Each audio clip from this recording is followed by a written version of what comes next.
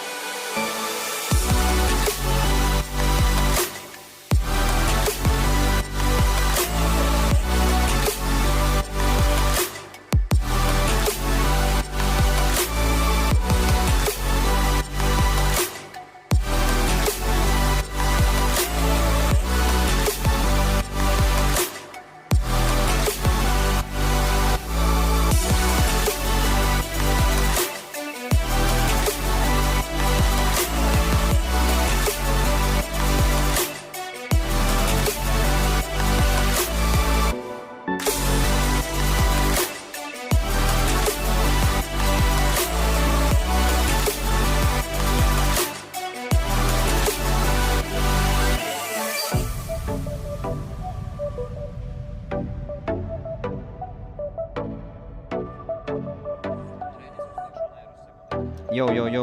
Testing, Hello. testing. Hello. I'm your partner Winnie. Do you hear me? 1 1 1 1 1 1 1 1 1 1 1 1 1 1 1. I have to keep it pressed, so I think it's like not working. Press,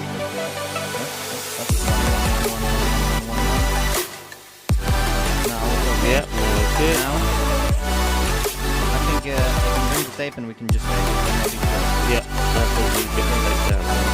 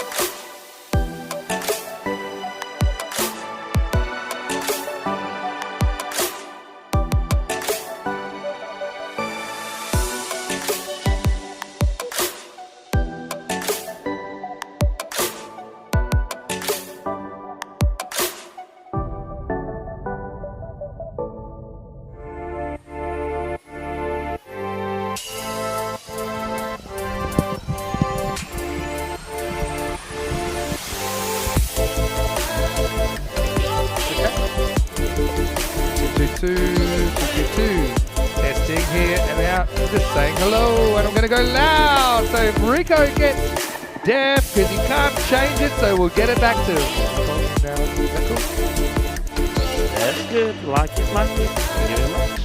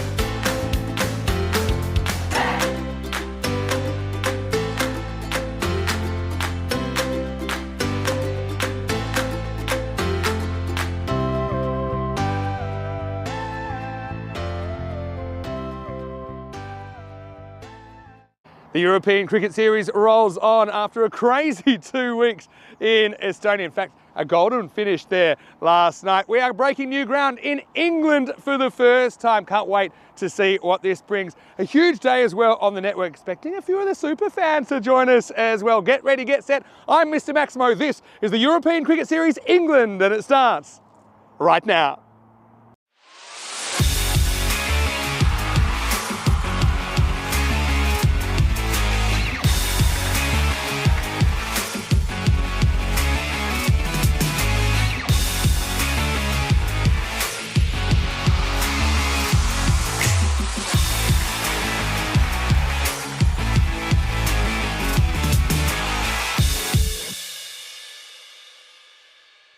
This European Cricket Network event is proudly brought to you by HCL Software and Paramatch.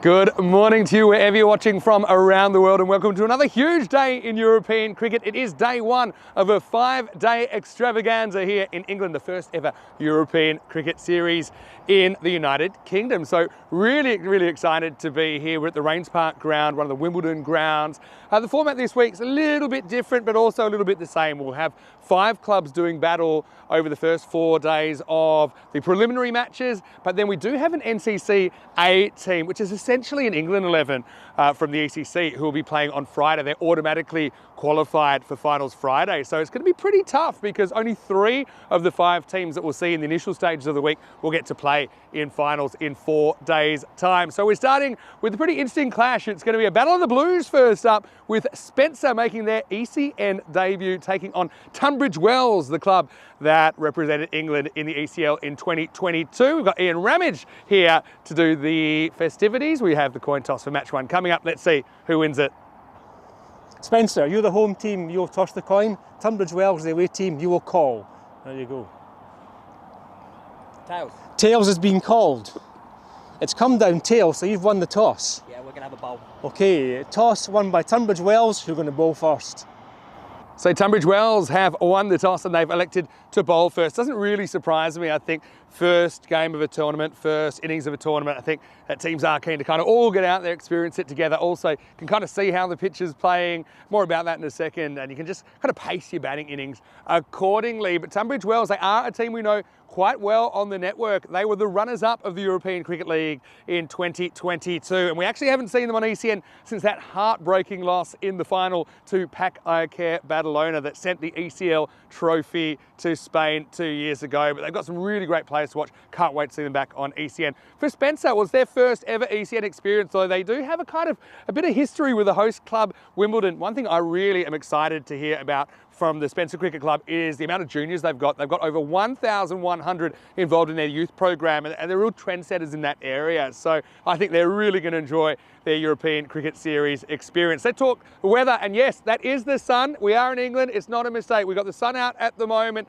expecting 16 degrees, currently about 13 to get this one started. Now, I'm really interested about this pitch. It is artificial. A lot of questions, what sort of pitch will it be? But it's newly laid, and when the pitch is newly laid, it's quite long on top. And what that tells me is probably the cutters they're going to grip.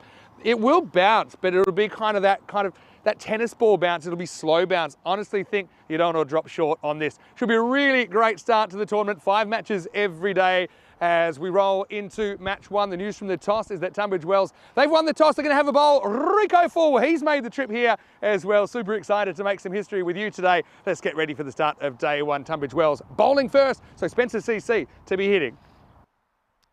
Good morning, cricket lovers. Yes, it's time to make some history.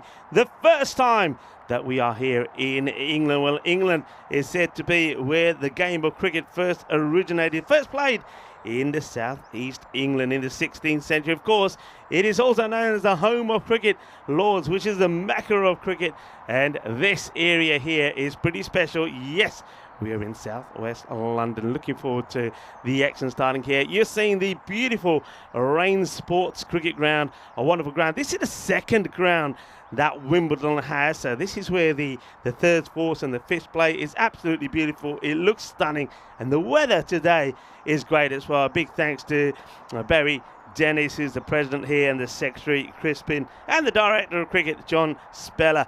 who have really made us feel welcome and done excellent work behind the scenes. A lot of people gathering in as well. And I have to say a very big thank you to the groundsman for making the grounds look absolutely splendid. And that's Mark and Anthony Finney. We're ready to go as Spencer take on Tunbridge Wells. Well, we'll learn more about Spencer, but certainly Tunbridge Wells is a team that we know very well. Well, Vinny's given you the update on Tunbridge Wells. Of course, a team we know. We've seen them play at the Cardamore Oval, the splendid Cardamore Oval, but now it's time to see how they play back on their own territory here in England. We're very excited. We're ready to go. Of course, Vinny Sandhu will be joining me in the box a little bit later. Let's give you an update of what the wind predictor thinks in this first one. Well, maybe because of the background and experience playing in this T10 format, Tunbridge Wells 67% to 33 of Spencer. So it's going to be a goodie. It really is, and really looking forward to it. And yeah, you know, just flying here yesterday, it was nice to get here and well, see some of the old familiar landmarks that I'm used to when I, of course, used to reside in England. I see a lot of people coming into the ground as well. I can see that Jules and Sarah are here, and Julian and Sarah as well. And I know a few more people that we know well from the chat. Well, it'd be great to, you know, to put some faces to those names. I'm sure we're going to do a lot of that during our time in England. And of course, coming down, it is bank holiday as well, spring bank holiday in England. So happy fiestas, and if you haven't got anything planned, coming down to this beautiful setup here at Rains Park. We're at the Rains Park Sports Ground, ready to go. And you saw from the toss that we are going to see Spencer out there in the middle with the bat first. So let's see how we go. Very good morning to our umpires as well. Umpire Aaron, Himal and Gerard are the match officials. Here's the first delivery. Matt Barker, first one in England. And it gets whipped away. It could be 4 runs to start off with. It will be 4 carreras. 4 to start off with. Just a little bit on the pads and just flicked away beautifully there by Daniel Adams. Let's have a look at this shot again. So just straight slightly onto the legs. And yeah, that's a nice shot. Well played, gets it through the gap, gets 4 runs. So the first runs in England in the European Cricket Series, and it's going to be 4 carreras. And batting, you see, well outside his crease. And there he goes to go over the top. It will be 1 bounce and 4 more. Good shot, gets it in the gap between square and the man who's that long on. It's the 2 men that are allowed out. Those of you who are new to the format that are joining in, welcome. And yeah, we are playing T10. All the bowling will be done from one end. And we do have a 3-over power play where only 2 men are allowed outside the 30-yard circle. Boundaries normally a little bit smaller, around 50 metres from the centre of the pitch. Barker, yeah, better areas. Gets this one to go a bit more across. And I think he takes a bit of the pace off this one as well. So gets a dot ball in to Adams. Adams is joined out there by Carney, who is the non-striker.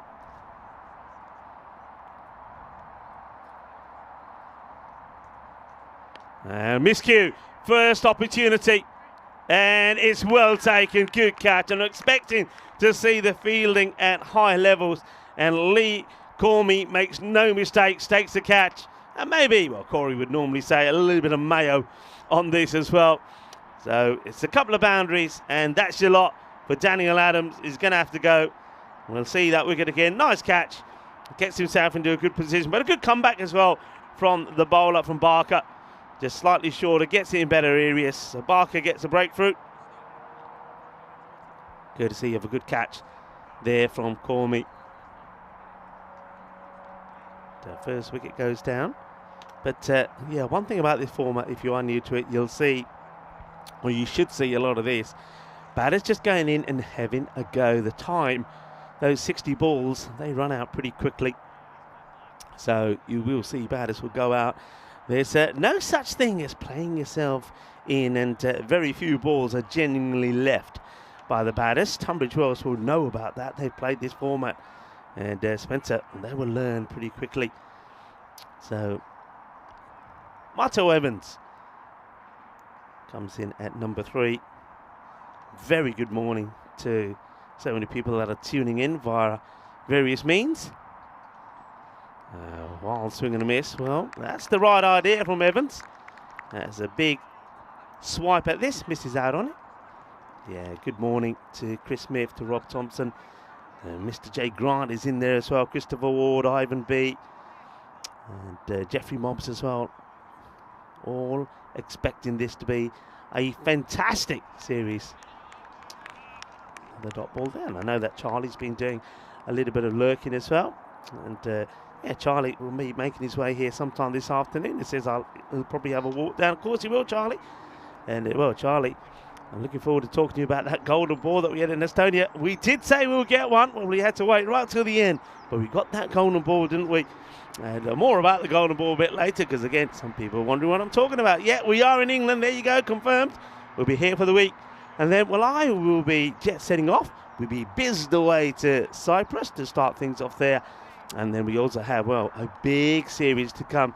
The likes of Czechia, Romania, Hungary, Bulgaria, and all of that, Italy, Austria, and Croatia, leading to the big one, the European Cricket Championships. As Vinny Sandu joins me in the queue. Well, I was expecting to see the London buses and, of course, some of those red post boxes. Well, when I saw Vinny, I thought I saw a post box walking as this one gets mashed away. Oh. And that won't go all the way. No, it won't. Will it? He's saved. Pulled that back. That's a brilliant stop. It looks clean to me. I agree with you. But let's have a look. This isn't a sensational bit of work by Dave Smith. Defies gravity. Watch this. I'm sure this is fine. It's worth a look on the replay, though. Anyway, look at this. He climbs it. He Statue of Liberties it. He lands inside and he's fine. We're back to live action now. Great work by Spring Productions as well. Doesn't give me any time to have a nice, relaxed hello. But hello. I thought you were going to come in and I was about to say, right on cue, Maximo. But no Maximo. What a save. No Maximo. You couldn't believe your eyes either. I know that was just in your little blind spot there, but that looked 6 for all money. This is Jalath, who's bowling with his left arm orthodox. They go to spin pretty early. But yeah, Dave Smith's a guy that, of course, is one of many that we saw as part of the Tunbridge Wells squad that made it all the way to the big dance, the ECL final in 2022. I think they were a year too early because with expanded format, Hornchurch, as the runner-up, got a free ticket the next year. Tunbridge Wells, fortunately, I haven't seen them in the ECL since. It's tough. It's well bowled from Dileep. Think of all the clubs that play cricket in England, and any one of them essentially, theoretically at least, could make it to the ECL. Yeah. You've got hundreds and hundreds and hundreds and hundreds of clubs. So one thing that every English side has said to me, look, it's so hard for us to get back if we don't win the ECL. Tunbridge Wells went close. Hornchurch went close. It's just really good bowling by Jalath. I like the move to spin. I mentioned this pitch. Yeah. It's newly laid. It's still it's got a coarse top. It hasn't been trampled in yet, and that it takes turn. And I think you've seen that. I think the cutter was pretty effective in the first over. Jalath dealing well here. Yeah, what I'm seeing here on this artificial, maybe because it is newly laid, where sometimes you see that ball pop up a bit, it doesn't. It seems to be skidding through a little bit more, and especially Jalath, he gets this to really work in his favour. That's a very good over. And at the end of 2 overs, 11 for 1. How are you? Yeah, How was your journey? I haven't seen you for just over a week, right? I remember the last time we met each other, or we left each other, I said next time we see each other will be in England. Just quickly going to touch on the format. So this is slightly unusual in that there's 5 teams playing in the group phase or the preliminary phase, but only 3 will make it to finals. Now, why is that? I'll explain in a minute. But only 3 of those 5 teams will make it to finals Friday. The bottom 2 will get cut on Thursday night. They'll play their 4 opponents twice, so they'll play 8 matches in total over the next 4 days. That's 20 preliminary matches. So the reason is that we have the NCC A team, which essentially is the England 11, right? Yeah, it's the kind of squad of players they're considering for England 11 selection that will be automatically qualified for the finals on Friday. Anyway, here's Freeman bowling for the first time. And it starts with the one that's been overpitched. I think it might be okay. Could have a quick look at this side on. It's a little bit high. I think the umpires might just want to have a look at this on the height, but I think it's okay looking at it. But yeah, you just got to get that ball, get into pitch. But it's a loosener first up. Here we go. Comes down enough, I think it's okay. Losing a bit of gas by the time it got there. I was going to say that the fair few of the Tunbridge Wells guys was this week didn't take part in the ECL 2 years ago, so it's going to be new for them as well. It's nice looking shot. Can the fielder come around, make the stop? No. Hits his beautifully. Good pick up. Nice solid stroke. Nice and straight. That's the difference here. He doesn't really drag it on the onside, hits through it, hits it straight, top shot, 4 runs. This time round, the fielder, Dave Smith, has no say in it at all. Lovely shot, this. Yeah, really nice straight hit. He's got a lovely lush look about it when I think of the amount of grounds we've gone to that don't have grass in any serious way, shape or form. And slightly slower delivery, but he checks his shot, elevates it over, and that will go all the way. Bulle, bulle, bulle. The bulles have made their way to England, Vinny. Can't believe it. It's one of those surreal moments. There's a few things that have been unusual this morning, such as me landing in a country where the first language is English, which hasn't happened for so long. And I've got to say, thanks to Martin, who picked me up from the airport very early this morning. Well, he goes in the same way again, and he's back-to-back. Shabak in Nasona. Well, it's an early introduction to the blue crew here. And, well, that's Ali and Josh going for the same ball. And that could have ended up nasty. No, that's classic Kevin Costner, Whitney Houston. Yoz is an unwilling Whitney Houston, but he takes a bullet for him here. It's not really about the catch. It's about protecting the equipment. Everyone knows that's rule 1. That was heading into the scorer's tent. Fast scoring here at the moment. And that one's down the leg side. It's a very good take behind the stumps there from Sam Smith, but just losing his line slightly. But yeah, some lovely shot. I love the way that you see Will DeCarney there. Just gives himself a little bit of room, doesn't he, as he steps outside the leg and he hits that over extra cover. Big shots. Yeah, I've heard some really good things about Will DeCarney as well. He's been the kind of Hampshire system, and he looks well put together, doesn't he? There's room for batting technically here. He can hit sixes all around this field.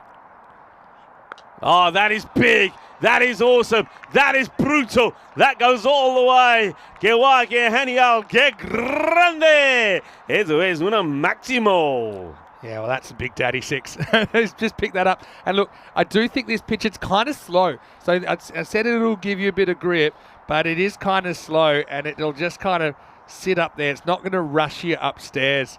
It'll be bouncy, but it's tennis ball type bounce. And I think that DeCarney had no problem putting that one away over the leg side, 6 runs. Yeah, beautiful pickup. Bowler Freeman. So got to get his line right here pretty quickly because, well, Will DeCarney is looking in serious form. Short again, but slightly wide is called here. Let's have a look at this. The bowler Freeman not too happy about it. I think it's a close one, Vin. Let's see. What are your thoughts? Yeah, I mean, I thought it might have got a bit of the line. It's a pace off. It's probably a good call, you know. I think it just misses the line.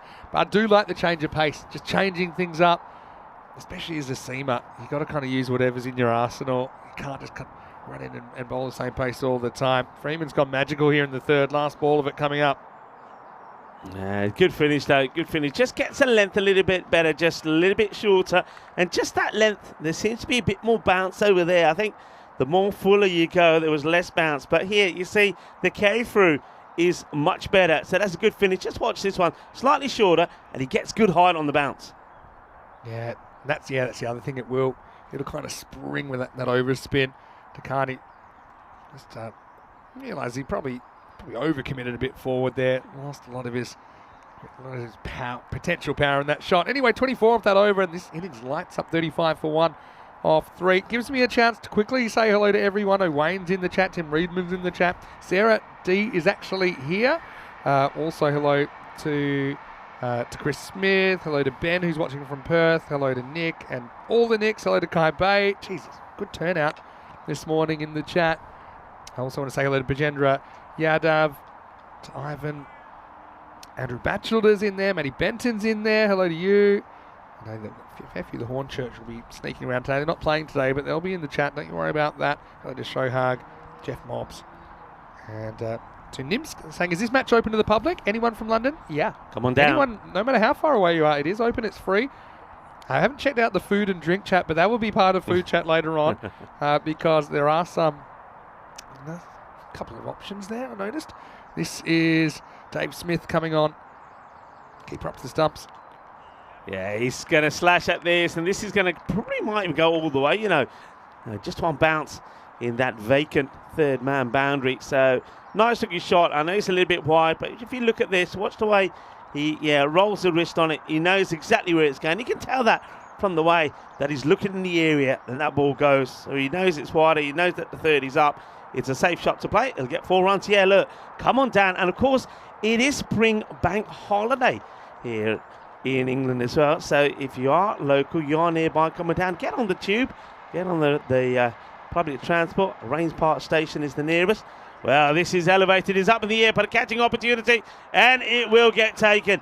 One thing you will see is that when the ball goes up in the air, the catches will be taken here. You expect that, and Freddie Freeman doesn't let his side down. That's a good catch. That's also a big wicket, because Will Dekani was looking dangerous. He'll go, though, for 28. Yeah, and it's a good catch by Freeman out there, but Dekani, let's see where he goes wrong here.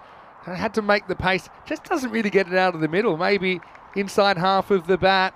Maybe it's a ball he can hit straighter and a bit safer, but this is not being unkind to Dave Smith, but he is a kind of pace-off bowler and he's slow medium. And I don't think necessarily against these guys with such good techniques you're going to blast them out in a pitch like this. So it's a big moment in the game, really, because Dekani has dominated the first 3.5 overs, but he goes for 28, 40 for 2.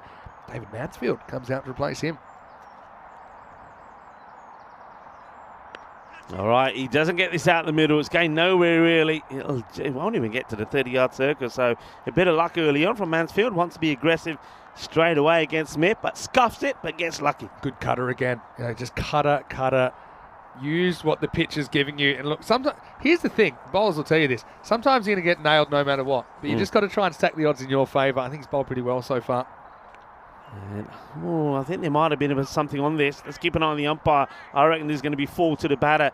It looks like it's a saving man. I don't think so. No, it's going to be 4 runs straight off the bat. I think definitely bat on it. The keeper might have got some glove onto it, but it goes to him pretty quickly, Vinny. It would have been a sensational take if he took this. Yeah, I mean, it's essentially a nudge, and the keeper, it might have kind of flicked the end of his fingers, but it's not really a genuine chance. Again, I love the way these guys are throwing themselves around. It's the kind of field where you can do it. It's beautifully covered in grass. Lush and green, and if you want to have a slide around, that's the one to do it on. That's a good take this time. It's a good ball. It's not a bad over at all. Comes on, takes the dangerous wicket of Will Dekani, and the over itself just goes for the 10. The score at the end of 4, 45 for 2. Yeah, excellent take. Straight over middle stump, but Smith, he was wise to it. Had really exciting first 4 overs. I mean, you'd expect the fielding standards to be, you'd expect the standard full stop to be above what you normally see in a European cricket series. I mean, that goes without saying. But it kind of, I think for bowlers, obviously this format challenges them more than I think the batters or even the fielders compared to what your regular Saturday cricket would be. This is a step across and sweep away, really nicely played by Mansfield to start the over. 4 runs and a very nice shot. Kind of created his own line here, didn't he? By getting across and spotted a gap. He nails it. Yeah, Mark McLean, not the worst of starts. It was a good delivery, so he got the batters to go across. He'll try again the same thing. This one, I think, go through. I reckon this, don't think it catches anything. No, it doesn't. Right. Umpire does signal. Well, I gave Smith a wrap, but this is a tough one. He's kind of, he wants to see around the bat. That's the first thing. That's why his head goes that way. But yeah, it just doesn't really track the line of the ball left enough. It beats him to his left, misses the leg stump. Loving that. I like the fact that we've got the ball retrievers in as well, ready to catch those balls. And that's retrievers far away. Anyway, it's going to be another sweep for 4 coming. Mansfield loves that sweep. He's gone to it twice and he's got 8 runs from it. Yeah, this is the right shot to play, really, to this line that's been bowled by Mark McLean. Gets down on one knee and sweeps away beautifully. But I think we're going to see a lot more of that when you look at the outfield here of people sat around. And you're going to see a lot of people, especially weather permitting, come on with the deck chairs and come and have a sit. Now, a few people are asking, can you come? Yeah, you can come down. You don't have to bring your own deck chairs. Plenty of seating has been organised. There will be a bar set up there for refreshments. There we go. Love it. You can see there was Jules there. That's up in the air, and that will go all the way. Come on, Jules. Put them up like you just don't care. Manos arriba. Porque eso es 6 carreras. I said this before the start of the day as well. Do not bowl short. It's not going to end too well. This is just a bit of a drag down. Batter easily able to elevate that away. What a start for Mansfield, who's 15 off 5 and ticking. Yeah, too short, wasn't it? I mean, you can see he's trying to bowl a line so he can't get swept. That one's up in the air, but he could get a wicket here. Better areas, and it will be taken. These guys, you don't expect them to drop the straightforward catch, and that's Zach Webb who takes it. So well done to him. So after being dispatched for a few boundaries, 3 in all in that over, he comes back and takes the wicket of David Mansfield. 15 he scores of 6 deliveries. It's very European cricket at the moment, isn't it? I mean, every ball this over had gone to the over, including one that wasn't even hit. And now this one is skied. Zach Webb, well done by him. Gets under it. Again, it's got to be a little bit nerve-wracking for some of these guys being on the worldwide TV coverage for the first time. There's a quick look at some of the events that we'll be seeing around the continent. We've got England right now, of course. Portugal's night series, so you actually got 7 matches today, not just the 5 here in England. Yeah. Still got some Netherlands to go with the HCL Tech T20IW series. Netherlands taking on Italy, I should say, in that. Starts tomorrow, which is Corey's birthday, by the way. Oh, is it now? His present as he gets to work. And then you mentioned Cyprus, Czechia as well. Adding on now July locations, which are Romania and Hungary. So typically, European Cricket Series is a kind of a nomadic series, isn't it? It runs essentially for the better part of 11 months a year. But it gives us a chance to welcome you into the commentary box. Vinny Sandu here, Mr. Maximo for ECN. Got Rico full with me. Hopefully you're enjoying action here from the beautiful Rains Park ground. We'll come back to you in a second. Smith coming back. Again, that cut is working for him. This is going to carry it. It's going to be gone. Another good catch taken. So, yeah, that pace off. I mean, Smith's really clever. He's read the pitch. And you might say artificial's artificial, isn't it? But there's different little subtleties in them. And it's really good cricket IQ from Dave. He's got a second wicket now. And Spencer, 64 for 4. Good catch. Really good catch. And, you know, we said this about you can dive and get dirty on this pitch. And Mark McLean does just that. He has to get that dive in to take the safe catch, takes it at a good height. The standards in the field, a lot of people, Vinny, were asking me when I was there in Estonia with Charlie, saying, you know, what are you expecting to see that's different in England? And I said, one thing that would definitely be different, I think the bowling, the actual where the bowlers are getting the ball pitching will be good, but the fielding will be sensational. And we've seen that so far. No drop catches at all yet. Yeah, we certainly have. Wow, what an audacious shot first ball. It's going to get 4 runs. That's Archie McPherson coming out, getting a little bit funky. Oh, has he got nothing on it? Well, whatever he's done, he's got the ball to the boundary. Another fresh air shot from the batter, but it brings another boundary. It's just chaos start, really fitting for this ECS England. Yeah, Archie McPherson, I think he just does enough here to put the keeper off. I think he puts a bit of a wall in front of him. He doesn't see it. He goes all the way for byes. So all action at the moment. Smith comes back in again. And it's a good delivery, good line, good areas. And that's not the one to be pulling away. So gets a dot ball in there. Yeah, it's not a bad tactic though with the keeper up the stumps. Just kind of spooks him a little bit. Yeah, it's been a frenetic pace so far. One thing I think with cricket being played a bit of a high level here in England is the players are used to kind of playing at a good pace, no matter what format. Yeah. Oh, he's done it again. You wouldn't believe it. There's a Bradman score of byes coming up at the moment. It's going to be another 4. Just kind of, it's very difficult because you're obscured from everything. You lose the ball straight away. When the batter gets square on, you can't see the ball, and he's starting. You have to choose a side to look. So he's chosen offside a couple of times, and when he's seen where it's going, he hasn't had time to get behind the batter. Yeah, I think he goes across for me just perhaps a little bit too soon, and with that ball being pretty straight, I think he's not going to be able to recover on time. So that's 2 lots of 4 byes in this over. Smith comes in again, and once again gets this one in good areas. He's bowled well here, Smith. Probably hasn't had as much reward as he would like. Let's see if he can finish his spell well. He's picked up a couple of wickets. Time to breathe. Okay, so my morning had a few questions about that. How did I get here? Because everyone's saying, weren't you in the Netherlands yesterday? And I was. I know that you were having trouble yesterday. You had Charlie to cover you there. Sliced up in the air. It gets a bit of luck. Will it go to the boundary? We're going to have a good look at this. I think it might be okay. It's all about whether he's touched and released before the legs touch the rope. So I think we're going to... I got a feeling to the naked eye this looks all right, but the picture might tell us a slightly different story. Definitely kicks the rope, but does he get rid of the ball first? Let's have a look. Next to Spring Media. just where that foot is. Just where that foot is there. I think his foot's in the air there. See there? Foot's in the air. Let's see here. There's the contact. Now let's see if he moves the hand away. So this is then. Yeah, I think that's probably good. okay. That's yeah, good. And also benefit of the doubt goes to fielders on those stops. So it's what we expect to see. Yeah. It's what I'm looking forward to seeing here. The stances in the field are going to be pretty dynamic. You couldn't hope for a better field to throw yourself around, and almost like fielding on a cloud is what it looks like. That's the end of the over. 75 for 4 after 6. So 125 pace at the moment. That's what the computer thinks. A few things that you might not be used to if it's the first time watching ECN. I'll explain in a minute. Is Cormy coming on for a bowl? Has to get across there, doesn't he, McPherson? I mean, he's got 1 off 5 now, but I mean, you give him some credit for the buys, and his strike rate's actually pretty good.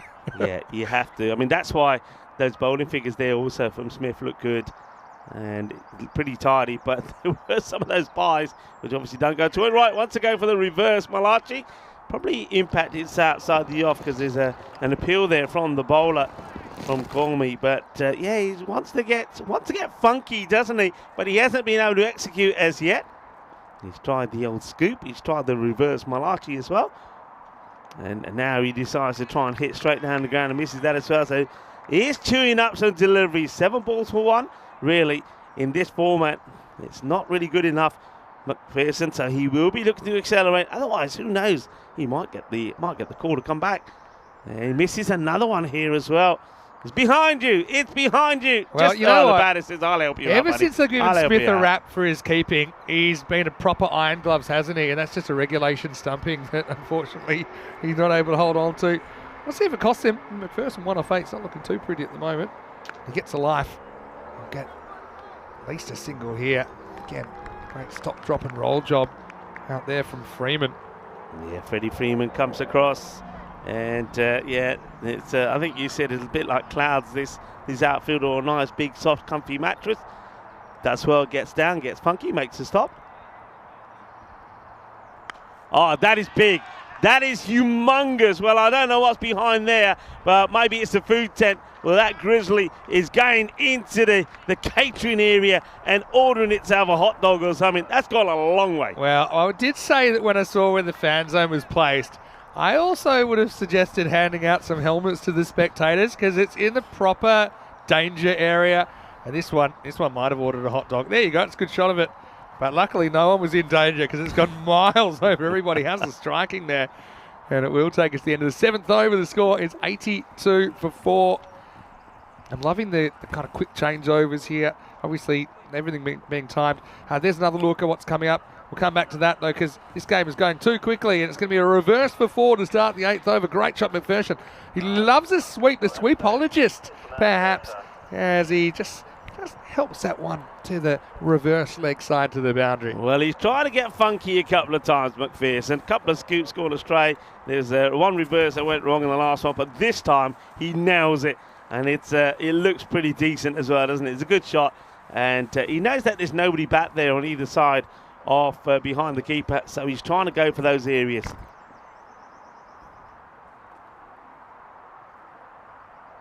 Well, he'll go again, and he'll get it again. Yeah, well, if he's basically saying, if you're not going to change the field, I'm going to keep getting funky. Well, we're liking this. It's showtime here at the Rains Park Cricket Ground. Geez, that's such a really good shot. I mean, technically, it's very difficult because your feet are kind of powerless. You got to go with your eyes and your hands. And said, look, if you're going to leave the fielder up, I'm just going to keep going for it. And what are you going to do about it? They're trying to force a field change here. I would consider it. They've got the deep fine leg back, so the regular sweep they're protecting, but not the reverse. But then if you I would consider bringing one of the guys at mid-on and mid-off up just to see, okay, let's see hit down the ground then. Might go to scoop here now, you know. Well, it's a better delivery. You can see that the keeper, Sam Smith, just had a chat there with Mark McLean, and he probably did say to him, look, don't give him the length that he can play that shot, so go just a little bit shorter, outside off.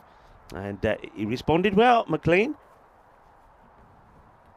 And now that's even better. That's the That's the best of the lot. Well, that's the third time he plays this one, and this time the contact is sweet. Showtime here at Rains Park Cricket Ground. We're in England, and we're seeing some sexy cricket. Oh, this is such a good shot. I mean, that's right on the stumps. It'll be plumb LBW if he misses that, I think. But McPherson, I feel like it's at the end of Scooby-Doo, he'd pull off a mask, and he's like, actually, I'm left-handed. Like, he's hit that so well every single time that he's tried it. Oh, amazing batting. Spencer knocking on the door of the ton. And this time, he tries to get in that gap between the two fielders on the outfield end. He's going to get there as well.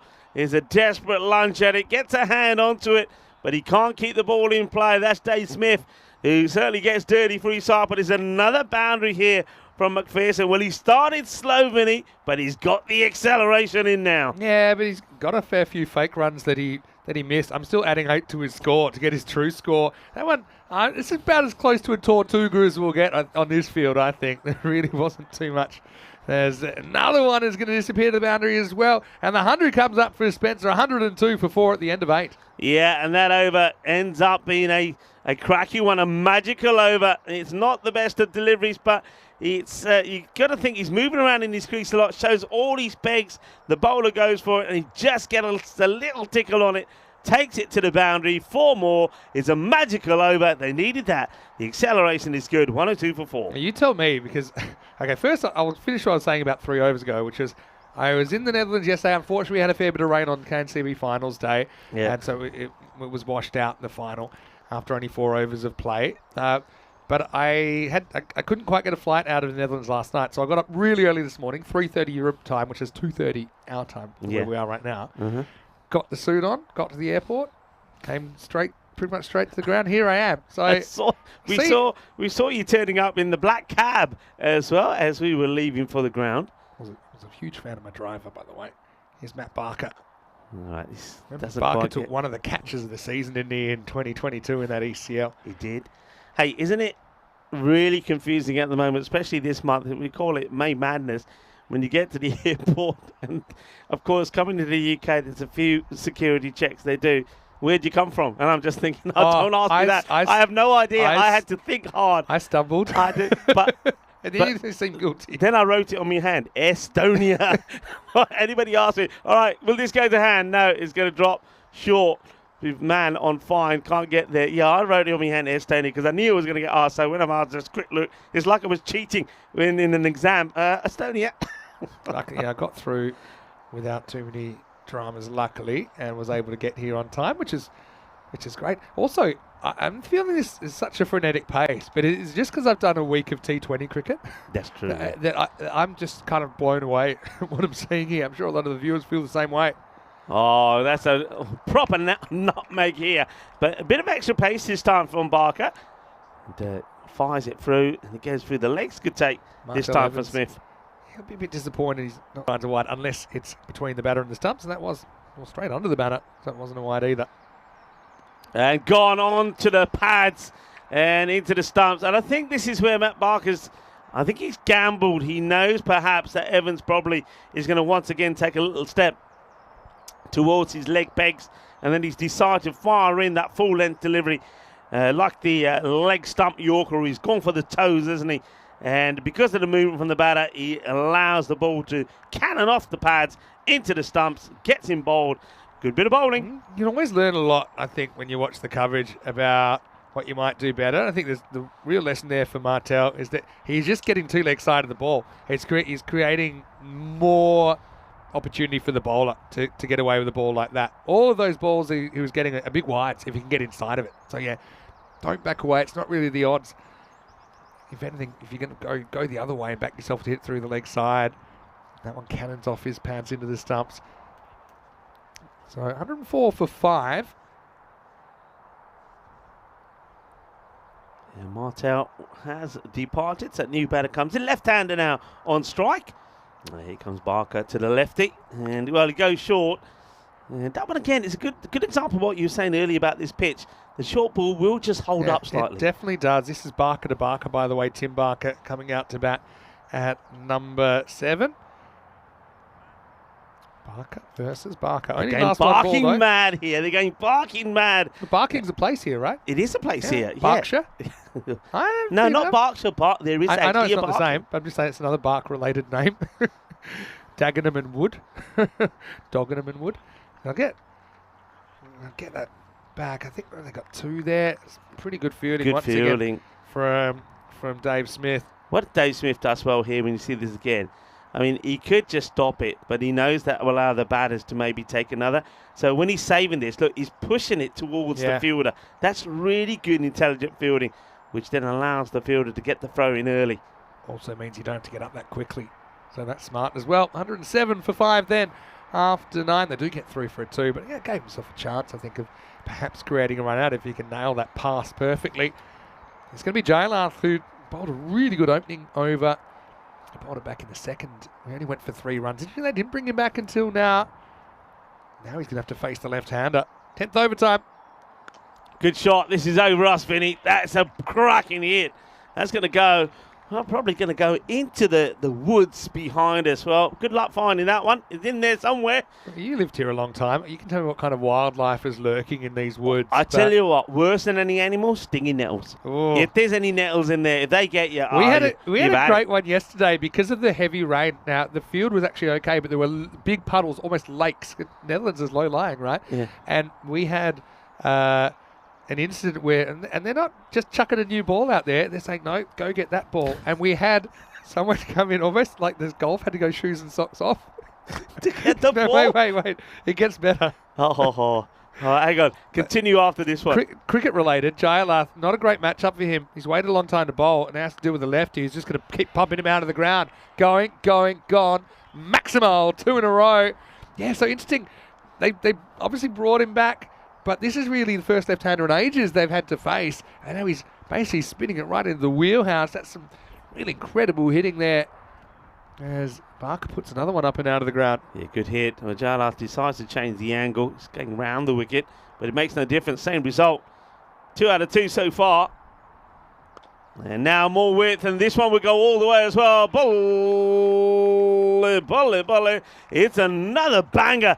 Well, this hitting from Timothy Barker is sensational, happening in the very last over. Jayalarth, welcome to ECN cricket. One moment you're up, one moment you're down. Right now he's getting knocked around. 18 off the first half of the over. It's not working out too well for him back on the rack, though. Still 3 to deliver.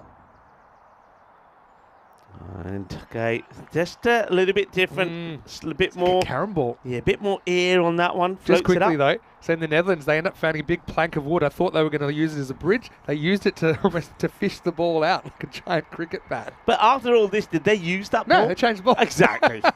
Oh, he's got him. Well done to John. Let's see. Well, his persistent pays off.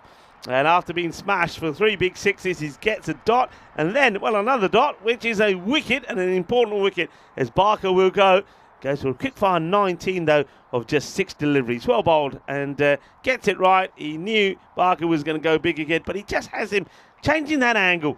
Just gets that ball coming in differently. No spin, really, there. Just beats him with the flight. Yeah, and that's right. It was slightly slower, kind of lured the batter, Barker, into losing his shape a bit early on the shot. Still, really good impact innings from Barker. 19 off 6, 3 maximos there, all coming on the spin. Gus Grant, the captain, will come out, but only for 1 delivery. Big delivery, so if you can get them to 130, I think you'll be happy with it. And, well, he can't because that's well bowled. It's a quicker delivery this time. A little cheeky back flick there from Sam Smith, but the batters do get home. They get to 126 minutes, so I think that's, for me, it's a 50-50 so far. Yeah. They had some good overs, but in general, I think it was pretty tidy stuff there from Tunbridge Wells.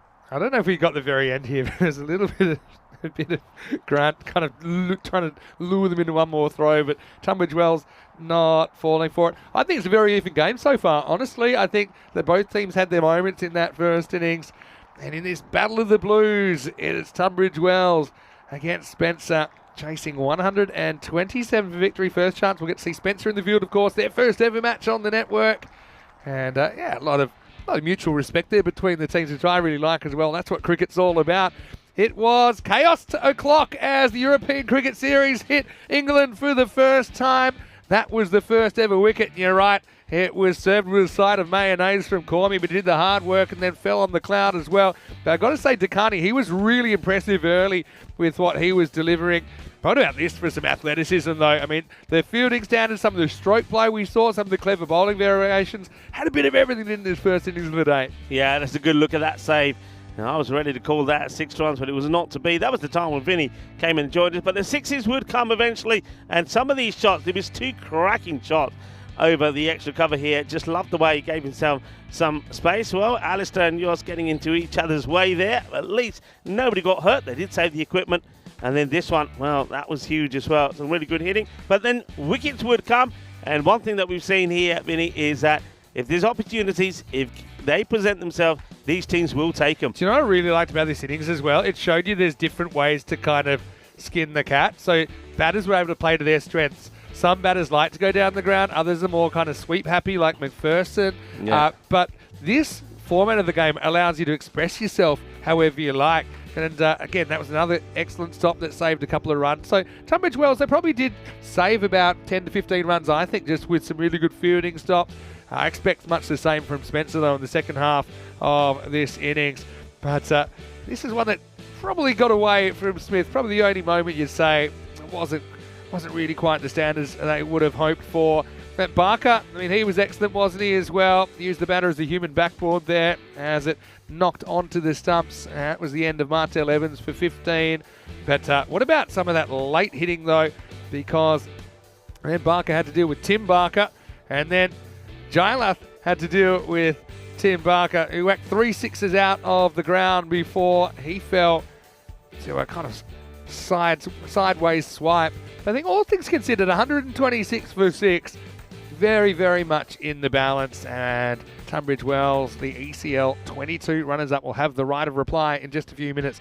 Yeah, I think when you take into consideration it's the first match being played here, I think Spencer, they'd be pretty happy with their 126. You know, they're just getting the feel of this format as well. Don't forget, they played some good shots. I like the way they played it. But Tunbridge Wells themselves, look, I mean, they know the way this goes, and a lot of people would say it's very batting dominated, so you'd expect the batters and good batters to score runs, but also when chances presented themselves, they took the wickets at the key moments as well. And I think when you look back at that, wickets were taken, you know, batters did get going. If you think, well, Dekani got going, even Martell Evans did get going, David Mansfield played some cracking shots before he went right there towards the end, McPherson and also Barker, but they got their wickets when it mattered. So a score that quite easily could have been 145 plus ends up being contained to 126. But now let's see how Spencer deal with the batting power of Tunbridge Wells. Yeah, it should be a really good chase for sure. Dakani impressed, 28 top score. No one really went on with it after making a start, though. McPherson with 25 not towards the end. Barker with 3 maximos in his 19. Bowling wise, Matt Barker was excellent, I thought. Dave Smith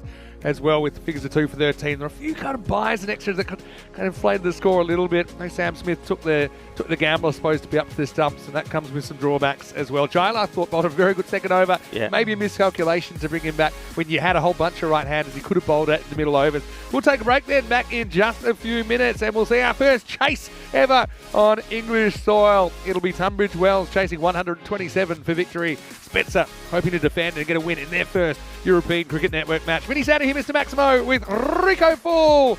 Well, we're in Old Blighty, and we're in for an almighty week. We'll see you after the break for the end of match 1 of this European Cricket Series.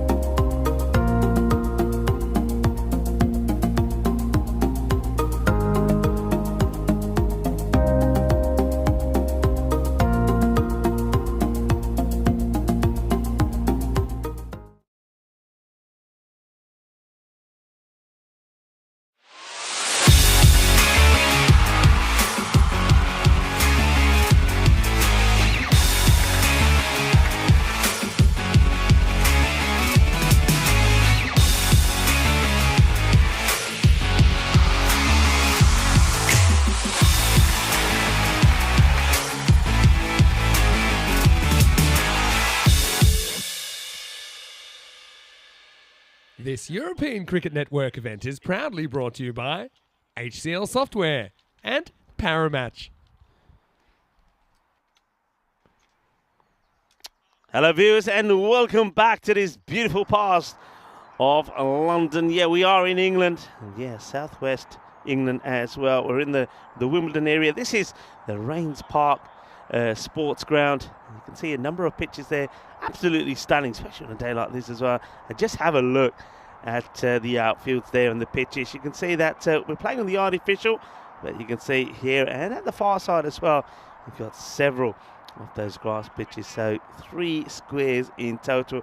And this, as I was told by the president of Wimbledon, Barry Dennis, is their second ground. And this is where mainly the thirds, fourths and the fifths play. And that's the reason we're here primarily is because they've got the artificials, because we do bowl from one end. There's a lot of cricket coming from one end. So if it was a turf pitch, it would certainly be a lot of wear and tear on it. Bonus point equation is 126, so restrict to 88 or less, then the fielding side could take and steal away the bonus point, but achieve the target in 7 overs, then there's an opportunity for the batting side to take all the points in this one as well. So we're ready to go, defending a score of 126 Spencer up against Tunbridge Wells, who back in 2022 were the runners-up in the European Cricket League. And the European Cricket League, for those of you that are unfamiliar, it's basically the Champions League of cricket. Well, I was there, and Vinny, who joins us back in the queue. Well, Vinny, you were there as well. And Tunbridge Wells, well, let's just say a lot of people thought they were going to do it that year. Yeah, I mean, they got so close. You know, they had their ups, they had their downs. It's what this format offers. It's very frenetic, it's unpredictable. You've got to kind of keep your emotions in check. And just a late change. Now, Tim Barker won't have the gloves for Spencer.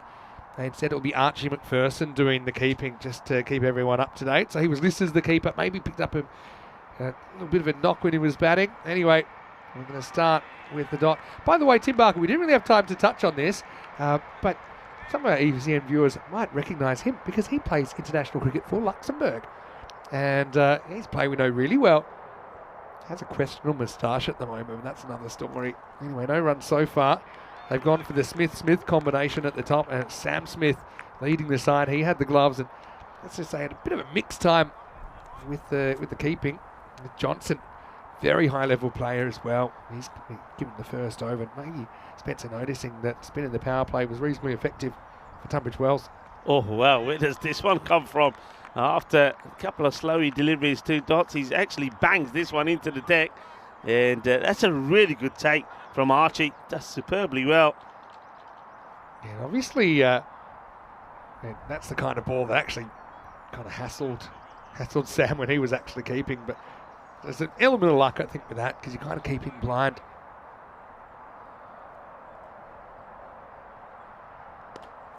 They wants the single, and just a gentle nudge outside the offside, and say yes, they'll take it. But Troy Johnson's a guy, by the way, sorry Rico, but Troy Johnson's a guy, you know, he's played 21st class matches, right? He plays for Wellington in New Zealand, and you do get this smattering of international players, don't you, in the English competition? Well, how about this? It's the reverse paddle from Dave Smith. Necessity is the mother of invention, and this is a bizarre shot, but it will be the first boundary for Tunbridge Wells. Take a look at this. Well, we're going to see some funky stuff. All right. So facing his first, and well, that's one way to do it. And does he play or does he not? I think he plays that, you know. He's just saying, I'm going to let it hit the bat and see what happens. The hardest thing of that is not ramping it into your own face. But he does well, avoids the helmet, finds the ropes, and we're away. Okay, so first boundary in the innings now from Tunbridge Wells. And Hoik at this one is that slightly quicker one out of the hand from the bowler, Troy Johnson. Not a bad over at all. Only the 5 come from it. Now, one thing I noticed about the Tunbridge Wells lineup is the count of 0 Williams. No Chris, no Alex, no Hugo in the side today. I think Chris said he may be here towards the back end of the series. Not actually available at the moment. But let's talk Golden Ball news. We had one yesterday. We've had 3 matches since, which was the last match in Estonia, and then the 2 night matches. Neither was a Golden Ball. Golden Ball is our ECN tiebreaker if the scores are tied at the end of regulation time. The batting team gets 1 more ball to score 2 or more to win the game. If they can't do that, they don't win. It was a pretty exciting one yesterday. It was a chaos last ball of the 10th over of the match, though. As the captain, Gus Grant, comes in, misses the mark first up. But I know I had to watch it back a few minutes later because I was begging for for my game to finish because it looked crazy. It was actually a chance for Malta to win the game. It was a caught behind opportunity, burst through their hands, ran away. They run one direct hit. Yeah. And the golden ball was a swing and a miss though. And that's why the Maltese got over the line anyway. I think the keeper was pretty happy. Sudasanan, I imagine, would have been the keeper there for Malta. Yeah, there was the international action there was actually brilliant. Of course, I was there for the first day of it.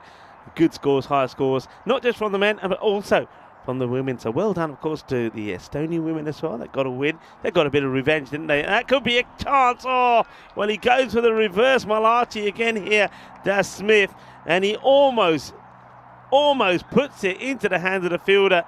Oh, that's an opportunity. Now, just wonder, I think they may have got something on this because, or has he? No, I think he's just getting rid of his shades or something here. Look, it's a great effort, actually. Almost like a goalkeeper trying to take a ball in the top left corner of the net.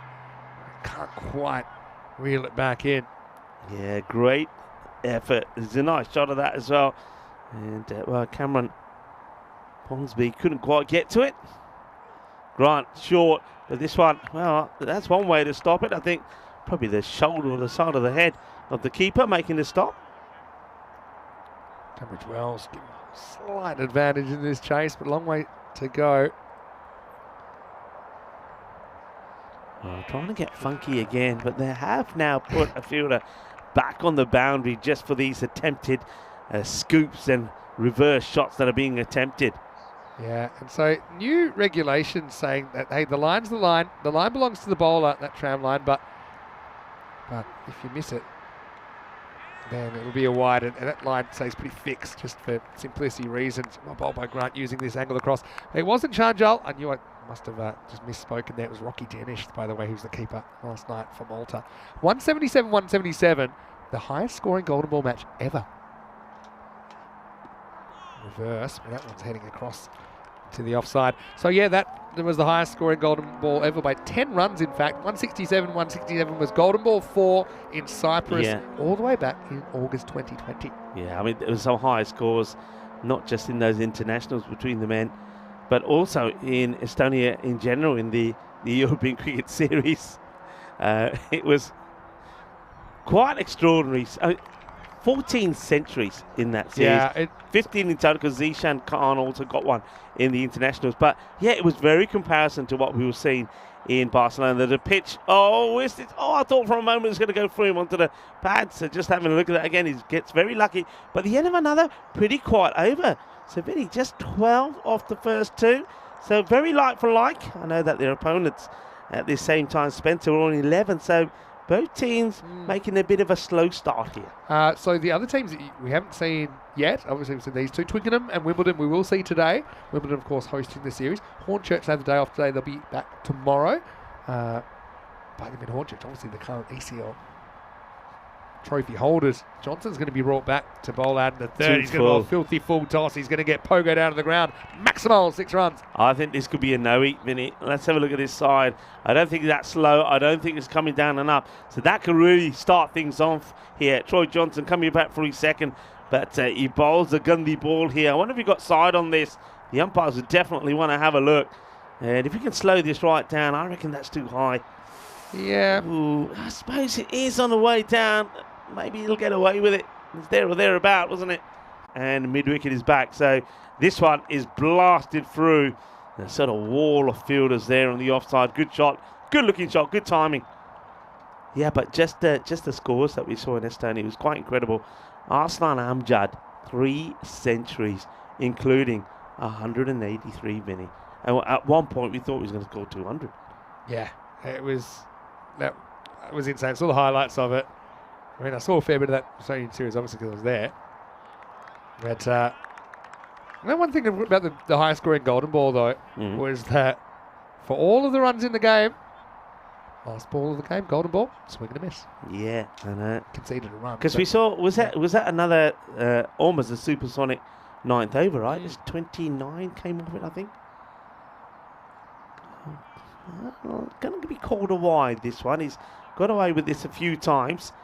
So change in the field being made here now. So opting to get the third, who was put back for the reverse shots and the scoops. He comes back into the circle and they push mid-wicket back. And, well, that's been just crunched, and that's going to be 6. That's going to go all the way. Manos Riba. This time it's Andy turn to stretch those legs and go fetch this one. And get in those nettles. Get in those nettles, Andy. And, well, he found it. He's all right. He said, I don't have to go too deep. Finds the ball. But what a cracking shot. He's certainly got some time and some power, hasn't he, as Sam Smith? Yeah, Johnson, more or less pace on, isn't he, with what he's doing. Yeah, some of the blue crew. There's Andy coming back. Good chase. Athletic looking crew we've got this time around. Yeah, well, I think quite a few, one or two of them are quite surprised that they're able to wear shorts. That's been crunched away. That's a delightful shot.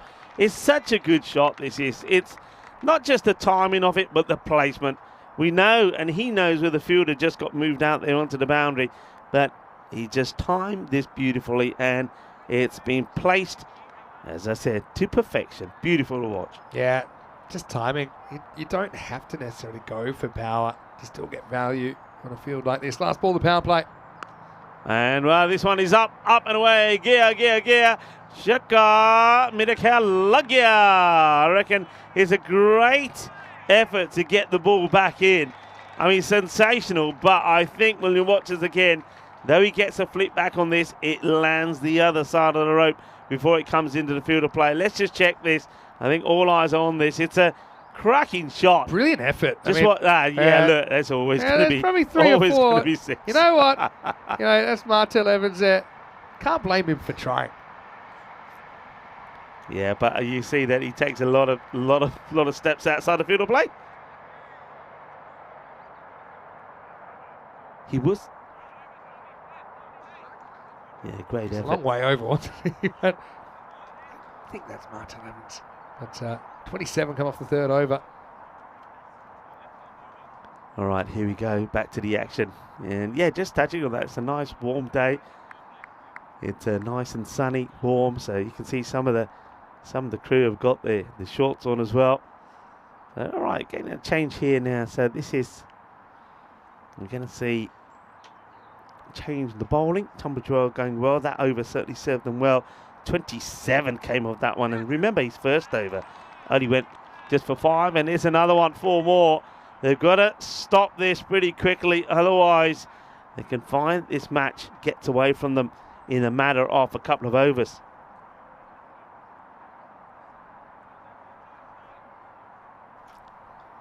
Yeah, pace on the ball, I think, obviously provides opportunities. You see how good these guys are, especially in England.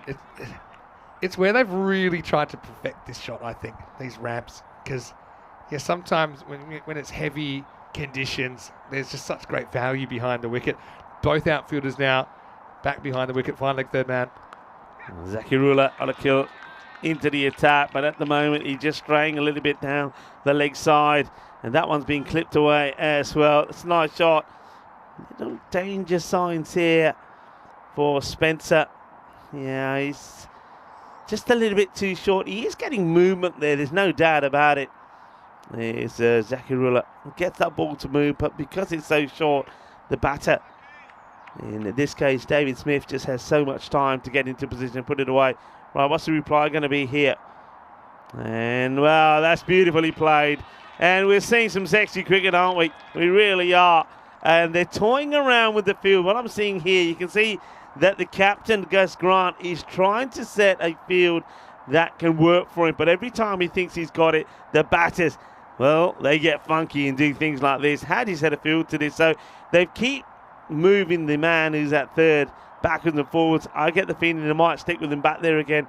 And, well, we're outside the power play, so at least they can still have a few more bodies out. But he doesn't really want to have fine leg and third on the boundary, Vinny. Yeah, I'm starting to worry that we're going to have a rating for the telecast because the amount of sexy cricket we've had, and we're only into the second half of match 1.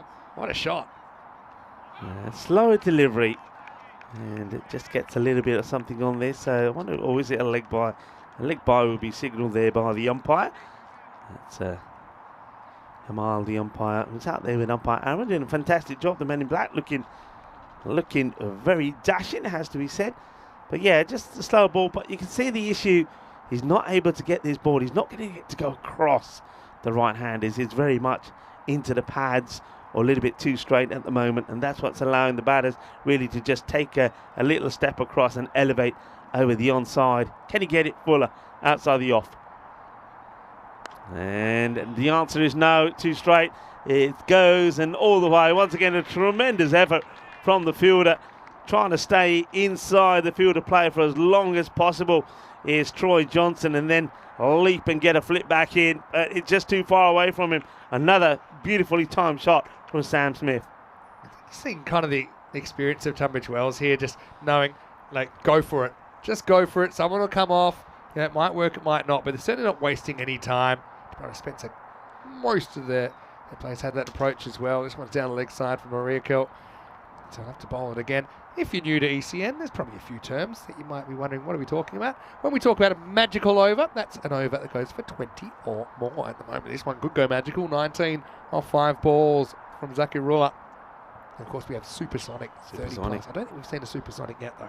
Nah. Hey, I wanted to ask you something. You might have touched on it already. We had an over or a spell. Well, first we had an over which did go for 45, which I think did that equal top. It's the third time it's been done. The second time by one bowler. Because one time there was a switch. That's right. And then of course we had that spell, 2 over 64. Is that the highest?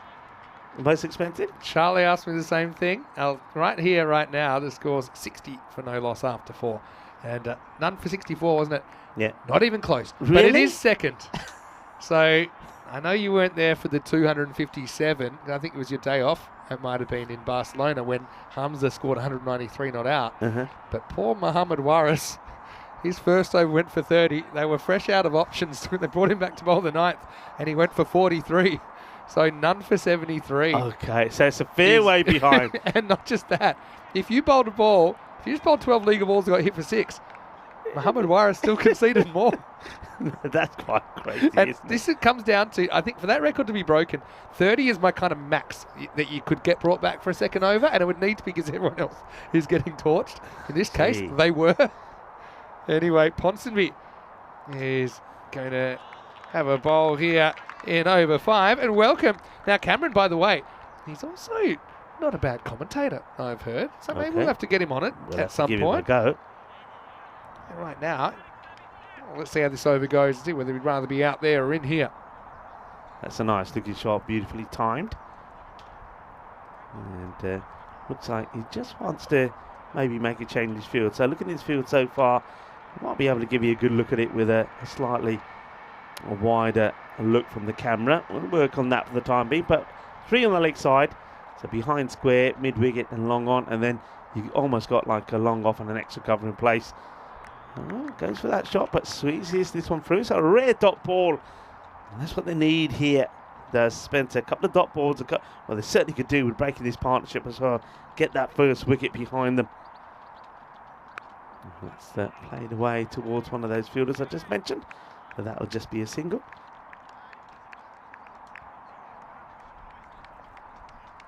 Yeah, Ponsonby, come back for him after the last couple of balls. Some of the big floppy hats out there as well. Not something we see a lot of on the tour. Some locations. And there's that shot again. They just have executed this perfection, and it don't come any better than that. Well, that's the reverse Malachi. It's a reversimo. It goes for 6. It's just timing, and everything about this shot just oozes quality. Really good shot, and you'll see it go over the rope by some clear distance. 6 more. And, well, I'm not quite sure what he's tried to do with this one, actually. Tried to play 3 different sweep shots, the reverse, the normal, and the invisible. Hit none of them. Yeah, that one should have been just straight down the ground, really. Gets that one wrong. It's one of those shots, it's a premeditated shot. You commit to it, don't you? All right, goes for it again, and he's going to nail it. Oh, is he? Hang on a minute. Let's have a look at this. Wow, well, this could be an incredible piece of fielding. Yeah, look, as long as he's taken off from inside the boundary, he's fine, but let's have a look. It's a very Very good piece of fielding. I think This is a bit like, you know, in tennis when you get lobbed. I know we're not that far from Wimbledon. The old, now, what we need to see here, I mean, it looks superb from Timothy Barker. I wonder if we can just see. okay, that I actually think it's fine. He's done amazingly well. I think that's just fantastic. We look, he leaped from outside, and the ball See, obviously. that foot's fine. Yeah. And now has the ball gone before he's landed? Yeah, Oh, I think it has. that's class. That's and benefit that. World Well, class. it's been given 4. No, that can't be. How? That's an interesting Has the one. ball left his hand yet, or not? Thing is, I mean, let's see. He definitely gets it back over the rope, right? If we see here, let's keep it just playing as well. So here is fine. I don't think his foot ain't down, Yeah. and then I think it gets it back. So I'll tell you what I think. We go back to the live action, by the way, and the very first ball here is going to be a dot. So he ain't missed too much action here. Just dot ball to start. So all I can think is this: that's right in front of the officials, and maybe that last step is from on the rope, and this week we don't have great angle of it there. This is the ball that you missed. Anyway, them's the breaks, as they say in the classics, as this is Barker coming on. This is Rurid Barker.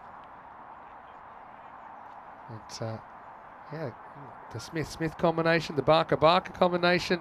Spencer, we had this kind of level pegging, didn't we, at half-time, but Tunbridge Wells with a strong opening partnership. Long way ahead in this game at the moment. And, good wheels there. Take our eyes off the action. The actual pace of the game has been off the charts, even by ECS standards, or ECN standards. The players, they're getting through their overs. They've only got 36 minutes to bowl 9 overs, and then I think Tunbridge Wells are about 5-6 minutes ahead of where they needed to be.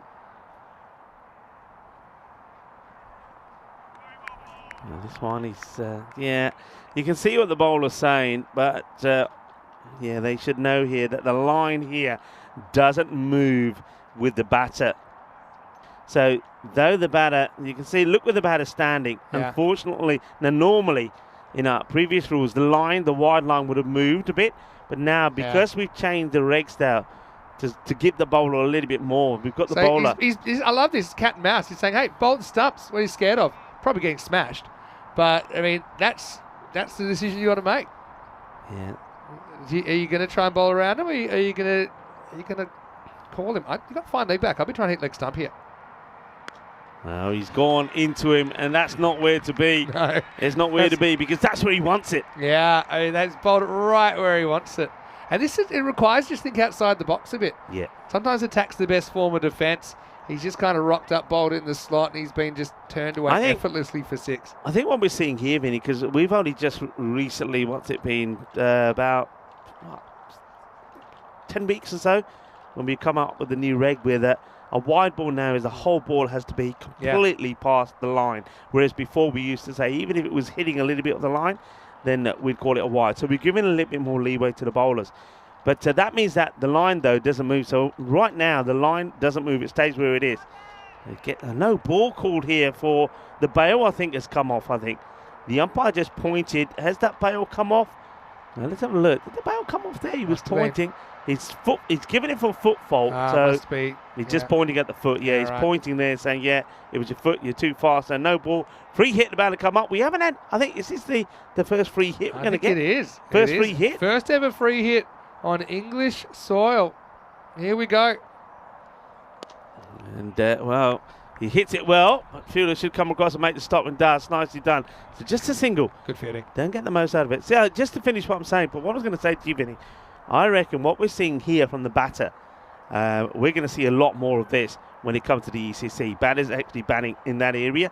So bowlers, you're going to have to learn. And I think one thing to do is get that ball full and straight. Hit, like Vinny said, go for that leg stick. Barker looking to finish well.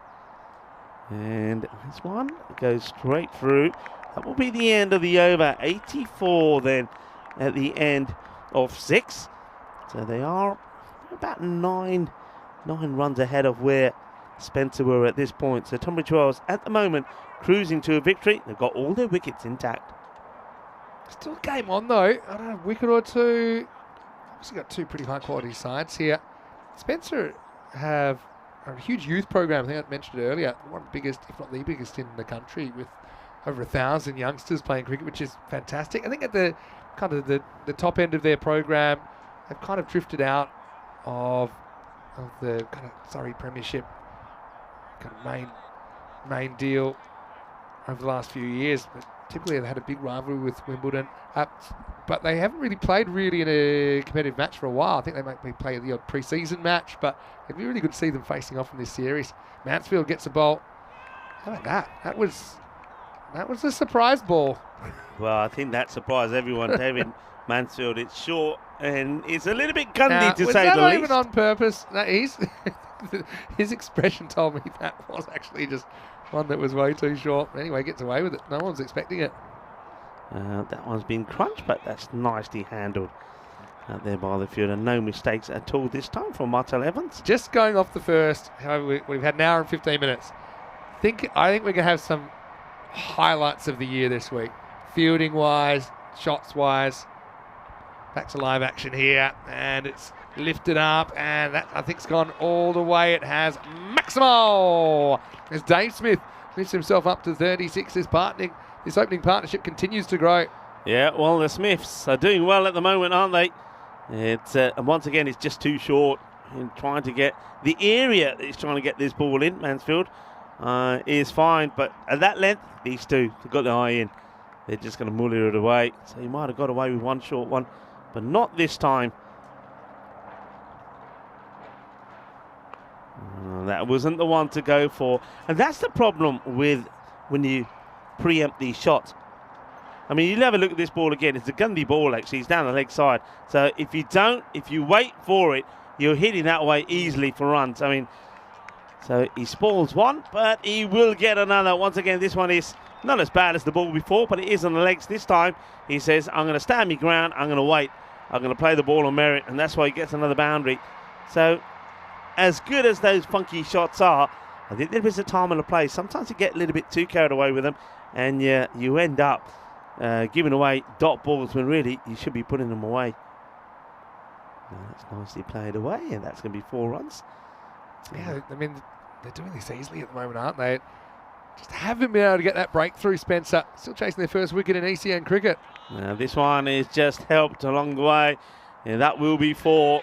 So they've played this shot really well. You see now the difference this time is from this shot, it was there to play. It's not the gundy full toss on the leg side. So he's watched it come out the hands. He knows where it's going to sort of be, and he helps it along the way. So Mansfield, they'll go for 15 off the over, and the score now for Tunbridge Wells just at the end of 7 overs is 99. So well on their way here. Yeah, I've seen a lot of reverses here. It just makes it so hard to set a field to, doesn't it? Anyway, 3 overs to go in this one, 28 required. This is what's coming up tonight, by the way, as night 14. Can you believe we've already knocked over 2 weeks in Portugal? Phil G's doing a great job over there. Coimbra Knights, the hosts, on the park tonight against Fighters CC. Now that starts 4:30 p.m. GMT, which is 6:30 in Central Europe, and it's 10 p.m. in India. There's a bit of a crossover between the series tonight. Anyway, it's a powerful hit from Sam Smith, who brings up his 50 off the 25th ball. He faces, what a good innings from the skipper, leading from the front, and it looks like he's leading Tunbridge Wells to a win. Yeah, felicidades to the skipper. What a delightful shot this is. It's a thumping stroke, and off probably the pick of the bowler so far, but this time it is just stand straight and deliver. First half century then in England. They're probably just drifting down the leg side. I think you can see that the bowler starts the appeal and realises himself that just drifted a little bit too much away, but good length, better areas. Don't know the wicketkeeper, just think it's his turn to get that. I actually think it's super close. Oh, it's drifting, it's only just. Yeah, only just drifting. Oh. Yeah, I think the keeper in turning there just might have just pulled a little muscle or something. That's Archie, but seems okay. I'm unhappy if that's not given out, if I'm honest. Anyway, Dave Smith has a chance to bring up his 50. Hits it well, and he's on his way, isn't he? Because that'll take him too shy of it. He moves to 48. This partnership has been impressive. 110 the two Smiths are put on together. And now you see that David Smith is eyeing up a half century of his own. So first time in England, and in the very first match we have seen a half century, and it's being scored by the captain of Tunbridge Wells. And now will he be joined by Dave Smith, his opening partner? Well, welcome to ECN Cricket, Spencer. I thought you'd actually played a pretty good half a game, if I'm completely honest, but it hasn't really gone the way they would have hoped. They'll get another opportunity later in the day, though. Take on Wimbledon in match 3. Into the pads again, and I'm liking the length that's been bowled here. He was a little bit too short the first, but he's come back well. Hey, I mentioned a big day here, of course, in England. It is the spring bank holiday. Of course, big day in America, where it has to be mentioned that it's Memorial Day in America. Memorial Day conjures images of, well, to most people, it's like a fiesta, hamburgers, hot dogs, swimming pools, and summertime for many Americans. But it's a day on this Monday, as this one has been lofted over the square leg boundary. The timing on this from Sam Smith is extraordinary. What a shot, what a player. That one, well, you could say that's almost like the HCL software shot of the day already. What a beautiful shot this is. Just timing to perfection. 6 runs. But yeah, but just going back to that, on this Monday, it serves as an important reminder to honour those who died while fighting in the US Armed Forces. So Memorial Day in America, it is a bit of a fiesta where people come together, barbecue comes out, but must always remember it's also in honour of all those heroes that passed away in the armed forces. Yeah, it's very important. It'll be the end of the 8th over here. Barker goes for 25 in his first outing, 117 without loss after 8. Yeah, it's certainly an important day in the calendar in the US. A lot of the players, by the way, that I was calling last week, they're already, well, some of them actually in the US, some of them in the West Indies. Ran into Ryan Klein at the airport this morning, who's a travelling reserve for the Netherlands. Okay. In Amsterdam this morning. I know that it was pretty exciting actually to have that kind of that crossover, if you like, into the very top level of cricket with the T20 World Cup, featuring 20 teams, by the way, for the first time, and actually 9 of the 20 countries involved are associate sides. That's the brilliant news about it. Test countries. Yeah, that's great. Almost half. Needed it to happen about time. But going back to England, how you like this one? I know it is spring bank holiday, but it is also a big day. It is the cheese rolling Gloucester Day is up that in today? Coopers Hill. Oh, where can I watch that? I'm a huge fan of the cheese rolling. That's today. Yeah, it's today. How long will it take me to get to Gloucester? And when is it? Gloucester's a bit of a drive. But yeah, I know it's not close. Yeah, cheese rolling in Gloucester, sometimes called as Wake. Of course, they're at Coopers Hill. And that's talking about skillful stuff. That's a lovely shot. And that is going to be 50 now to Jay Smith as well. To the two Smiths have put half centuries together. And once again, it's more of these fancy shots. It just helps us along the way. Just watch this. The footwork gets into position early, knows what he's doing. And, well, I suppose one thing that teams that are watching Tunbridge Wells here, they've got to find a way, they've got to find an answer to these. Well, that's not the answer. It's banged in short. This could be wides. It will be wides because it's gone over the head. So it's going to be the first minimal here in this European Cricket Series, England. That means that the scores now must be tied. Yeah, and where's it all gone wrong for Spencer? They looked very much in this game at halfway, and since then, they've just had a bit of, you love your rhyming slang here, they've had a bit of a Barry Crocker. It's actually quite a well-known artist where I come from. So now Smith doing the damage, and any score wins it for Tunbridge Wells. That's caught him on the fingers. Yeah, that's trapped him with the fingers onto the handle of the bat. Yeah, ouch, he says. He was just trying to roll this round to get the single. You can say he's in a bit of pain here. Yeah, it's not where you want. And he's probably thinking, I did so well to avoid any injury. And when the match is done and dusted, I'll go and get that one. So he was just trying to give it a little tickle around the leg, really. And now he gets a gun leap full toss, and he will smash that away. That'll be the victory. They do it in style. as Dave Smith will finish on 56. Sam Smith, the captain, on 60. It's really been a bit of a hiding, really, at the end of it. They win by 10 wickets, and they do it with 8 balls to go, Vinny. Yeah, you know what? It was a bit of a baptism by fire, and I do think Spencer get burnt a little bit. They'll learn a lot out of that, though. I think you can't take anything away from the Tunbridge Wells opening pair. They kind of chanced their arm earlier, they got away with it, and just the longer they went, the less likely they looked like getting out. And they were controlling the game. I think the last week of cricket I've been doing, a lot of times we've had bowlers controlling the game, but I often say either the bowler or the batter is controlling the game. If it's not one, it's the other. Batter's just seen and controlled, to be honest, for most of the game, not just the second innings. Ultimately, that 126 doesn't stand up. And Tunbridge Wells, well, they'll be pretty happy to get a win for the first time in over 2 years on the network. Of course, last time we saw them was that heartbreaking ECL final loss to Paco Badalona of Spain. But yeah, early on, we saw some expansive stroke play both sides of the wicket. I thought that Johnson actually bowled pretty well first over. But yeah, just some of the pure timing here. And pace on, pace out. That was a nice attempt from Martel, but he was about 5 rows deep when he tried to pull that one back. But you could see there the invention and the craft of these bats in both sides, really, that they're trying to play to their strengths. And I think that on this surface, they've got the ability to do that more often than not. But the Smith combination, sometimes it was touch, sometimes it was brute power, as they end up bringing up the win with 8 balls to spare. Yeah, well, I was expecting to see high standards in the field, some good bowling, and also some good batting, but I wasn't expecting to see the amount of sexy cricket that we saw here. Well, we saw that it was Archie who turned it on when Spencer were out there. Archie McPherson played some of those little dinky shots, the scoops and the reverse Malachi ones, but then the two Smiths said, well, they are the stars when it comes to that department. There were some really good shots. I think it was really good that we saw them manipulating the field. It was very difficult. They made it very difficult for the captain, Gus Grant, to set the right field. Every time he thought he had the field set, the batters would do things like this. They'd get funky, they'd scoop, they would reverse Malachi, and you found that he couldn't really ever get to a field where you could contain these guys. They batted well, they batted with power,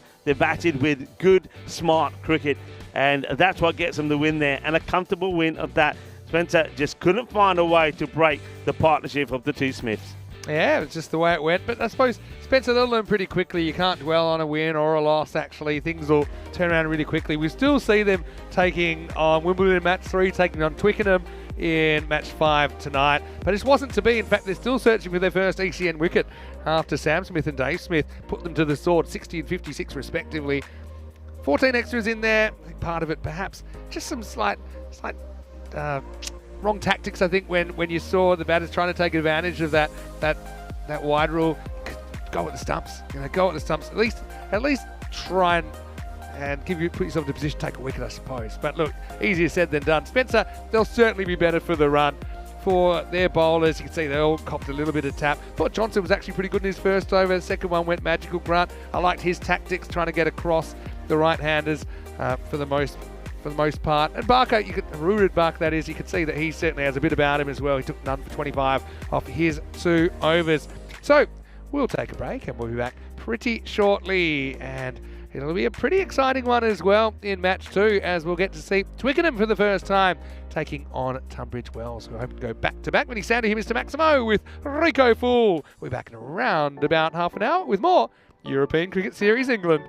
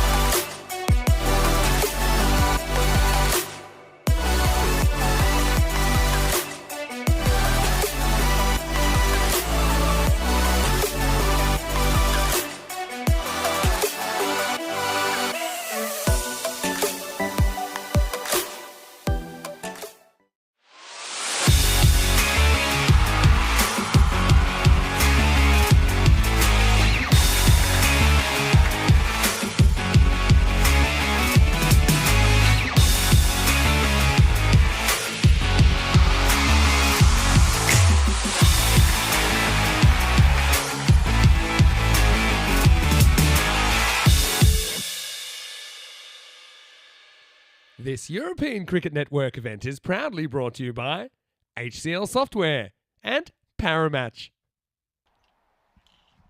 Hello and welcome back. We're at the Rains Park Sports Ground here, one of the Wimbledon Cricket Club grounds, and it's great to be in England for the first time. Well, London, they don't know what's coming really, do they? And we're already one match in. Tunbridge Wells getting the win, 130 off 8.4, defeating Spencer Cricket Club 126. So we're rolling into match 2 now, and this is Twickenham making their ECN debut against Tunbridge Wells. So Tunbridge Wells winning the toss in this one and electing to bat.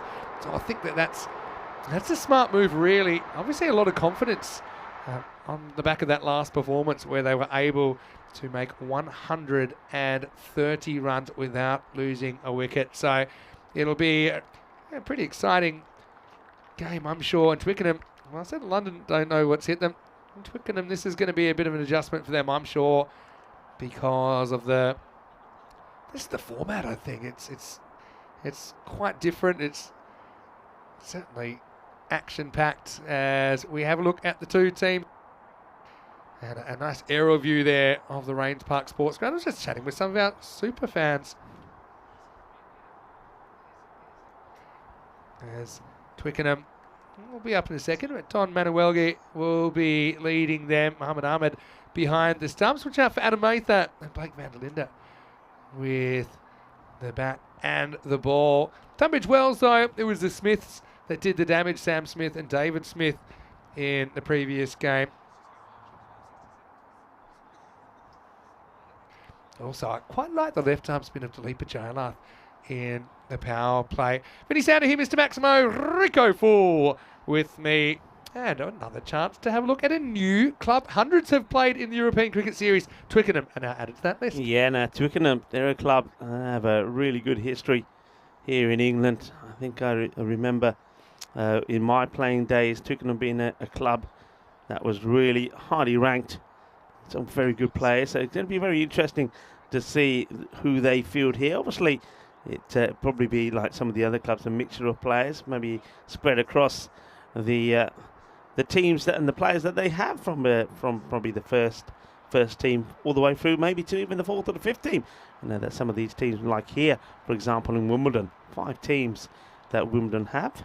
So it's going to be interesting. One thing that's going to be interesting is for myself and Vinny, because you notice that something we're not used to on the network is a kit with no numbers on the back. Yeah, so it's a throwback. It's you know how you have like the throwback round? So remember the first ever ECS, they look very much like Madrid United in the first day of ECS cricket in Alicante. Great to see some of the spectators coming in. I was having a good chat to some of our Spanner crew as well. Yeah, it was John Heesham was there. Now, John's been following us for around about 5 years. So great to have him here. Great finally to meet some of these guys. Yeah, Hello to John.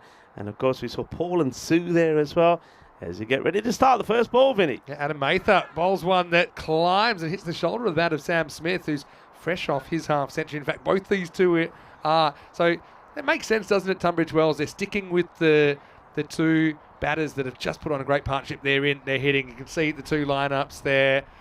And Tunbridge Wells winning the toss, electing to bat first. So, yeah, Adam Mather wheeling and dealing with the ball in the first over. Tunbridge Wells, 70-30 favourites over, I won't say the newcomers to cricket, but definitely the newcomers to the European Cricket Series, Twickenham. Well, trying to break a partnership that hasn't been broken so far. 70-30 to Tunbridge Wells, no surprise there. But that was a good sharp delivery from Mather to start off with. He's bowled him as Daysmith backs away and Mather castles him. So it didn't take too long for the partnership to get broken this time around. It's a golden duck. And I suppose Derek, we'll find out if he's made it through the passport control. But Tunbridge Wells 1 for 1. Well, let's see if Goldie is here. Golden Derek, yep, he is.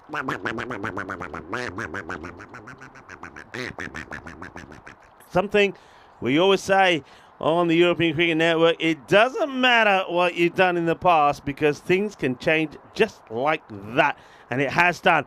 Half century in the first match, made a fine 56 not out, but gets a beauty here from Adam Mather. This is just pace. Yeah. Pace. He gets done by pace. But also, I mean, it's an ugly looking shot. If you didn't know he could bat, you might not be sure after seeing that shot because he kind of backs away. Now, it's not really that he's scared, because we know that because we've seen him bat a lot. But he just kind of trying to give himself room. Wasn't the right option. And how quickly things can change. Now, we'll see a third batter for the first time. Zach Webb comes out at number 3. Has some good pace, and it could be another wicket. It's gone straight through the hands. And I think that might have actually gone for 6. Well, could have been the first baller here, and it could have been an hat-trick opportunity we would have been talking about here, Mather. But straight in, straight out. And now the question is, does it go all the way for 6 or not, Vinny? I felt it was 6. Let's have a look. Burst through. Yeah, it is. 6 runs. Maximal. That flew down to the deep third boundary, though. Here's the thing about Mather. He's quick. I can tell you that after seeing him for about 30 seconds. Dropped very first ball. And, well, he gets 6. How many can he add to it? Good shot this time. Test the fielder to the left and well knocked down in the circle. Yeah, the pace of the game so far has been on, hasn't it?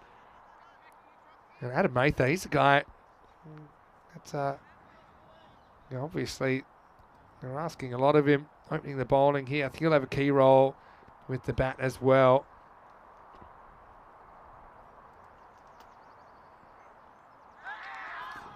Oh, this one climbs up. Keeper likes it, and he's gone.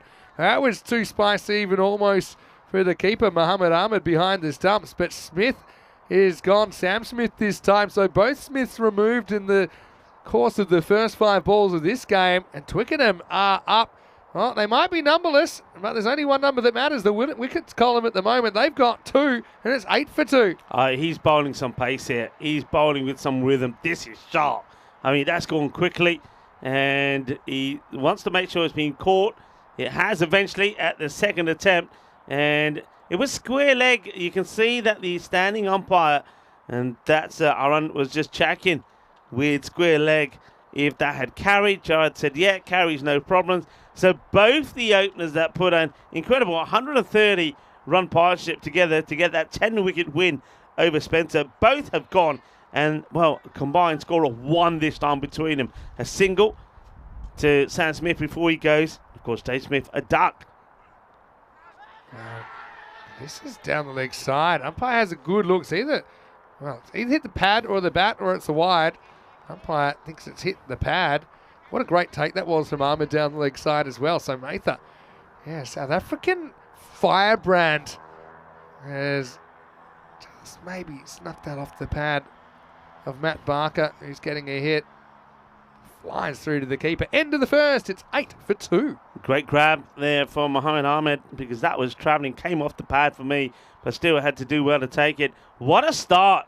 And all of a sudden, I think already a few heads have been turned by the pace and the accuracy there from Adam Mather. What a start. 2 for 8. Yeah, just kind of exploding. And I said this is a kind of slowish pitch as well. But he's certainly getting the most out of it with that new ball. See the captain there, just making a few changes now in the field. That's Don. Well, that's a little nudge and a run, and non-striker a little bit slow to react there was Barker. Zach Webb is quite happy just to push it and go. I don't think Barker was expecting it. He does get there though in the end. 50-50 contest according to Win Predictor at the moment.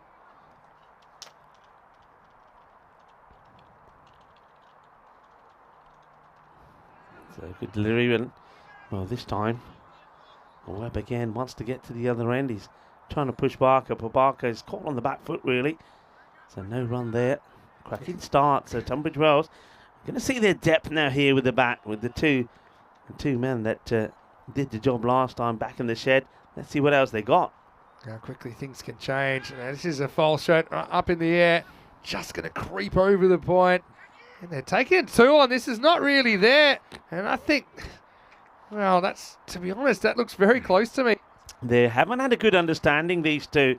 And it looks like, I mean, I think he feels he's made this comfortably. Well, I mean, my thing is, I was just looking at the play. I thought there's no way he could possibly make this when he took off for it. Let's have a look. It was a late decision to go.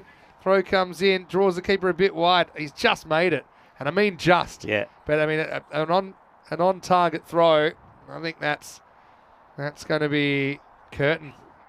Yeah, he was slow, he was struggling, but he does well just to plonk. And it was a plonk. It wasn't a slide, just plonk the bat in just in time. Good shot, good work there by Spring Media Partners. So that one gets played away. They're looking to get a single. They will once again. Lovely pickup and good throw.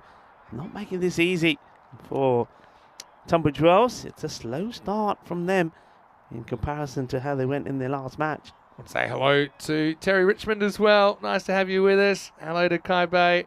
And hello, Shohei. But I mean, it's a few spatters missing, aren't there, from the chat?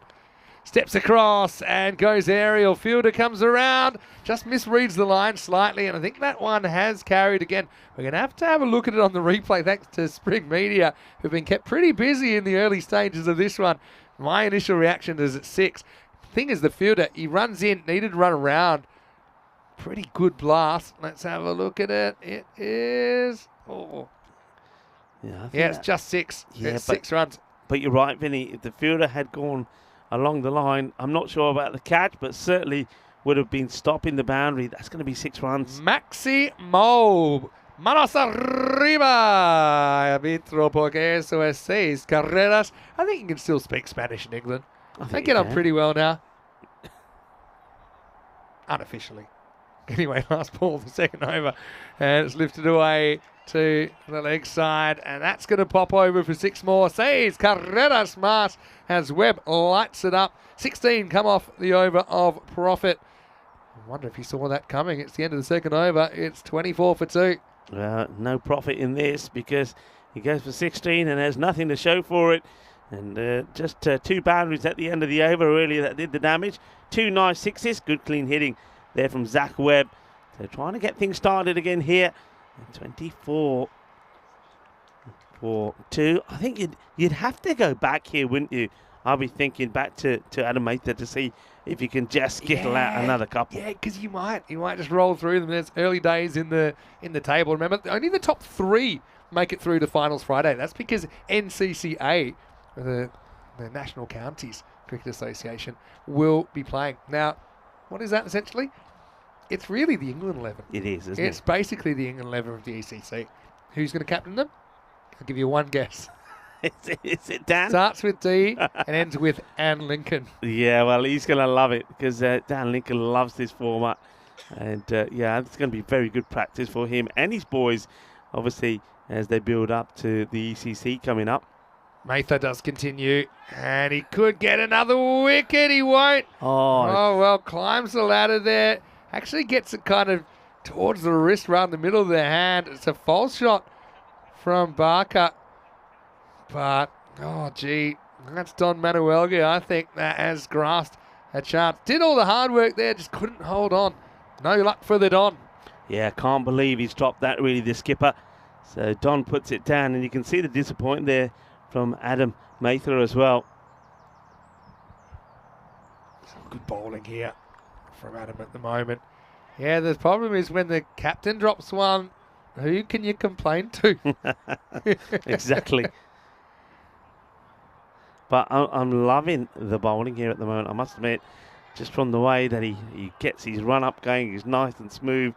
And the action is beautiful. And he's causing trouble, isn't he? He's causing trouble. He's got a bit of pace about him. Well, this is another false shot. And it's going to end up in a run-out, and they won't even need to go upstairs for this one. Barker's put on the barbecue, and so Mather causes some more chaos this time. It's a run-out off his bowling in the third over. Tunbridge Wells at 25 for 3. Yeah, well, high fives all round, and I think this is just trying to get out of the firing range. He says, no, I've had enough of this. That tucks him up proper. But again, the running, I have to say, has been for this level, it's been shabby. And it hasn't been good between these two. And Barker, he's been lucky a couple of times. No luck this time, though. Direct hit, and he's a goner. Yeah, I mean, he kind of, I said he was put on the barbecue. I thought maybe he wasn't really that willing to go for the run. But he kind of called it. He just never really got out of second gear, did he there, Matt Barker? He'll be disappointed. But, hey, fantastic direct hit. Causes the run out. 25 for 3. Twickenham looking the goods at the moment. Yeah, Neville That was Neville Talbot that came in and got the run out. We'll go back to this graphic in a moment because I just mentioned that Dan Lincoln will be looking for him and his boys to get some practice in for the ECC. England 11, the only team to automatically qualify for championship week, by the way. So maybe a chance for them to get a few games in. Oh, that's that Yorker Lent. Really good delivery.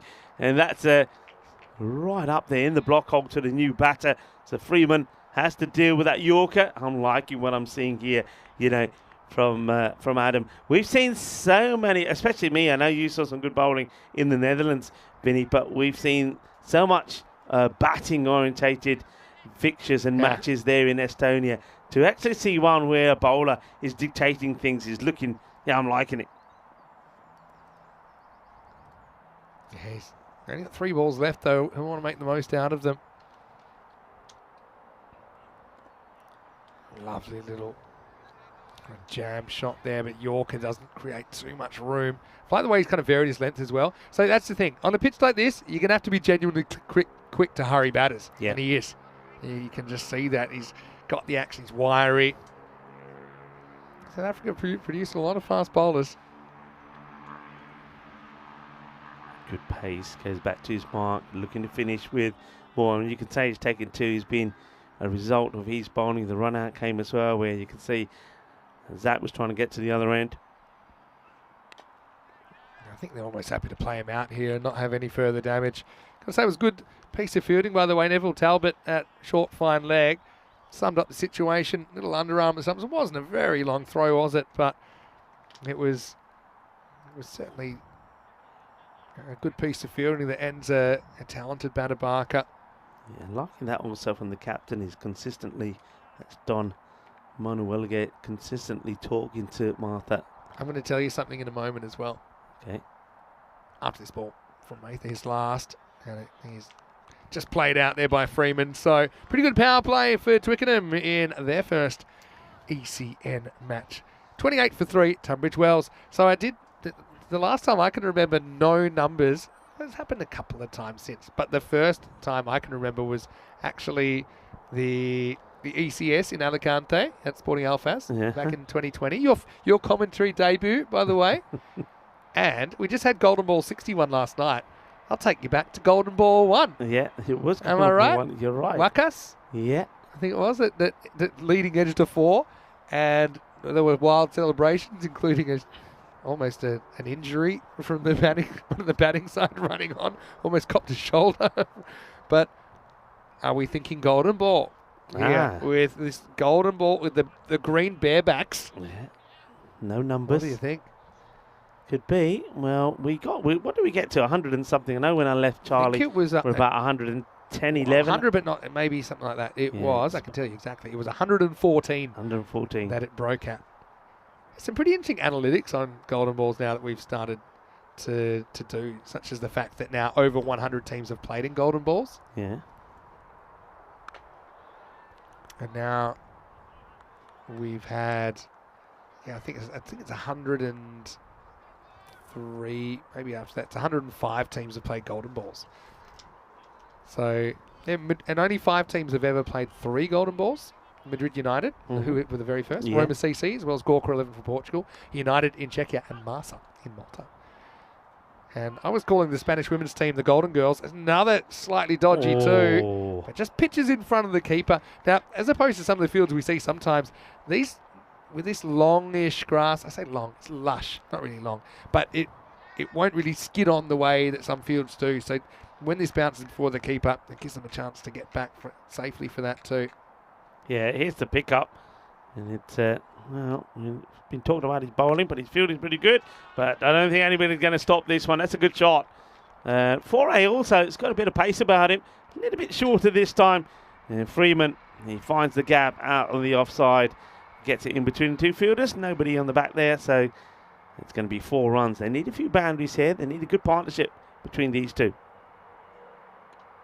And he won't get it because, well, we've said this all along. If a batter wants to move around, there's only one way to go, and that is straight. And that's exactly what Francois Faure does here. It's full and straight. It's a boogie, oogie, woogie, grizzly 5-ball jog. They're putty. And after hitting a nice shot for 4, well, He's played all around this one and sees the stumps knocked over. Adios, baby. Adios. Yeah, Francois. He's actually a player that we know a little bit about on ECN as well. But yeah, just getting way too inventive there, especially when they were fairly careful to Mather seeing him off. But yeah, that's just one way to lose your stumps. As Tunbridge Wells now 35 for 4. Yeah, Will Freeman will be the next batter. I don't know if he's related to Freddie, who's just departed. But he doesn't want to play the same sort of shot again because 4-8, he's waiting and ready to bang in the Yorker if you try and get too funky. Yeah, nice start. Nice full and straight. And back to the live action. And this is guide up in the air. Can he go to hand? No, it won't. It's a tremendous effort. Tremendous effort from the fielder. The man who put one down earlier, it doesn't put him off going for another one. If he gets this catch, it would have been great. He was always going to be struggling. Sticks one hand out and hopes that the ball could miraculously land in it, but it's not to be. Good effort. Just couldn't get there. Yeah, the first ever Bermuda Triangle here in England. Genuine Bermuda Triangle. End of the 4th over. Tunbridge Wells 37 for 4. One of the things though is you're supposed to keep going for your shots. I know it didn't work out too well there for Freeman to try that on. But you got to back that someone's going to stand up for you and going to continue to be able to go at a decent rate. Kind of better than shutting up shop and kind of resigning yourself to say like a, I don't know, like a kind of 75 or 80 or 85 from this position. You'd be surprised how often attack's the best form of defence. Okay, time for a little bit of spin. Turned away. It's a really good piece of fielding there. As the captain's come on, Don Manuelgi. I'm pretty sure this is a clean stop. I need to have a little look at it. Yeah, it's a big outstretched hand from the young man who's come across, and yeah, I think he's done really well. I think he's only has to get the dive in, and he does. That's good work. Yeah, looks like a good stop to me. Nicely done out there. Nicely timed away. Webb becomes super important now. He's got 25 runs out of the 39 in this innings. Now, we'll just clip one away for a single. Yeah, you see, he doesn't. Oh, he's running to the danger end. It could be trouble. Gone. Direct hit. He's a goner. Well, the young man who pulled off a brilliant save in the field earlier and dived, stopped the 4, saves 2. Well, they take him on again, and you can see, look, there was a deliberate ploy here to take 2 because he doesn't hit this too hard. He tries to control the hit so he can get the 2. So it was always part of his plan. He wants it, he turns and goes straight away. But I reckon even if this goes into the keeper's gloves, he was going to be tight. But a direct hit means it's curtains. I think you'll only see him just getting into the shot here. He was always going to be a goner. Crazy running. Fantastic pick up and throw, though. That's the last thing they need. I just said how important Zach Webb was. He's run himself out for 26. It's 40 for 5 now. Sensational bit of fielding. But I think this is the difference when you're playing on a smaller field. In a bigger field, you can do that. Yep. You can drop and run too. Here it's super tough. These fields are typically about 20 metres shorter on the boundary. And that's Max Hunt out there who's just done everything well. Running to his non-preferred side, picks it up one-handed. He's not travelling too fast, hits the target. Probably didn't even mean to do that. Probably go for the keeper. But, hey, well done. And now we're going to see Mark McLean in the number 7 position. But that's 2 direct hits so far for Twickenham. Okay, we saw one catch go down. It was the captain, actually. But we've seen some good catches taken. The other one off Mather, remember, was tapped for 6. Yeah. But as far as the run-outs have gone, no problems at all. It's McLean will get off the mark with a sweep shot for 1. Yeah, they're being starved of runs at the moment. It's been a good performance with the ball, I have to say. I know a couple of times, as you mentioned, Vinny, that the fielders perhaps just let down the bowlers a bit. But other than that, it's been really good. And Tunbridge Wells 5 down here as we're approaching this halfway point. Tossed up. Keeper. Ask the question. Yeah, he's taken them off pretty quickly, hasn't he? Good keeping. Ahmed. I just don't know if the foot ever moves. Let's have a look next to our crew. Spring Production that's down there. Stays there. It's a slider, but it doesn't really lift. I don't think there's going to be any issues there. Yeah, nice little look there. You see a part of the clubhouse there. Of course, the Rains Park Sports and Social Club here, but that's the clubhouse. Had a little venture in there, and it's got a real cricket clubhouse feel to it, hasn't it, Vinny? As that over comes to an end, 41 for 5 at the halfway point.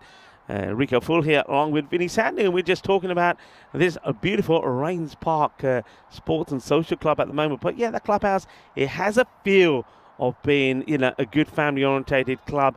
And I can see that already on there. They've got, they're a bit like us. We have Peacock Fridays.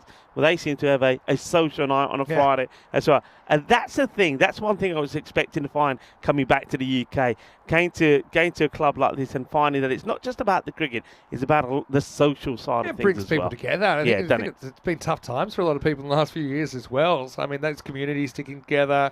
Obviously, cricket being a seasonal game as well, I think that obviously you see a lot of each other in the summer months, maybe in the winter now and then, but it's something to really look forward to. And so I'm really excited, obviously, to be here for this series and to meet some players outside even clubs that we've dealt with before, and to spread the word of European cricket, because again, it's all about connecting communities, and that's something that we've been able to do really well in Europe.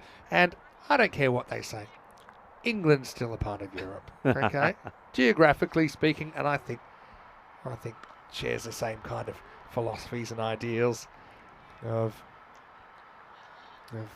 what's important in life, and sport and recreation are a huge part of that. So now Max Hunt getting a bowl. Wasn't he brilliant with the direct hit run out? Yeah, he was great. And don't forget, just before that, he of course saved that boundary as well. So looks like looks like a young man. Looks like a good young cricketer. That's Max.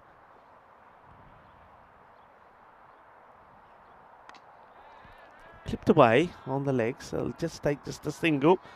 So really are trying to keep this squeeze on. Trying to keep this to a score under the 100, which will be a real achievement against the hard-hitting Tunbridge Wells. Yeah, Max is just 18 years of age, so what a great opportunity for him to show what he can do on a global stage. Wiry young man. Takes on the drive this time.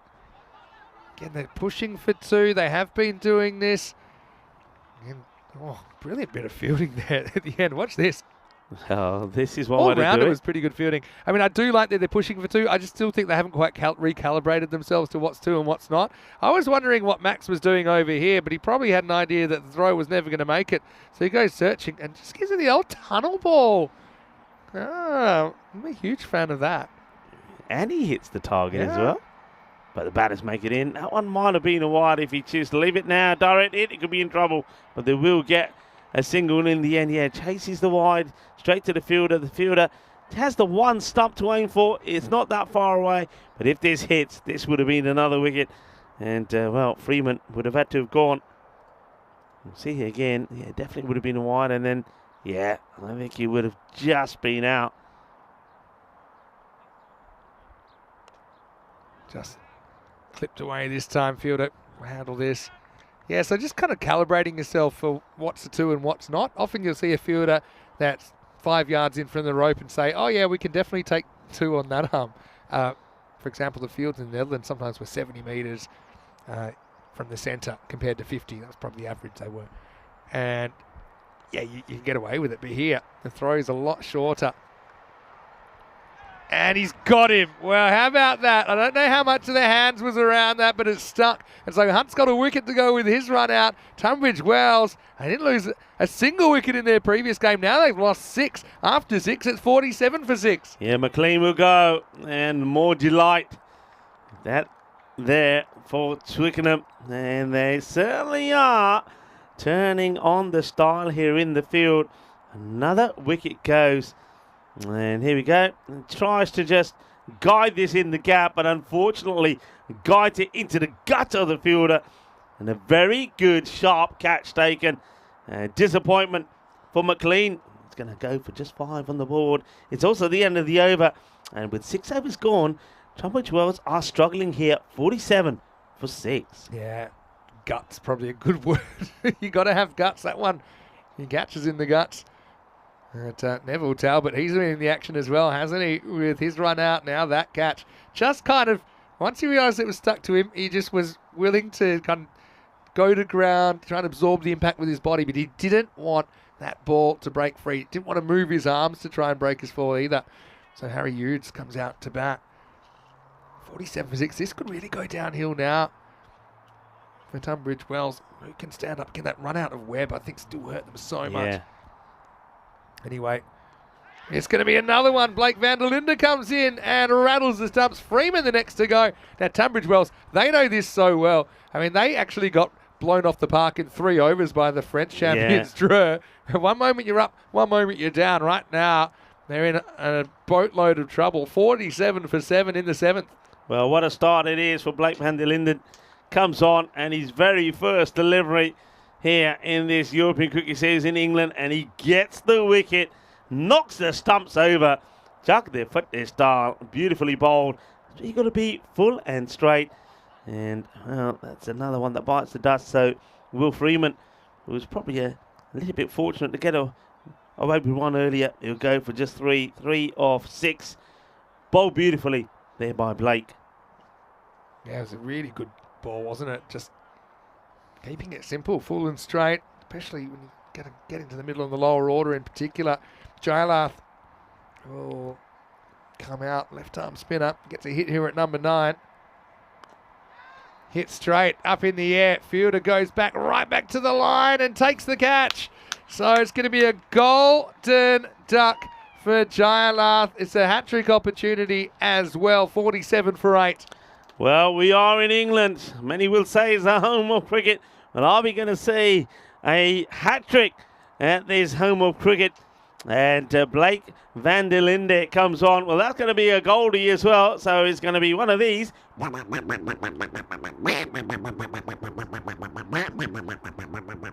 Golden duck. It's the second that we've had here. But hat-trick opportunity. As we see this again, really good, cool, calm, casual catch from the captain. We know that the captain put an easy one down earlier, but no mistakes this time from Manawalge. Well, could we get a hat-trick here? First one ever, Anwar Atik. Last player to do it. Yes, we didn't have a single one in Estonia. No hat-trick in hat-trick Estonia. drought. And in fact, I mean, I think we only saw a 4 for just on once. Yeah, it wasn't in that really a great series. time for the bowlers, was it? Hey, but this would be great for Blake van der Linde if he could do it. It gets guided down to the 3rd.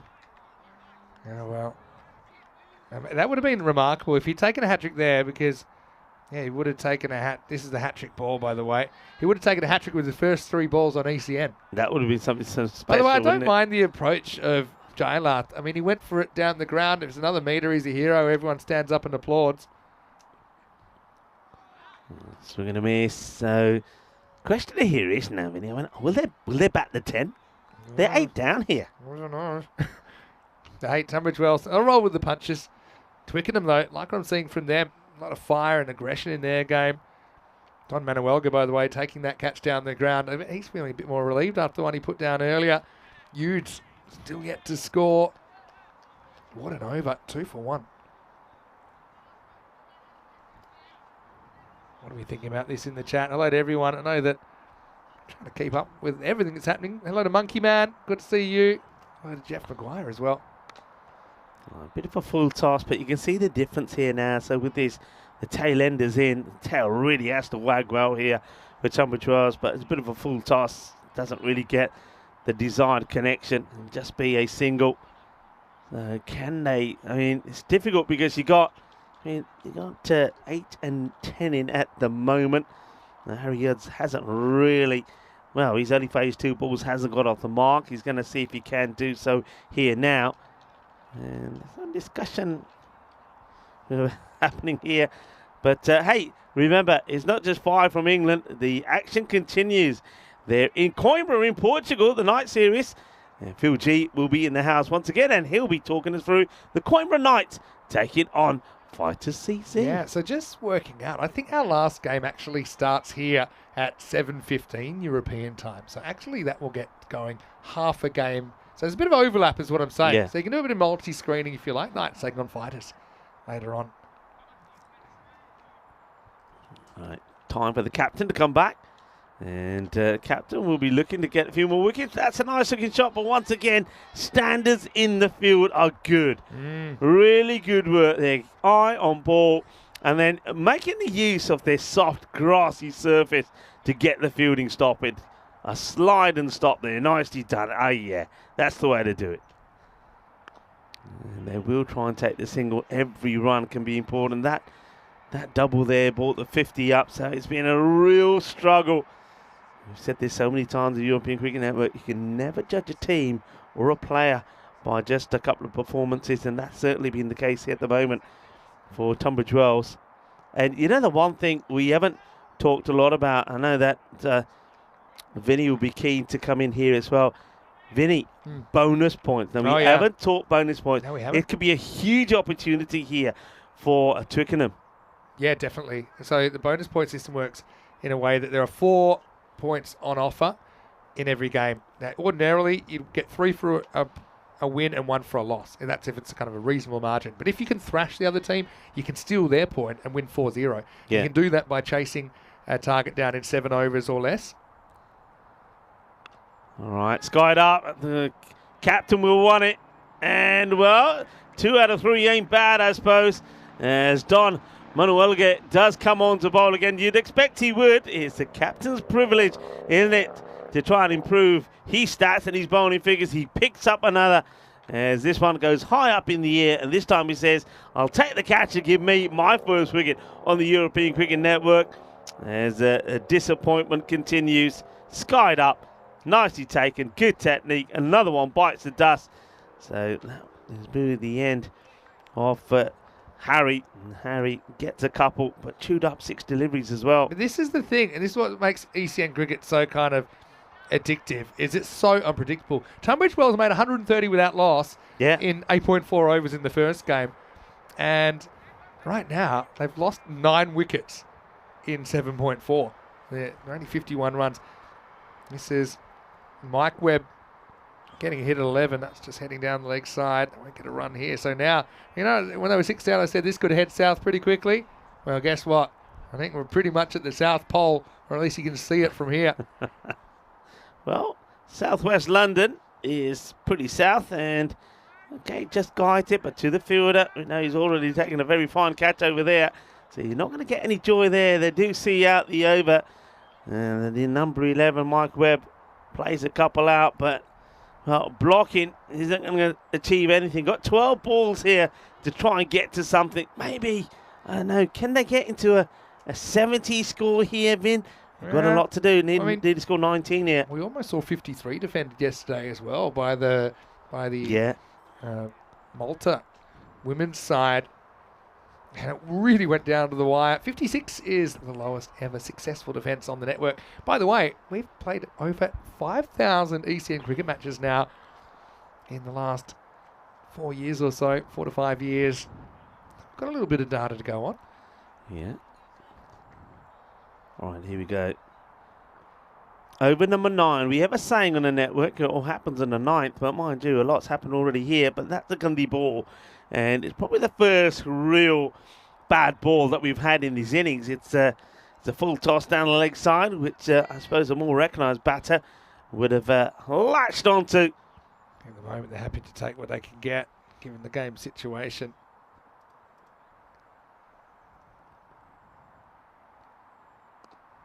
Bat onto ball. Will they get the run? No, they decide not.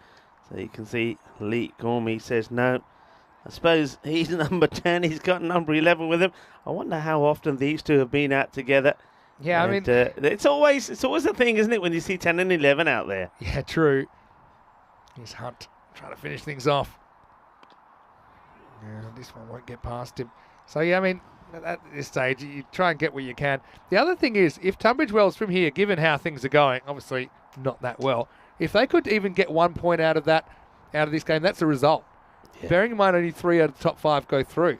So if they could just prevent Twickenham from chasing it in 7 overs. So suddenly you're looking at that, okay, if we can get to, let's say, 63, well then you're asking them to go 9 and over plus. And maybe if you bowl and field well, you can do that.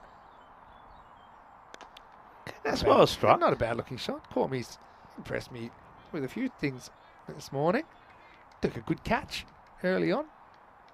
Yeah, nice stroke from Cormie, but it means that he's now exposing number 11, Mike Webb, to the strike.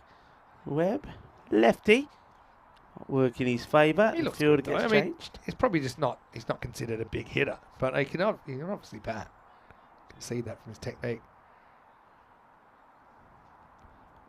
Hunts round the wicket to the lefty. I knew it's a bit like Sam Smith's keeping this morning. As soon as you give him a wrap, I think we saw 12 byes after that. But no, he survives. That's the main thing. What can they eke to? Just, yeah, like I say, just get 10 more runs. Beg, borrow, steal. Set them 9+ to take all the points. And if you have a miracle, then maybe you can defend it. Who knows? First time we've ever seen Twickenham batting on ECS. It's cracking shot, square drive. That'll test the field. In fact, it'll go for 4. So don't you worry about me, says Mike Webb. Probably feels he's batting a few slots too low, and maybe I agree with him after watching that cracking square drive. 4 carreras. Yeah, it's a beautiful shot. You can see that Hunt is just going a little bit wider to the left-hander. Maybe he's not getting the movement that he wants, but that's been well watched and well played all along this beautiful deck at Rains Park. Yeah, confident. Pushes for 1, smart. So he'll retain the strike. Looking the goods at the moment. Tunbridge Wells still a long way behind in this contest. 58 for 9 after 9. Yeah, looking to keep this in, well, if they can, and the bowl nice and tight the way they have been, looking to stop this game over the 60 mark, and then definitely will be trying to get that score inside the 7 overs. And if they're going at looking at around about 10 and over to do that, they should, and they could take all the points away. So you're right, Vinny, looking to try and get something out of this contest. Now, you just mentioned some figures there, some stats to the viewers. I know some of them are new. I think we've been, around since about 2019. How many matches did you say? Over 5,000 matches? Over 5,000 matches. And if you want to know what that means, wait for it, over 1 million runs scored on the network. Quite incredible. Over 1 million runs. Taking this one on, they'll take a single. Yeah, blows your mind, Vinny. Blows your mind. Yeah, over 1 million runs. It is crazy. And I think there's something like 50,000 wickets as well. Yeah. 50,000 wickets. Think about that. Anyway, Forey. Well, now we're seeing a bit of invention from Cormie. We won't get this one away. Honestly, I think here, I can see you kind of maybe want to gamble to get a boundary. Probably not worth taking undue risks. Maybe until the last ball or second last ball. Until then, just keep knocking up. Try and tick it. And this one's not going too far for him. He might have a crack. I mean, goes a little. I like the action cricket back flick there for him. Had a penchant for the spectacular here. He had nothing to lose here. Because if it hits, he's a hero. If not, it's one anyway. Yeah. All right. But it's probably I love this. The only problem was it missed by a lot. And luckily, we cut the replay. Next one not going too far. Yeah, I like the... Yeah, I like that. I like what he's trying, but it'd be a huge wide if it was more. But I like what he's thinking. I suppose when you got the Can I give you a opposition- genuine tip? I still got a ball to go. I can talk. Oh, yeah. Oh. That one's roughed him up a bit. And I say, all right. Hang on a minute. This it's a number 11. You can't do that. Yeah, he's just- Hey, in my day playing cricket here in England, you wouldn't bowl a bouncer at number 11. Well, number Things one, have changed. is it a bouncer? Because it hits him about hip high. That's or maybe. he banged his head. I'm just saying. He just cracked one through the offside and says, look, and Webb may be signalling with his shirt number, but now that's forearm, and that's going to hurt. You can't really retire hurt either because there's nobody left. It's one ball to go. That definitely hurt. Is that? Can I see it? Oh, look at that already. Oh, yeah. Look at it already. Oh, boy. Look at it already. That is coming up already. Oh, Ouch. Come Well, on. Have a word, umpire. All right. Bowling at number 11. Well, have a word. In the famous words, Ah. slightly twisted, get ready for a 6 with a broken arm. And he's bowled him. Well, so, of course he has. Furry, there's a time where the fun and games has to stop. And if Webb's going to be cracking Brian Lara style drives through point. And, anyway, the main thing was, hopefully he's all right. But that was a pretty nasty one, wasn't it? Yeah, that's gonna. You can see how quickly that's swollen up. Well, we were talking about cheese run in Gloucester. Well, the only thing that's got rolled here at Rains Park, Wimbledon, is going to be Tunbridge Wells. They got bowled out in the end for 60. And, well, I suppose that's classic fast bowler bowling from Foray. Well, Foray shows his fury as he bangs in the short one. And then after the batter, Mike Webb, has been left to defend himself with one hand, knocks over the stumps. But they were always on top here. But the opening attack there from Adam was absolutely sensational. Some of the pace that he bowled with there was absolutely electrifying. And that really, I think, was just too quick to handle for the openers. It was too quick to handle for the fielder out there as well. That one got palmed over for 6. But that was, once again, what a cracking delivery. It doesn't get taken first time here by Mohammed Ahmed, but is another catch. And Adam Mather, well, his bowling was electrifyingly quick. Yeah, it certainly was. It had that kind of, that extra X factor about it, didn't it? But yeah, Tunbridge Wells, for a lot of their innings, they're kind of just hanging in there. You can see the kind of pace that they were dealing with. So the first guy to really kind of use pace as a tactic here. This one, I think, just coming off the leg, I think was a good decision.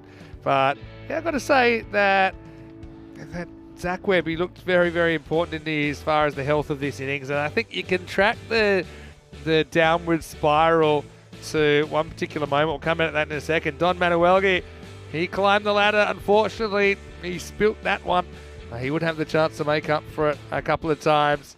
But yeah, really some good fielding, couple of direct hits in there. That's Neville Talbot, who was pretty decent in the field. No need to go upstairs for that one.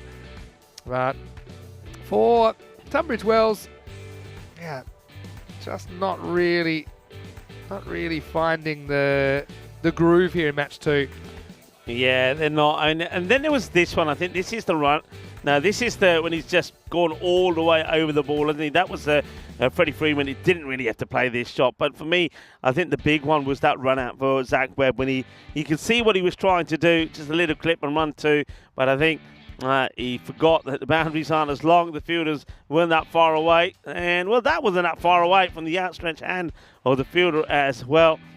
And, yeah, this is it here. Yeah. This is the changing moment for me.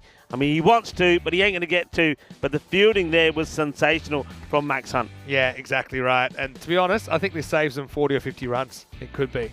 But anyway, for Twickenham, they just continued to roll through the batters, didn't they? I mean, even this went right, didn't it? It was hit into the breadbasket of Talbot. He was able to hold on. And Don got his catching boots back.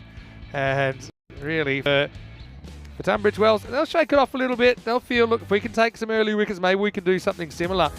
But in reality, it's going to be tough. We have seen 60 defended before.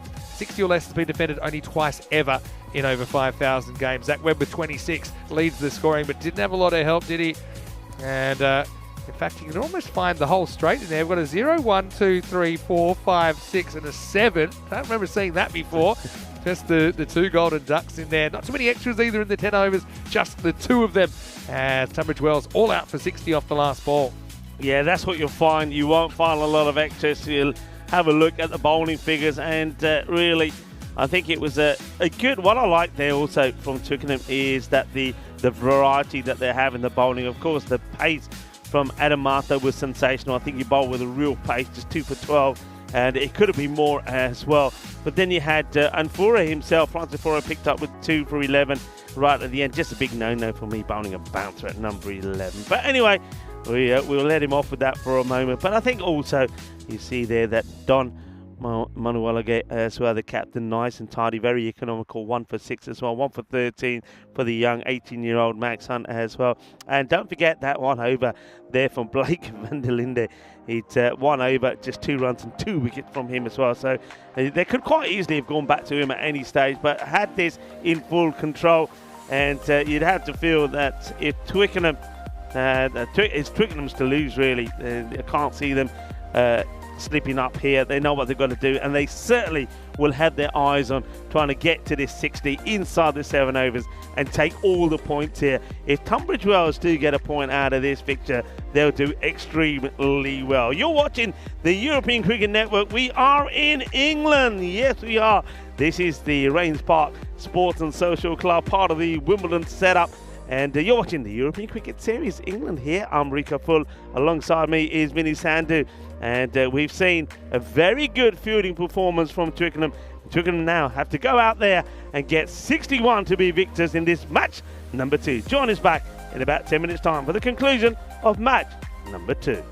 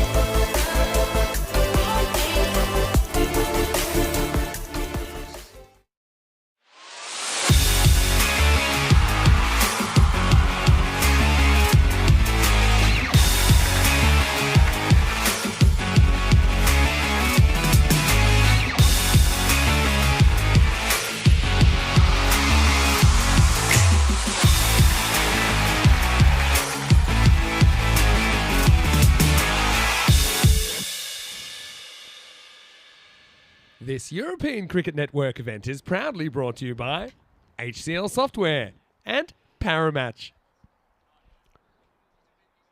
Hello, cricket lovers, and welcome to the European Cricket Series in England. We're in Rains Park. Rains Park not only boasts a number of recreational grounds and parks and sports facilities, it also has its very own Grade 1 nature conservation area. And at Hill Common, you can stroll through a 140-year-old woodland and observe wildlife or fish in the lake. Well, I'll tell you what, I'm certainly looking forward to having a little bit of a walk around and seeing some more of the nature and greenery around here. It's absolutely beautiful, and it's a pleasure to be here. And of course, Wimbledon lies in the southwest area of London. It's home to the Wimbledon Tennis Championships and the new Wimbledon Theatre.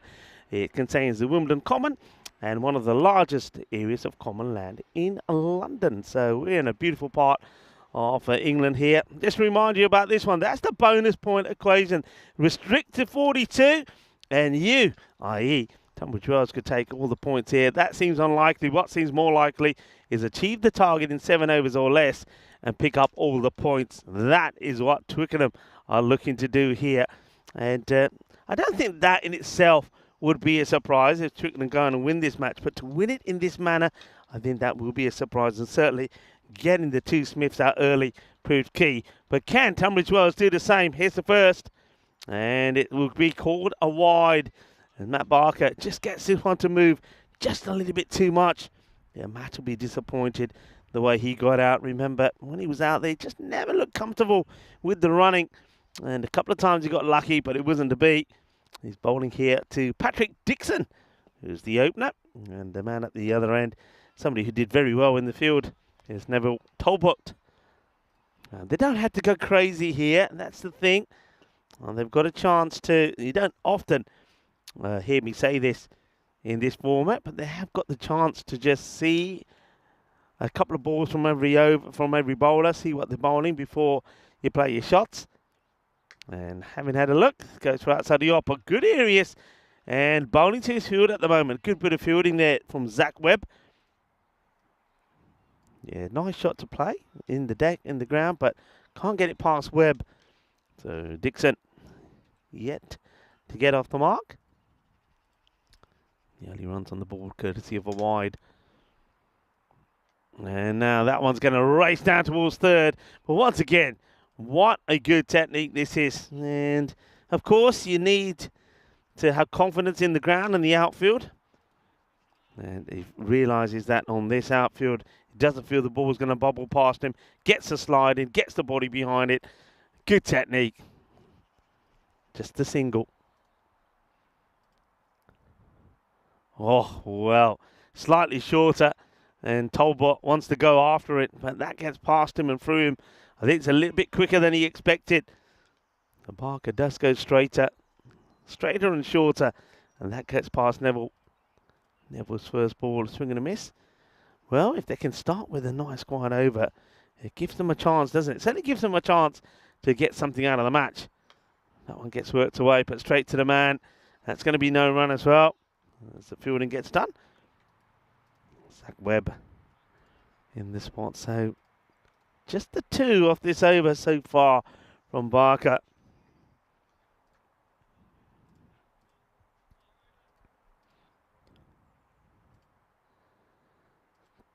And it's a big swing again, and there's a swing and a miss. So I suppose you could say, if there was a wicket or two in there, you'd say it's a perfect start, but that's not a bad start. Only two coming from the first. They only need to go, remember, just need to go just over the sixes here. But an over like that will just take that rate up a notch. But yeah, certainly, I think Twickenham should be looking to just stroke this around and put away the bad balls when they get them. But there may not be any. 4 matches since a golden ball. We finally had one in Estonia. Well, I know that when I was out there with Charlie. Charlie, of course, we might even see him this afternoon. He said when he flies in, he might venture down. But Charlie did a fantastic job with me there in Estonia. He finished the day off yesterday, allowing me to get here last night. But I did say to Charlie, we will see a golden ball. Fair play to Charlie.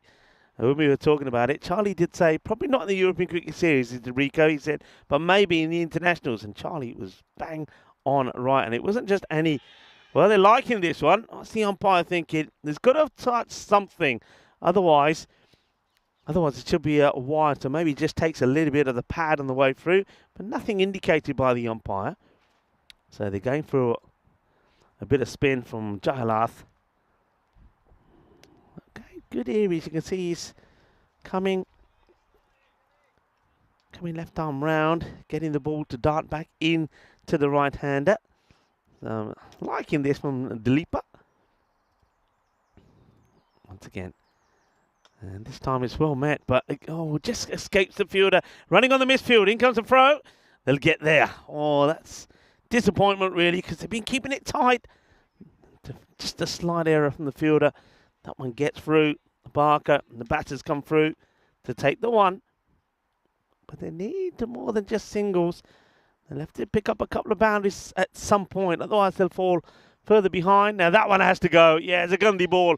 Ball of Siggy Gandhi. Leg side of Siggy. But Kimari a shot. And that's what they need. You see, one Maximo. And that's it. That's what they needed from the over. So you'd say that they're already ahead in this one with still 2 balls to go. Just a little bit too short. Down the leg side. And Neville Tolbot, he absolutely smashes it. There's Tolbot. So that will go all the way. Just losing his line slightly. Yeah, just going back to that with Charlie. It's not just a golden ball, the highest scoring golden ball that we've had on that, but golden ball number 61. One thing that always amazes me with the golden balls is Jayalath comes in again, and this one goes through the stumps and the batter. So once again, he is starting that ball across, but better length. Well, so 61 we've had now. So basically, you can say we've had a whole innings now of golden balls, and we're starting the second innings, but no wides. None of those golden balls have been a wide, and I think we've only once seen a no ball. Just worth having a look at that side on this one, if you may. I just wonder if that foot does go up just ever so slightly. Once again, it goes in between the bat and the pad. But is this an opportunity? No, does slide the foot in well. But I will say this. It's apart from that one boundary in 6, at the moment they're containing. And at the rate, if anything, it's just nudging upwards slowly. Trying to take this to a point where they can get a point out of the match. That's the table so far. Tunbridge Wells, of course, have picked up a win, but they did drop a point to Spencer. Weren't able to take all the points. This is an opportunity for Twickenham after one match to go right there at the top. And shots like that will help. That's going to be 4 runs. And, well, attacking the scorers here. And Paolo, well, Pucci comes out and says, oi, they're not having any of that. Well, there you go. We're always in the firing line at some point. There's Mihel. He's in there. And Paolo there as well. And Joe Foster as well. Joe's come across from Estonia like myself. That's going to be 4 as well, you know, just out of the reach. He's trying to get there, isn't he? But he can't. So Freddie Freeman gets dirty for his side. Cautious the Gafi get their free little but Joka Lugya, and that's what they need. Couple of boundaries like this makes all the difference, doesn't it? I've said already 1/6 per over. You're up in the rate. So 2 boundaries, 2 4s. And they've got more than enough in this over already. And that, just like that, takes that rate that was starting to just climb, as I mentioned, is now back down to less than 6 and over. Barker needs to go where he was in the first. And that just stops his shot. And looks like he wanted to go for the big one. It's almost like Dixon is ready to go big. And then at the last moment decides there is a fielder out there. So he'll just stop the shot, take the single. Because I think that's all about recognising they've already done what they needed from the over. So Tolbot now. And that's well bowled, but is it over the head? Yes, it is. Let's just take a look at this at side, and just to explain some of our new viewers, anything that's short and goes over the head will always be called a wide, so that's well over the head. That also means that will be the one for the over. So if he bowls another short ball, you're allowed 1 short ball and over, which is between what we say is over the shoulder and under the head. But that one will be classed as that as well. So you can't bowl another short one. And it's high in the air. And is this going to plug? In fact, forget plugging. It does plug, but it plugs well over the boundary. And it's a good hit, powerful hit, solid hit. Takes it on, gives himself a bit of room. And, well, there was no doubt from the batter. The batter says, I'm not running these. This is 6 runs. And, yeah, this is Yoss who passes it. Does he's bit passing it back. He could have been in a bit of trouble earlier, wasn't he? Now, that's wild. And that gets crunched away. It's worth having a look at the height on this. It's definitely 6. But it's a wild delivery from Barker. Just losing his shape a little bit here. It goes wild. It's a full toss, which gets hammered away. Have the height of this. I mean, he is charging down the ground, so I suppose that makes it a harder call for the umpire. So I think he'll get the benefit of the doubt for that one. Expensive over. And he gets this one, though, through. So 31 after 3. That over goes magical. 22 from it. And that puts Twickenham well in front here. Well, Tunbridge Wells, who themselves did the sort of a 10-wicket demolition job over Spencer in match number 1. Well, it could be them that go down by 10 wickets here. I don't think I could have ever seen that on the European Cricket Network, where you win by 10 wickets and then you get beaten by 10 wickets. So that could be a first. We'll have to keep our eyes on that. But there you go. There's that. The tower of 22, which 31 without loss. So Barker, after a very good first over, only went for 2. That one goes magical. These two are well set now. Hitting the ball well. Need a breakthrough. Who's going to get it? Who's going to bring up that breakthrough? They'll go back again to Dilipa. Clipped away to the boundary. They've got all the men on the leg side deep on the boundary. So square leg, mid-wicket, long on the boundary. Long off is on the boundary as well as a sweeper. So nobody in short on the leg side. So they've basically given the opportunity to the batters just to play a little clip in that area on the leg side. It's always going to be 1. They might even take 2 if there's no pace on the shot. So, yeah, it's interesting they've gone for this field. I wonder if it's just to draw the batters to try and play that shot and get it wrong. Well, he tries to get power in the shot. There's no need to really. I think there was an opportunity there just to get down and just a gentle sweep shot. Nice to see some more spectators coming to the ground of all ages. Lovely to see that, and a lot of people that we would normally see on the chat are here enjoying the cricket. And I know, talking to 1 or 2 of them, they said they can't believe they're here watching it for themselves rather than watching it on their screens and communicating with us. They actually can be here and talk to us face to face. It's wonderful to see. Goes for it. There is a fielder out there, but I think he's going to go in between the 2. It will. And it's signal for 6 as well. So Talbot goes big. So Neville, another Maximo to his name. 6 more. Just a matter of time now, isn't it? But can they keep all their wickets intact and bring up something of, well, it could be a bit of a historic moment here on the network. They'll take the single, and of course they will. So going away nicely now. That's the end of the over. Not the worst bit of bowling from Jayalath, but when the batters haven't given you anything to bowl at, you're always going to be up against it. Still a ball to go. 39 without loss. Coming up to the end of the 4th over.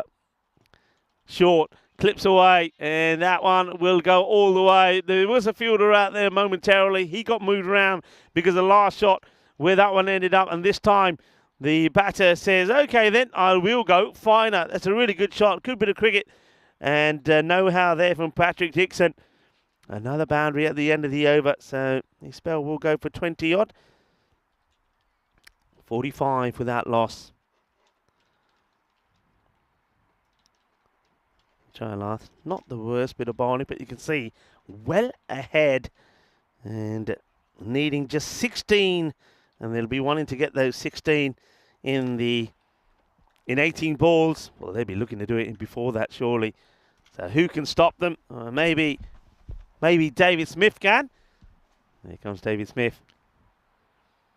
All right, no, he can't because that's been clobbered. Scorers, watch out, incoming. Well, this time just wide of them, but a good hit. Smashed away, 6 more. Talbot looking good. And just hits this on the up. Welcome to the attack to David Smith. That now takes it to just 10 runs. Short, and it was there for the shot, wasn't it? Misses out on this time, Neville. Neville Talbot goes for it, misses it. A dot ball. But yeah, they're leaving that behind square open. Square leg, mid-wicket, long on. Nobody else on the leg side. And this one gets played in that area. Hits it fairly well, and a casual walk to the non-striker's end. That means that Patrick Dixon gets a chance to get a few away. This partnership now worth 50. Looking to get and inflict a 10-wicket defeat to Tunbridge Wells, and that's gone right over the stumps, and the wicketkeeper's going to be very disappointed seeing this one go, and it will be 4 byes. I think he might be, it's one of these where he's probably expecting the stumps to be dislodged here by the Grizzly. He probably thinks, yeah, he's walked all around it, it's going to get bowled. I suppose the batter, Dixon, being in the way of it doesn't help, so he doesn't see all of it through. Probably surprised that it doesn't hit the stumps. There's going to be 4 byes. That means now that, a Maximo will do it. Well, that one will tie the scores. So it's going to be done and dusted, probably inside the 5 overs.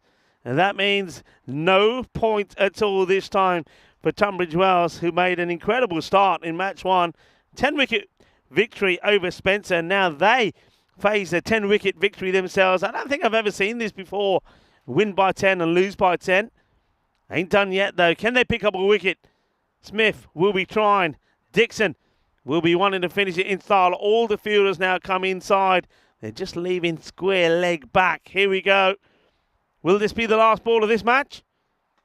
And no, it won't, because bringing the field in means that it will just be a single. 5 overs completed. We're at the halfway mark. 60 on the board. Scores are tied.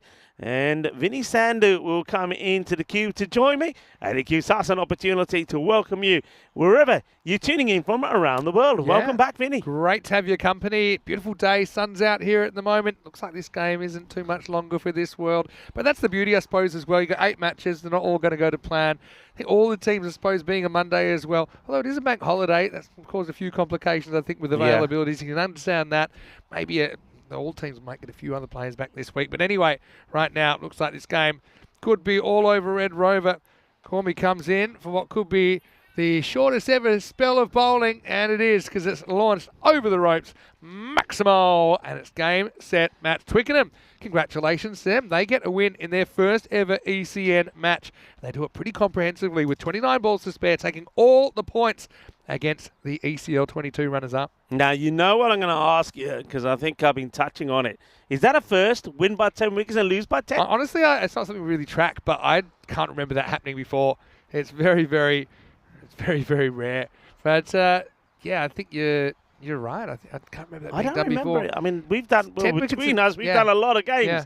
And especially many thousands. back-to-back games that would stick out. So I honestly think that's a bit of ECN history. So just to let you know that the next game is coming up, and it's starting in around about 50 minutes time, and it'll be the old rivals, Spencer taking on Wimbledon in match number 3. First chance for the host to get on the park. Let's go back and have a look.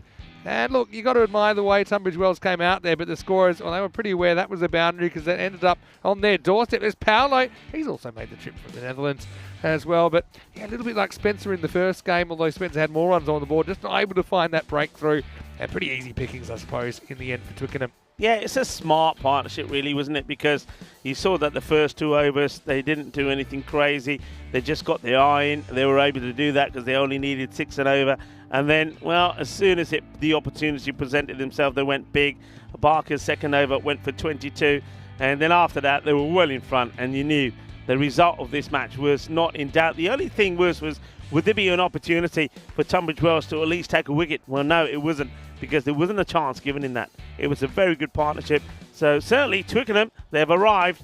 And well, they're showing us, and something that I probably knew, they're showing us that they're a damn good team. Yeah, no doubt. I like some of the the kind of pacer sort from them as well. I think Adam Mather, he got them off on the right foot straight away, and they never really looked back in their first ever European Cricket Network match.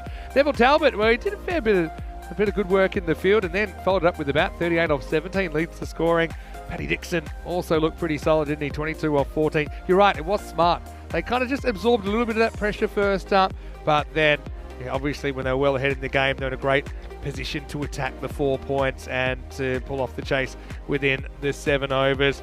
And for Tunbridge Wells, well, unfortunately for them, just not enough runs on the board. Certainly hoping that Mike Webb is okay after copping that nasty blow on the arm. No one able to break through as far as the figures went. Barker and Jayla did their best. I think they bowled decent 2-over spells. They were just trying to make that game last as long as they could. Ultimately, it only lasted 1 ball into the 6th over. So we'll take a break, bit of an extended break now as well, as the 3rd game will start in exactly 45 minutes time. Until then, Vinny Sando, Mr. Maximo with Rico Full, enjoying this Monday bank holiday in England with plenty of sunshine and plenty of great cricket still to come, with 3 matches in this series and also 2 night matches from Portugal. It's a huge day every day on ECM. We'll see you after this break for more European Cricket Series.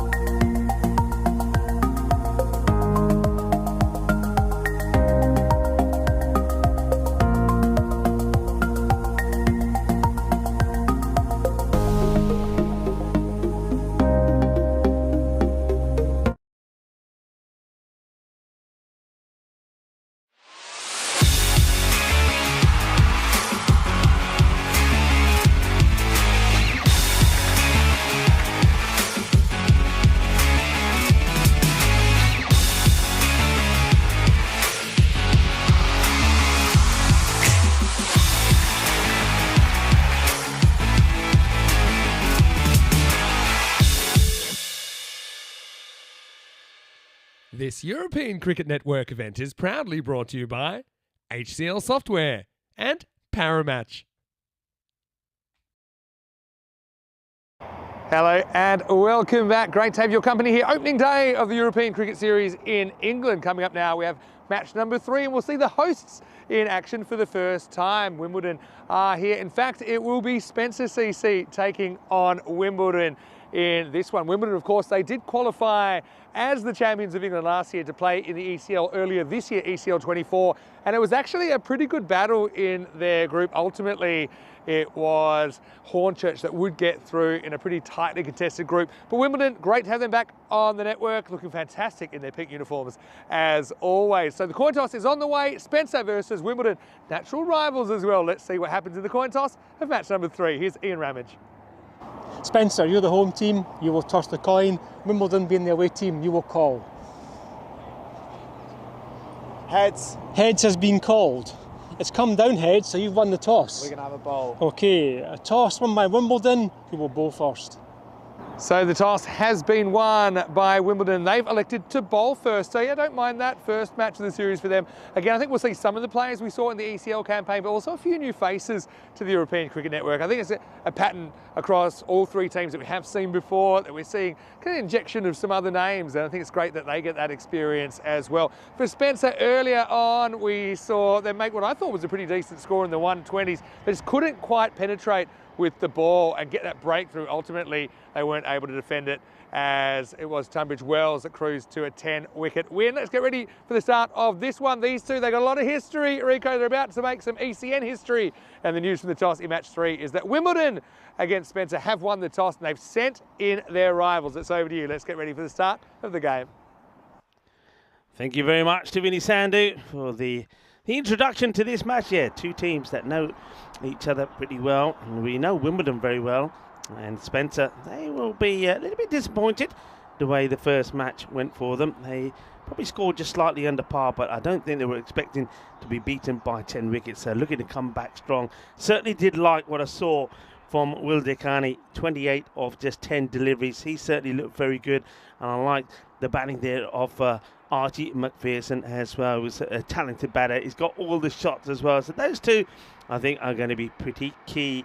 And over the other side, Wimbledon, well, we know all about this side. Charlie Whipple, remember him from the ECL. He's a very good player. So they're looking to perform well as well. But again, some names that we haven't seen before featuring there. 63% to 37% in favour of Wimbledon. I'm liking the outfit from Vinny Sandhu at the moment. He certainly does look like one of the England post boxes, doesn't he? Every time I look at him, I feel like I've got to put a postcard in there somewhere. But anyway, he's looking the business. We're looking the business here in England. And the umpire, well, he's not looking for any business just yet. He says, no, yeah, hang on a minute. He says, I've got to be given the thumbs up. Yeah, we all run to clockwork here. And oh, I like that.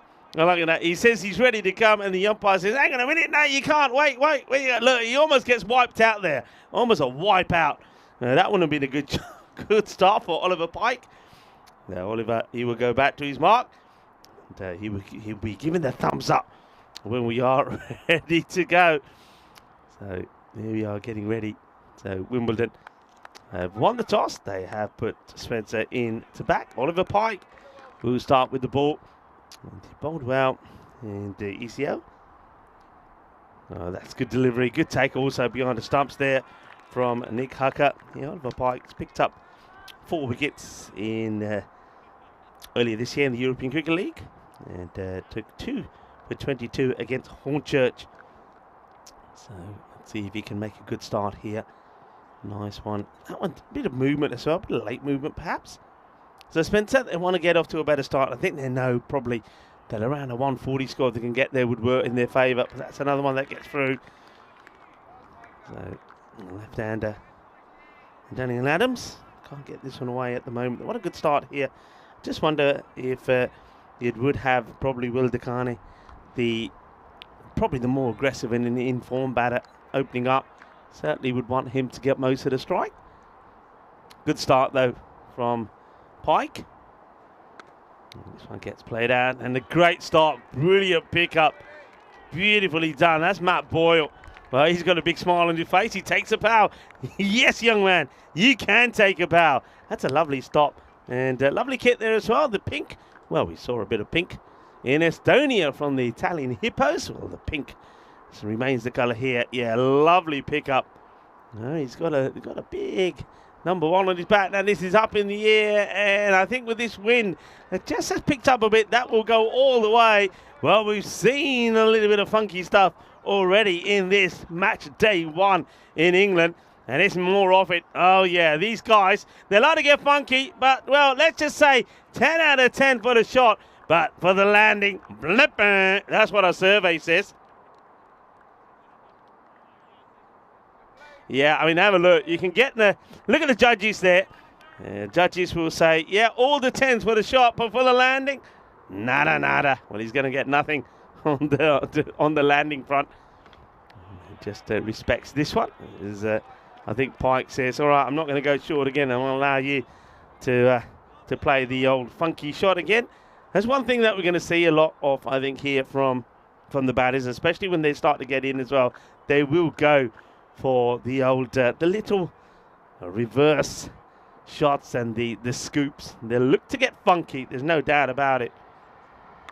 That one has been pulled away, and it's going to be 4 more.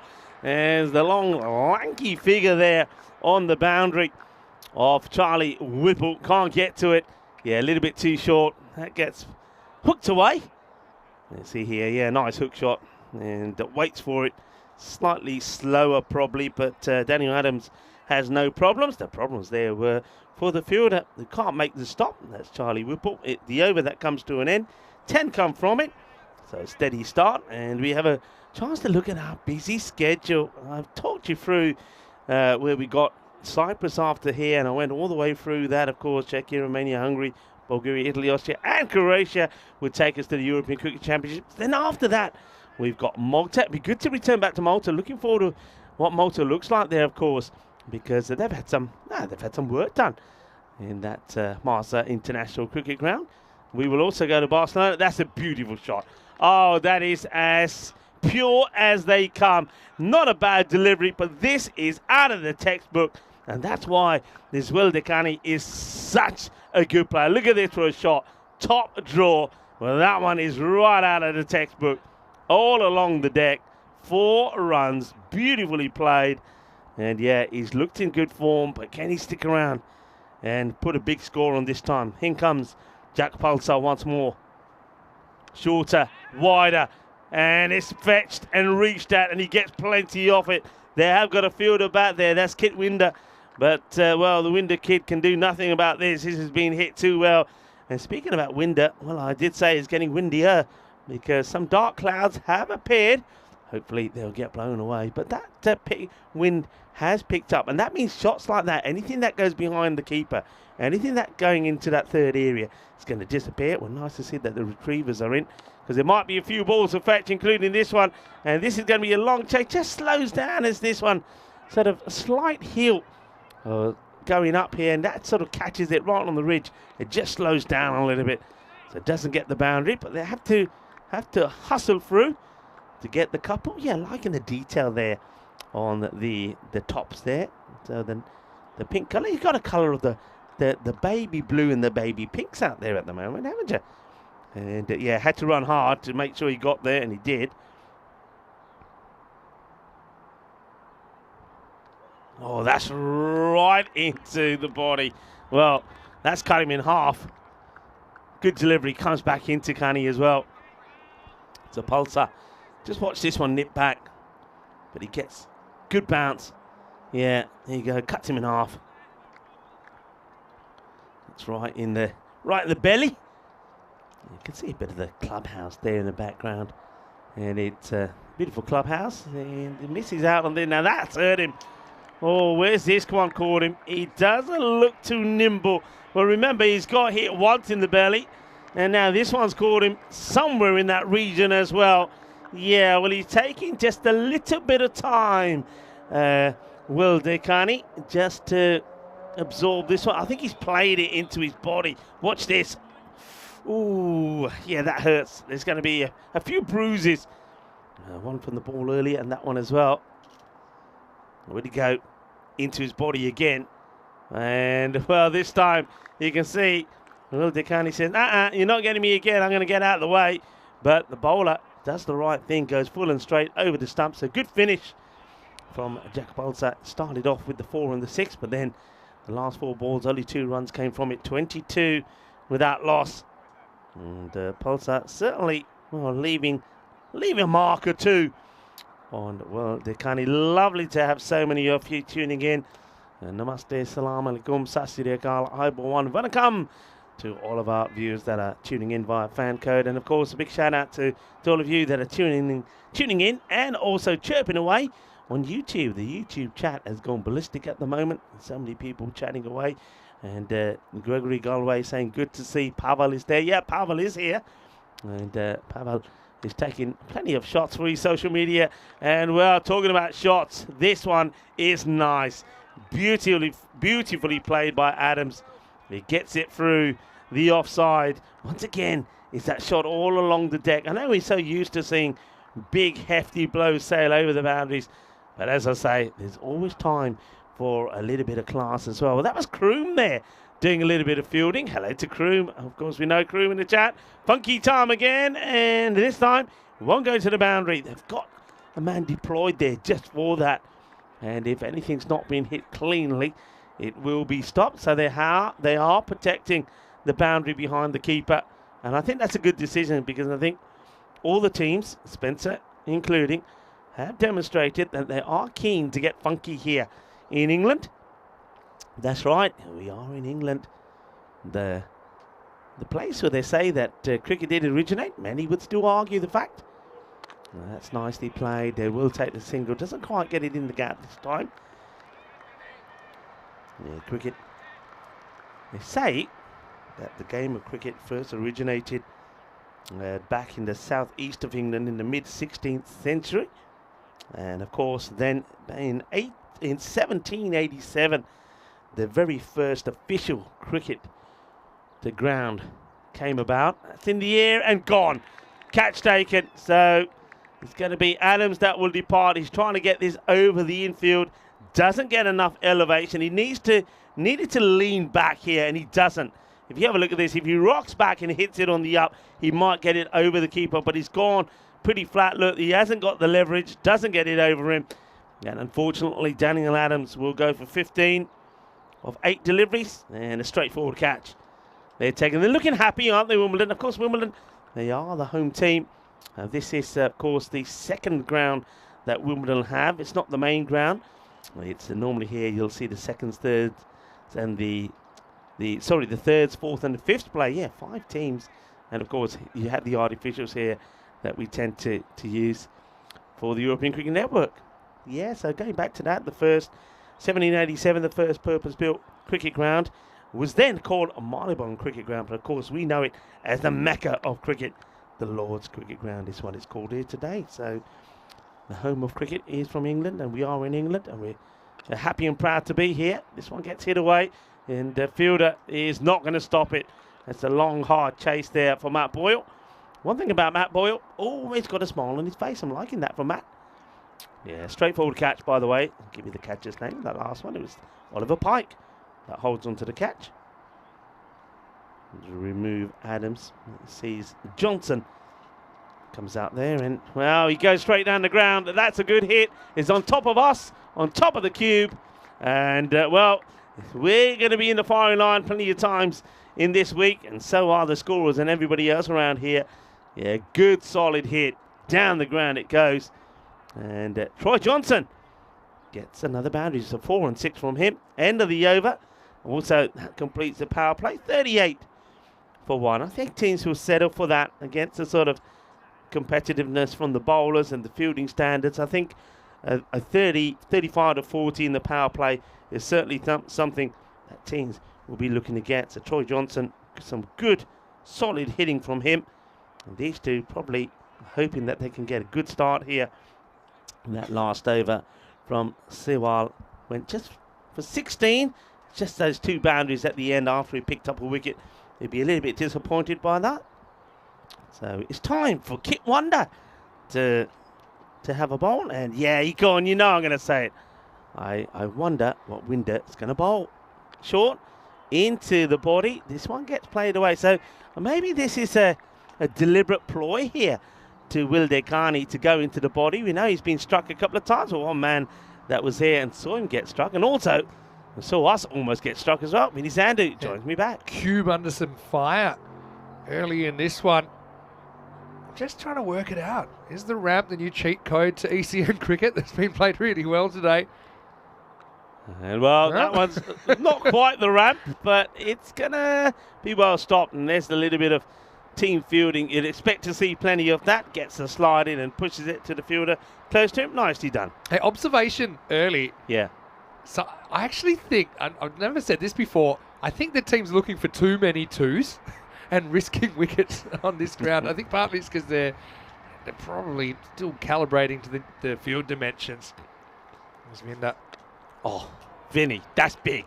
That is a humongous hit. And it's a good job that we got acres of land on that side. That has gone on to, well, almost goes to the square of the second pitch next to us here. But that was a wonderful pickup. Yeah, well, this is my point. So, I mean, hustle's kind of in their DNA at this level, right? But you got these two. You'd hate to break up this partnership just for a kind of speculative extra run, wouldn't you? Well, he wants another boundary. We'll get it. Not quite what he was looking for. He gets hurried into the shot, but it was short. And you can see that Troy Johnson, he was looking for that. He's made a cracking start, Vinny. I mean, came in, hit the first two balls to the boundary. Now 2 boundaries in this one as well. So Winder under attack. Yeah, just can't give length. I know the ramping's been good, but try and ramp a Yorker on middle stump. I think it's still pretty risky. I suppose you just got to hit your spots in the first place. Winder, the comeback ball. Well, that's another thing. You could just kind of go upstairs. But the sling factor about that. Yeah, I'd take your point with Kid Winder. Sounds a bit like Kid Wonder. Sounds a bit like Justin Bieber's most recent album, doesn't it? But right now, he's dealing and he's wheeling. That's a good ball. Yeah, watch this. This is good carry through this. I mean, Nick Hucker has taken this pretty sharply, and it's very much a repeat of the same delivery against a swinging one. I just think here, I'm a little bit surprised the shot selection, those last 2 deliveries. You probably know what's coming your way. Maybe try and give yourself a little room and guide it to third. But I don't think just hoiking at those 2 balls was the best way to play them. The 50 did come up in that over. 51 for 1 after 4. Yeah, it's a pretty decent start. I'm trying to work out what the par is here. Time will tell. I still think about 130. Yeah. But here's one thing. We're going to see some innings where the bowlers are able to kind of create a cascading effect of wickets, and you might have quite low scores. But you also, if a batter or a couple of batters get on a heater, we could see some real big scores. So I just think we're going to have more variability. Anyway, here's Steve Reeves to bowl the next one. He's lifted up over extra cover. What a cricket stroke that is. Maximo 6. And it's welcome to ECN cricket to Steve. Yeah, and really, I think this is one shot. We know that Wilder can't play so well. We saw him play this in the first match. He gives himself a little bit of room as he steps down the leg side, comes and hits over the top, goes inside out over extra cover. It's a beautiful shot. It's lovely to watch him play this. And now he gets a full toss, which he'll mash to the boundary. Well, that's a brutal hit. Well, he might have skittled a few of the spectators on the way through with that one. I wonder what the height on this is like, Vinny. Yeah, I think it was dropping. But I mean, Moses needed the power of God to part the Red Sea, but Dakani sends the spectators scattering there. Breaking up a pretty decent game of frisbee over there as well. So some light rain falling. Hopefully it doesn't stick around. Now, I've got some food and beverage news here. Okay. And now we've got some great ECN super fans here today. And I know there's a lot that would love to be. Hanno Martin saying that right now. Look, hopefully we can see you at one point or another. But I have opened the Maximo tab for Game 3.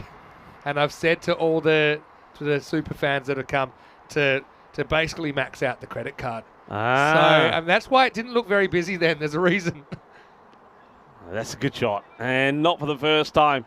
It's showtime here. Well, yeah, a little bit of light rain. Those clouds that I was talking about have brought a little bit. At the moment, that's not gonna worry us too much. But that's just a good shot.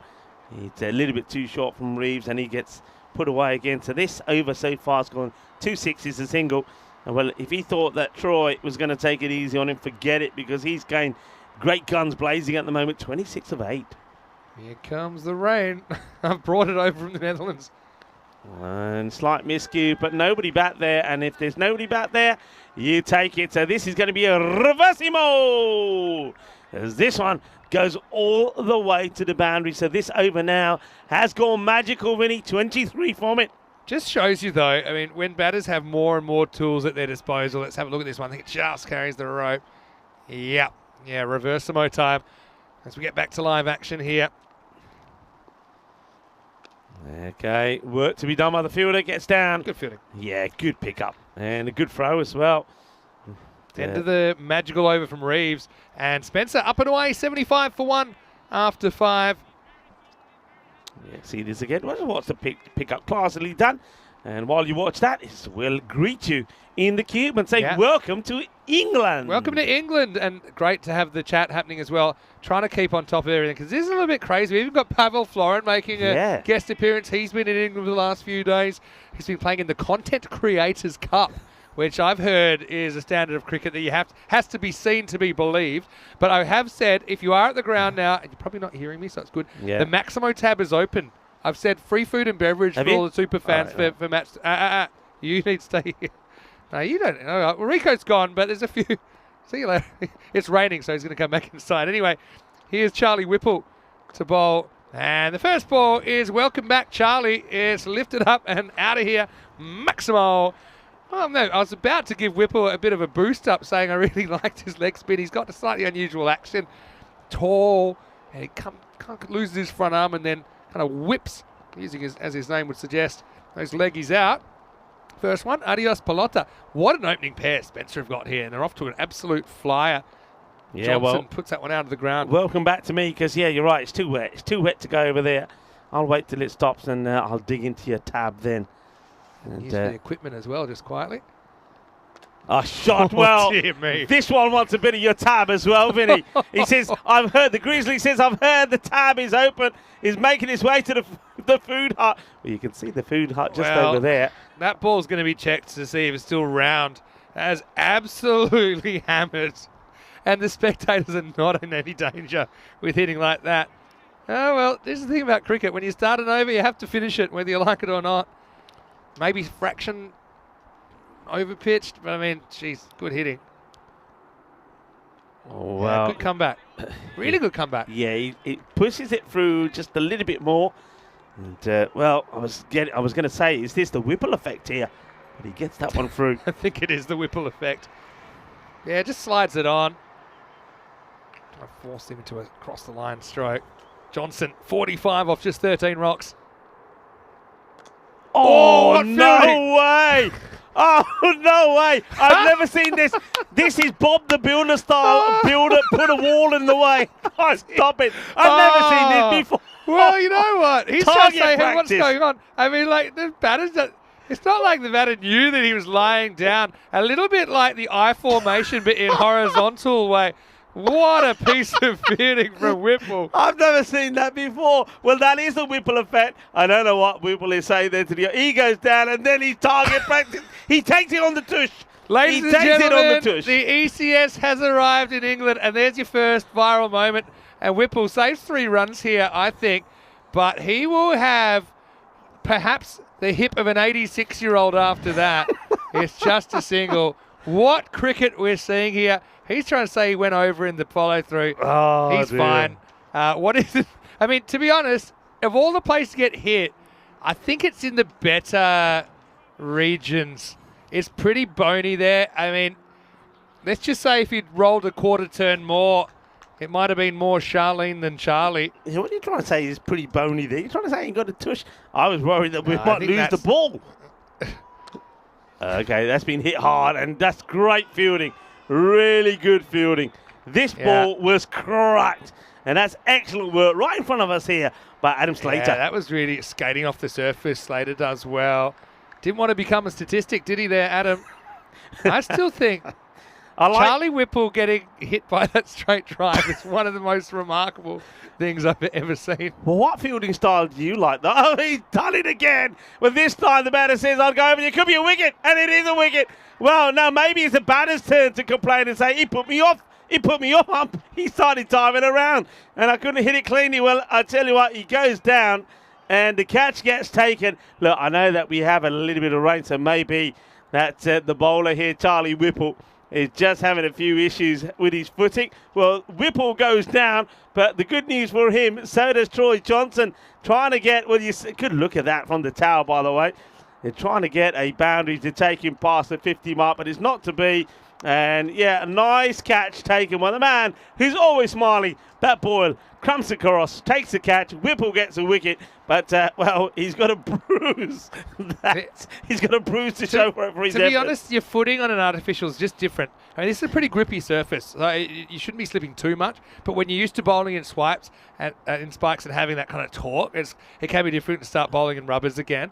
So, yeah, a little bit of grease around that. But Charlie Whipple, well, taking the long barrier to scary new places there in the 6th over. It's 89 for 2. Let's start the 7th now. It's going to start with a single. Tim Barker comes in at number 4. And we mentioned earlier, he's a player that we know pretty well from representing Luxembourg in T20 international cricket and, of course, T10 international cricket as well. Yeah, welcome to everybody on the chat. I think the chat are loving the action from England at the moment. And, well, I always say we bring you a frenzy of action. It's not always great cricket in terms of brilliant batting or bowling. It's, well, sometimes a little bit of comedy as well. Cricketainment is what we call it on the European Cricket Network. And that was world-class cricketainment for you. But Whipple, he does get the wicket. Oh, just out of the reach of the fielder. That be 4 runs, and that's into the gap. Nicely played. Yeah, nice shot. Good way to get off the mark for Barker. Just hits it pretty much straight over the cover's head that's in the circle. There's normally a gap behind the infielders. But yeah, what a moment. still trying to get over that. Isn't that dog well trained? He was told leave, and it didn't move. Well, somebody's got to move to get this one. That's gone a long way. It might just fall short of the nettles there, the old stinging nettles. Yeah, they bring me back some memories, having to fetch the ball out the nettles. But just a little bit too short. Gets a good swing into this. That's Timothy Barker. You get the feeling here that Spencer, they've learned from the last match. They know that 120 ain't good enough. Yeah. They need to go bigger. Barker being pushed up a slot or two as well. Around the wicket now, Boyle. Hey, so, you know, I hadn't watched a football game in its entirety for a while. And I didn't realise that lately that you have the wall, but then you have one player lying down. Have you seen that lately? Yes. When I was watching it, I was saying, what's that guy doing? Like, 'cause I don't get much time to watch, you know, a lot of sport outside what I'm doing here. I said, no, that's a tactic here. Whipple's just done the cricket equivalent of that. He's just covering the ground. He didn't have a wall behind him. He had the umpire at the stumps. And that was pretty crazy. Well, I think our robot needs to put that. Is that the best bit of fielding or anticipated fielding that you've ever seen? It was quite fantastic, really, brilliantly done. So that's the end of another over. They say to stay ahead of the play, don't they? So I mean that's certainly one way to do it. Yeah, well, you can always stay in touch with us. Look, we've loved all the interaction from everyone lately because there's been plenty of cricket happening. Remember, we've been in the Netherlands, we've been in Estonia, Portugal's been happening. We also had the Continental Cup in Romania. So, boys and girls, you guys have been fantastic. Thank you for all your messages. Thank you for your support with the European Cricket Network. And, well, this is our platform, really, to thank you. It's impossible always to reply to all of your messages. But thank you to everybody that's replied. And we're loving the fact that you're loving the cricket. And we hope that England is not going to disappoint, and at the moment I don't think so. This one is going to be, have they pulled off a dream catch here? Is this a bit of funky fielding, team fielding at its best? Stronger together is our motto on the European Cricket Network, and this sums it up. That is brilliant work. And then that's Steve Reeves, who takes the initial catch, and then he pushes it back into the field of play before he goes out of the field of play. And I reckon that is out. Well, that's not going to show us anything. I wonder if we can look at it from this angle again. This is superb. Yeah, look, actually, no problems. I'm going to correct you. It's not Steve Reeves. That's Christopher Reeves there, because that's Superman stuff. I like Although, it. having said that, Chris Reeves probably didn't take that many late in his career in that fashion. But wow, what a piece of team fielding that is. And it's Boyle that will just be able to cash in with that wicket. What a piece of fielding. Wow. I mean, I've said this to you before, and I keep saying it. We've got to have assists now for catches like that. It's the future. His name, Steve Reeves' name won't go down for that. It will go down. But he knows. It's caught by Boyle. Laying the bar tonight, he'll just be peering over the top of a frothy, and he'll give you a little wink, and that's how you know that he was involved in it. I want to know, how does Boyle bowl and get there and take that catch? How does he do it? No. And that's nicely taken. It's another one bites the dust, and that's going to be your first baller for Mansfield. Well, maybe there is a little bit of supernatural stuff going on there at the moment. And Matt Boyle, of course, is the bowler. He is. And it was Pike that took the catch. Yeah, Pike is the man that takes it. Here comes the rain. Yeah, it's getting pretty heavy here now. Yeah, that's smart. But a few people are running into our cube. Why not? Coming in. And, well, hang on a minute. There's Derek. It's a good day for Ducks. There's going to be Hey, do you want to know what very long off looks like? He won't be able to keep him here very long. We got Adam in here. He's just basically tried to hang out in the cube. Probably pretty smart, actually. Yeah, but anyway, it's kind of like now it looks like they're coming off. So, well, I mean, that wicket could actually affect the proceedings a little bit there. So, yeah, already I suppose we saw some people slipping. I think it's more to do with the shoes.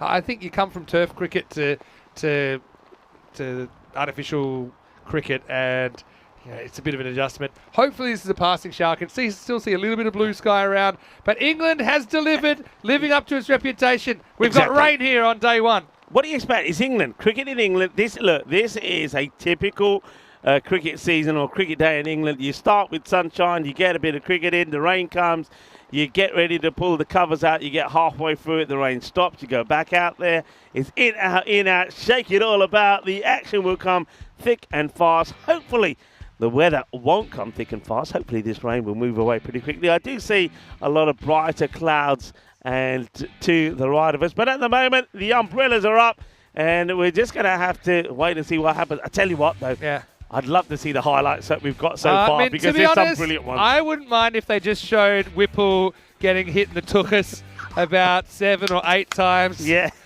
We'll see that in a minute. But what about some of the stroke play that we saw from the top 3 here? And speaking of getting hit, that was one on the old Nelson, wasn't it? Really, Nelson's column. Yeah, copping the brunt of that one. I told you, ECS, you can't tame it. It's in any. Well, I tell you what, there was anywhere. cartwheels in the background as well as the spectators were getting carried away. It was all happening. You can move ECS wherever you like. You're going to get chaos. That's what we found out here. Now, by the way, how about some of these hits? These were massive. That one parted the spectators who are probably running for cover as we speak. But then here's the moment that you'll see about 1 million more times on ECS. Tested. He kind of is asking, he's complaining to somebody. But anyway, and then we saw this one done the old twister handstand right hand green. But then Whipple, he went down again. This time he had to get up to celebrate because he had a wicket. Oh, I don't know how do you write things like this? So he goes down, and he was complaining the last time because he goes down. But fair play to him. He may have gone down, but he saves the boundary. The next time he takes wickets lying down. Yeah. He takes wickets lying down. And not too many players how can about do that. This? It's the old Superman job there. The old shovel pass. Beautifully done. Pike catches it. Doesn't bother to celebrate with Reeves at all. Just too busy running and celebrating with the 9 players that didn't have too much to do with it. But who cares? And really, a bit of a fight back there from Wimbledon, really, who was staring down the barrel. Then that came just before the interruption. By the way, Boyle, got to tell you, he is on a hat trick right now. Yeah. But right now we got some rain. And, I mean, it's been a great day so far. Not great that we've got the rain, but we can have a look at the scorecards here. And Boyle, by the way, we talked about it earlier. He could actually still take a hat trick with his first three balls on ECN. But here's what I worry about with us losing overs. It's probably more likely than not that we're going to have an innings break. So I got a feeling, because we only have to lose 3 overs, right, per side, and we're probably looking at that being the end of the first innings. 101 for 4 of 7.2. The rain has come Just interesting also, they use 7 different bowlers in fact, they used 8 if you include the 2 balls from Matt Boyle. So, unfortunately, that's the tail of the tape at the moment. With the bat, I liked Adams, his injection, top of the order, 2 4s and 6 in his 15. Ducati looked good again. He's 29 not out at the moment, 46 for Johnson in there. He's a proper player, isn't he, Barker? Bit unlucky to go the way that he did. But now we've got quite a significant shower. So what we will do is we will take a bit of a break, and we're hoping to get back on the park shortly. We'll keep you up to date in the chat, and also if you follow our social media. But what I will say is we probably should have put the cube wall on the other side, because right now we're getting soaked. Yeah, but you know what? What I will say is, Vinny, your tab is still open, so it's a good time to get to the bar. Hopefully it's closed for rain. Anyway, we'll take a break. We'll be back soon with an update here. You're watching the European Cricket Series.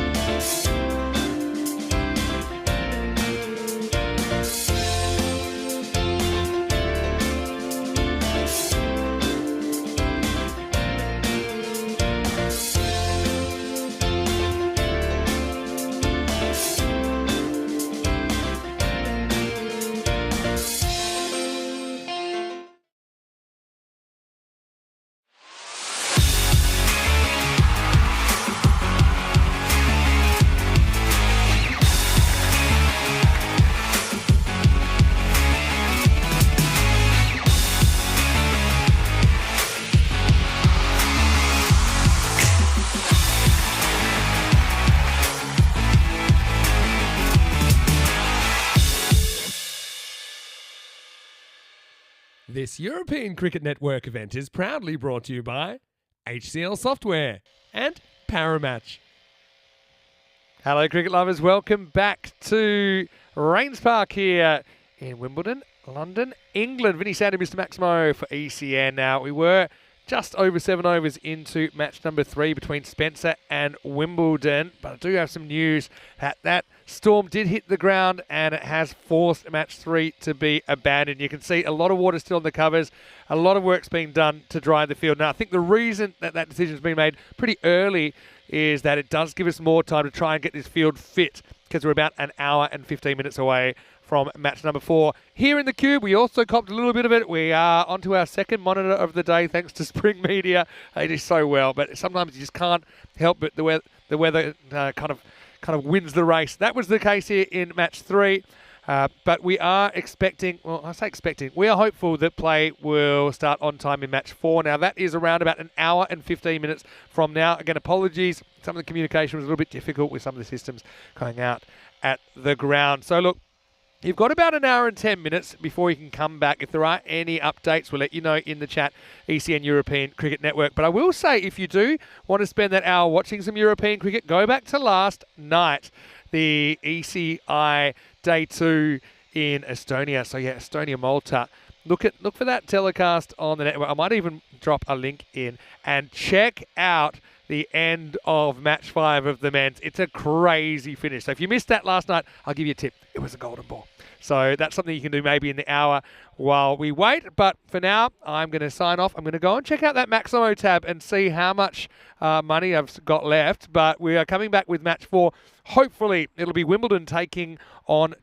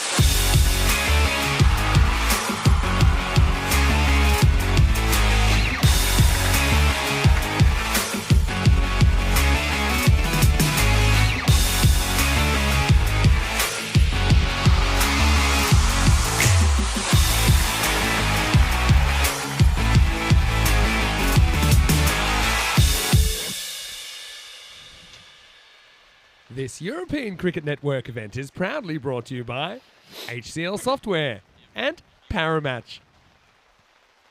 Hello and welcome back to the Rains Park Sports Ground here in England. And unfortunately the news, it wasn't great, then it was better, then it was a bit worse, then it was a bit better. Now it's not very good because just as it looked like we were going to get started with match 4 on time, unfortunately the rain has come back just a few minutes ago. Pretty heavy at the moment. Covers are on. Vinny Sandy, Mr. Maximo in the cube, which is a little bit leaky, I've got to say. Rico Full with me. Yeah. Not what we wanted to see on opening day of the first ever ECS No, England. and Vinny, this brings back so many memories of many, many years ago when the young Rico Full was getting ready for some cricket, turned up at the venue, nice and sunny, got started, and before you know it, it starts raining. And the problem is, though, with this one, every time there's a break and we start to, the umpires go out there and start to think about getting the covers off and the groundsmen start doing some good work, the rain comes back again. So very, very frustrating. Yeah, it's just one of those things. So we saw that previous match in match 3. It ended after just about, I think, 7.1 overs. The teams had to split the points in that one.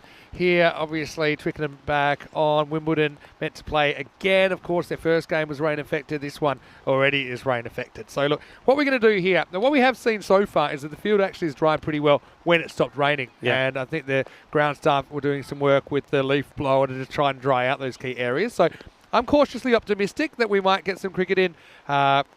ideally here in match 4. Certainly match 5, we're still 2 hours away from starting that. But, you know, on ECN, we love to give you some cricket, and well, it's kind of fitting that I'm going to show you a game now from the not too distant past. As I get a tennis ball. It's nice to see the kids.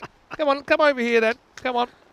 Let's get you on. No, come around. Come around. Come around. say hello. This is meant to be. All right, come on.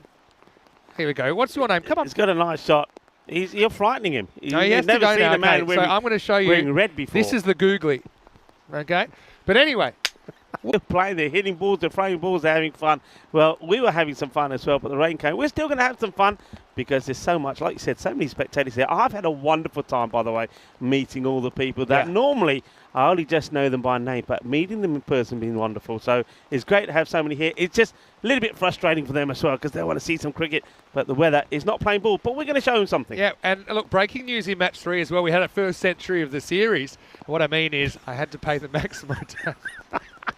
But anyway, we'll get back to that in a second. Right now, we're going to take you back to the 2nd of March in Group B of the ECL, which is the Champions League of European Cricket. For the first time ever, we had 2 English clubs competing. They were both drawn in Group B. Wimbledon topped the table after the group stage. Hornchurch in 2nd place. They meet then, of course, on finals day in qualifier number 1. Really good game, placing the final on the line. So hopefully some good news here. We'll let you know across the bottom of the screen and also obviously in the chat and through various channels if there is some play. But until then, enjoy this ECN Classic.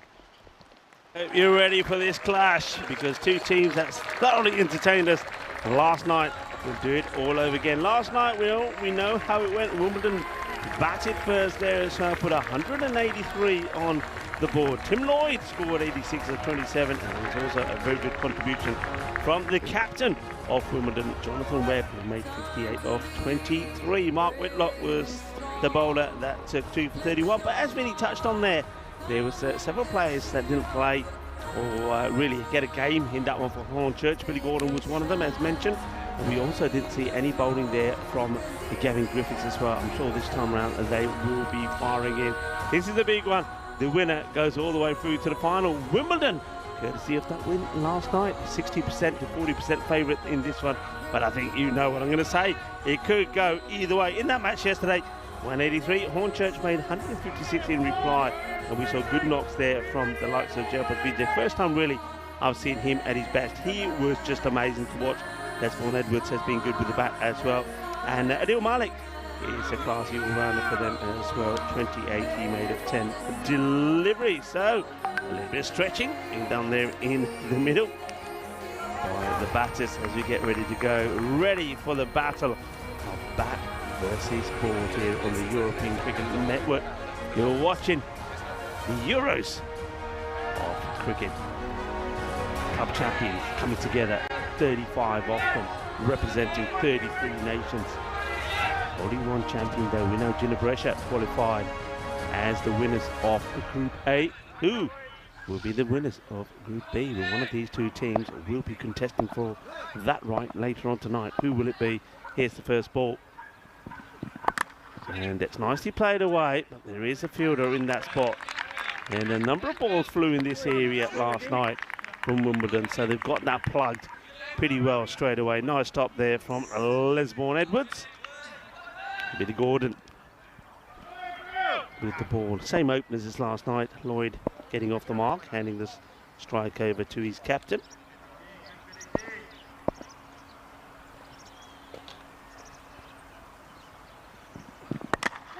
Uppish, and just wide off the fielder. They'll take the single. Jonathan Webb, like his partner, getting off the mark with just a single.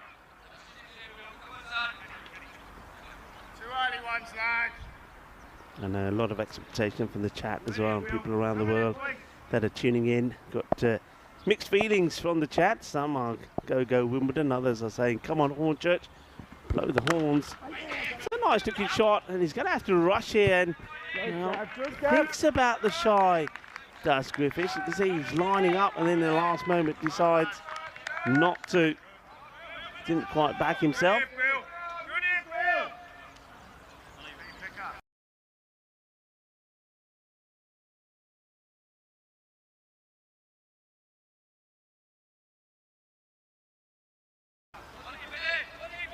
Gordon.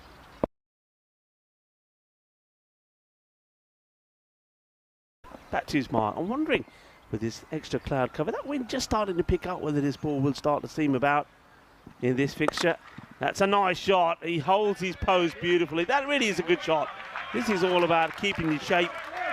And Jonathan Webb, the captain of Wimbledon, does that beautifully. Just watch this. Gets that little shuffle across, puts himself in the right area, and then executes the shot beautifully. Lovely strike. The first boundary. It'll be 6 carreras for Webb. 9 off the over so far. Still a couple of balls to come.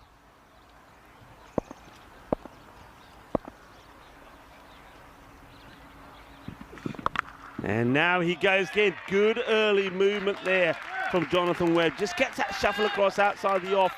And this one gets fired in towards him this time from the bowler, Gordon. But he's very quick hands. And gets the middle of the bat once again. So back-to-back sixes here for Jonathan Webb. So, see the Hornchurch boys trying to get behind the bowler here. Come on, Billy, they're saying. A little bit full this, a bit high. The umpires have a look at each other and say, yeah, we're happy with that one. So we'll finish with a dot. 15. Come off the first. There again, so and it is pretty high, but they don't. The umpires don't go for a review there. I think that's one that Billy may have got away with, but anyway, I think they're there or thereabout. But normally we see those called. This is how the schedule today looks.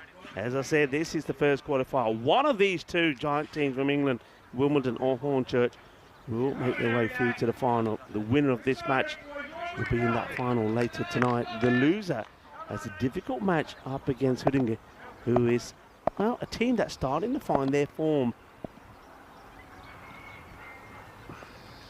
This one will be called a wide. Harry Hankins comes into the attack. You can see what he's trying to do, just keeping that ball outside that off-stump corridor. Trying to get Tim Lloyd maybe chasing at the wide one. Hasn't Harry been in fantastic form? He's bowling well.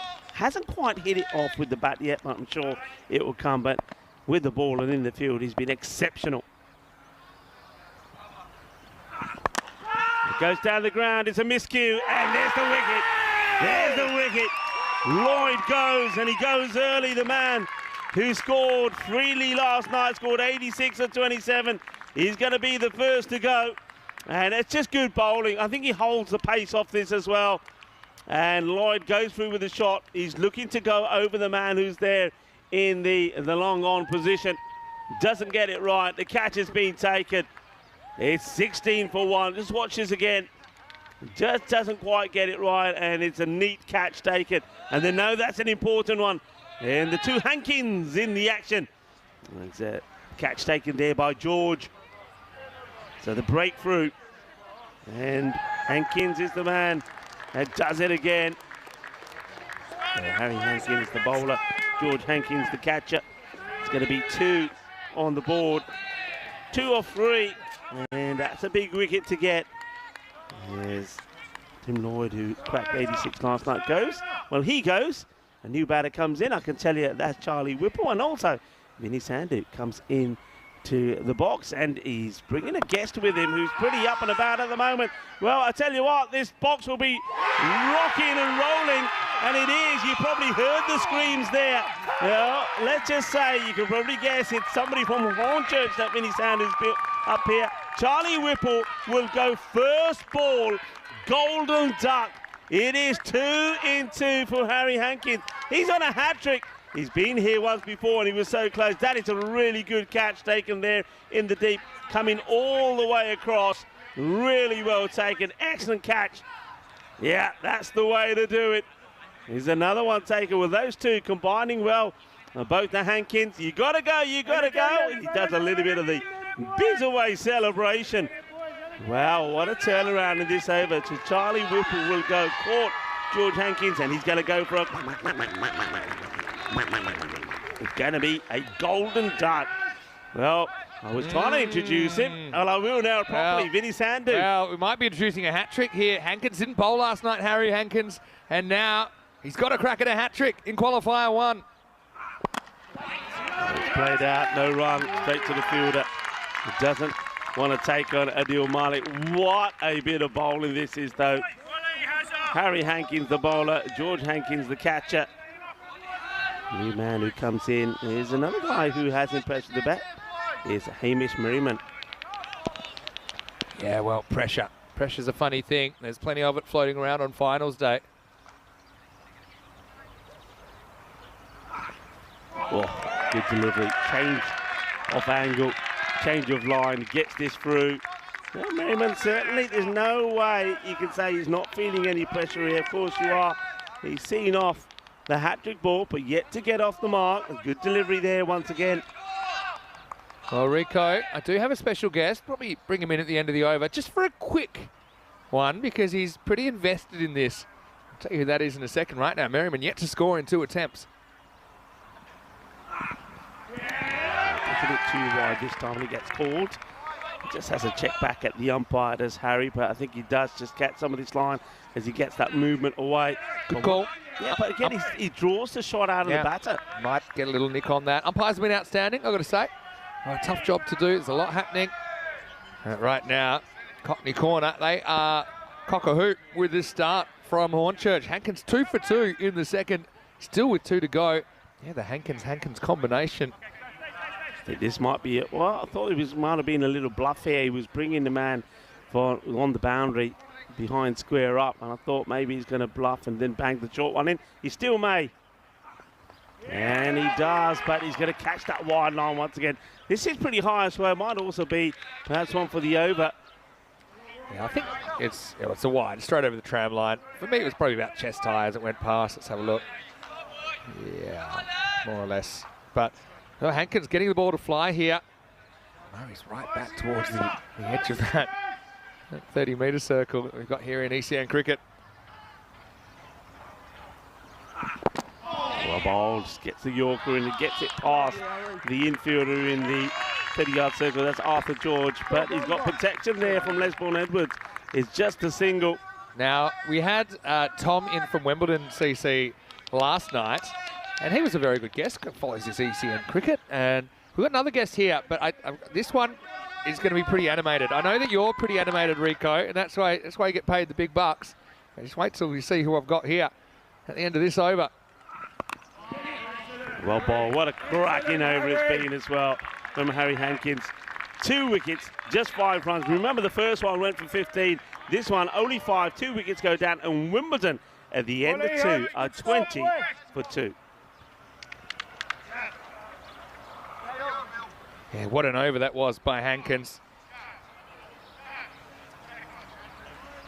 And now you imagine he'd come back. Remember, Hankins didn't bowl last night, also didn't bowl. Gavin Griffiths, Billy Gordon didn't play. Didn't bowl Adil Malik. And what a difference it can be. Lloyd 86 last night and goes for just 2 here at qualifier number 1. That's how these teams finish, not too far between them.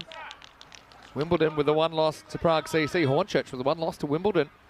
And it looks like they're going to go back to Billy Gordon in over number 3. Vinny Sander here, Mr. Maximone, special guest commentator and a fantastic human being coming in. It's the Hornchurch president and the man I affectionately call the chairman of the board, Jeremy West. Welcome, Jeremy. Well, thank you very much, Vinny. What an honour it is to have a few words in the famous commentary box.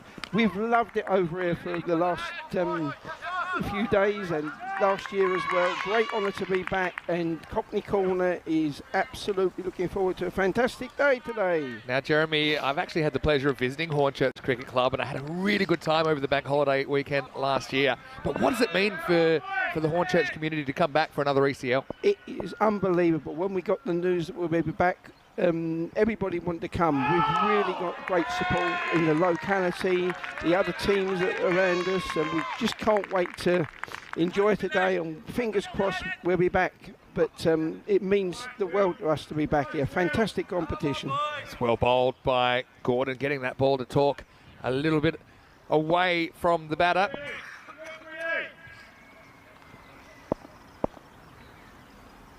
Now gets another crack at Webb. Oh, this is the one that goes the other way, bounces over the stumps. And look, Billy Gordon, he is a real talent. And we were just talking about him off air. Yeah, Billy is, funny enough, I was very much in Hornchurch when he played his first game for us as a 13-year-old. But he's just got so much talent, bat ball, as a captain. He means the world to us, and he typifies everything that's good about Hornchurch. And his parents are here supporting him as well today. Now he goes full, turns into a full toss with the batter on the charge, just a single. So, yeah, obviously, it's a great community there, and I know that there's a lot of good causes that that the club supports as well. No, Oddballs is something that we're seeing supported all the time. Yeah, we're a family club. We really are a bit of an unusual club. I don't think probably a few years ago we were taking that seriously, but we've just got better and better, and everybody that comes to us loves to be part of it. We support charities. We do anything that's probably a little bit unusual in cricket these days, club cricket, but we're there in the community. We've got a fantastic social media. People love us, you know, in Hornchurch, and we're just on a high at the moment. Yeah, well, finally, Billy gets knocked away for a boundary here. Nice little shot. I mean, there's friendly rivalry, I suppose, natural rivalry with the Wimbledon club. What's that been like this week? Yeah, it is, and you know, good luck to them. One of us is going to go through, and we wish them all the best if they do. And it is friendly rivalry. Yeah. We were there last year. We won our 2020, and we know what it is to experience it. They do. It's their first time over here. Yeah, so it's just a different game. It's a different atmosphere. Everything about it is beyond what we could ever think it was going to be. That's true. I mean, you've got a lot in common, and you're right. You say one of you will go through, well, maximum one of you will go through, because don't worry, you've still got the Swedes hanging around. And yes, they're hitting their straps as well. Yeah, that's true. This morning. Last ball of the over, another full toss, and this is dropped. Well, that ball never hits the ground from the moment Gordon releases it. It's a tough one for Malik, a real stinger on the edge of the circle, but Merriman dropped on 5. Hasn't hurt him yet, end of the power play, but Hornchurch do have the better of the first 3 overs of this one. It's 26 for 2. And well, the chairman, one thing I love about you, I call you the chairman of the board, you ride every high and every low with this team, don't you? You're really invested. I certainly do, and I absolutely love it.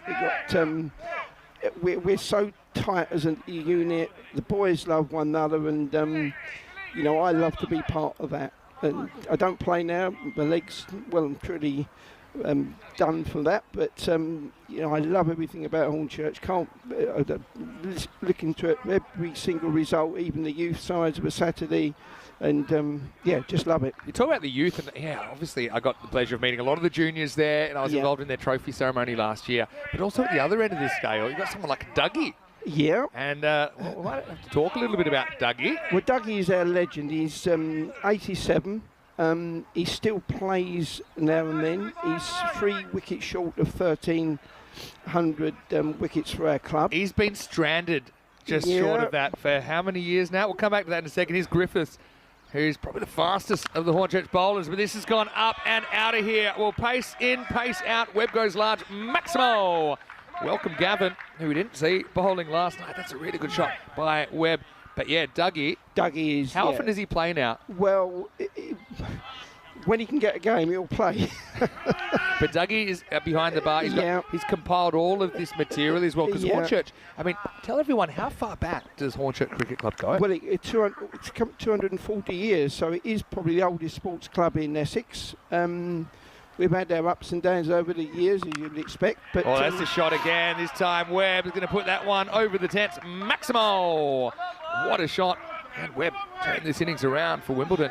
Yeah, but Dougie probably wouldn't mind me saying, but he's probably got the quickest divorce in kind of history, because he was divorced on a Friday. I think he married the cricket club on the Saturday, and he's literally, it's his life. But he's been immense for our club. We tried to get him out over here this year, but he won't, and he didn't have a passport, and shame. But I think he's technically, he hasn't got a clue on phones, anything, but he is watching it today. Someone will be putting him in front of a TV. I know that much. Here's Griffiths. Comeback ball, but it's just going to go the same way. This time offside. Maximo!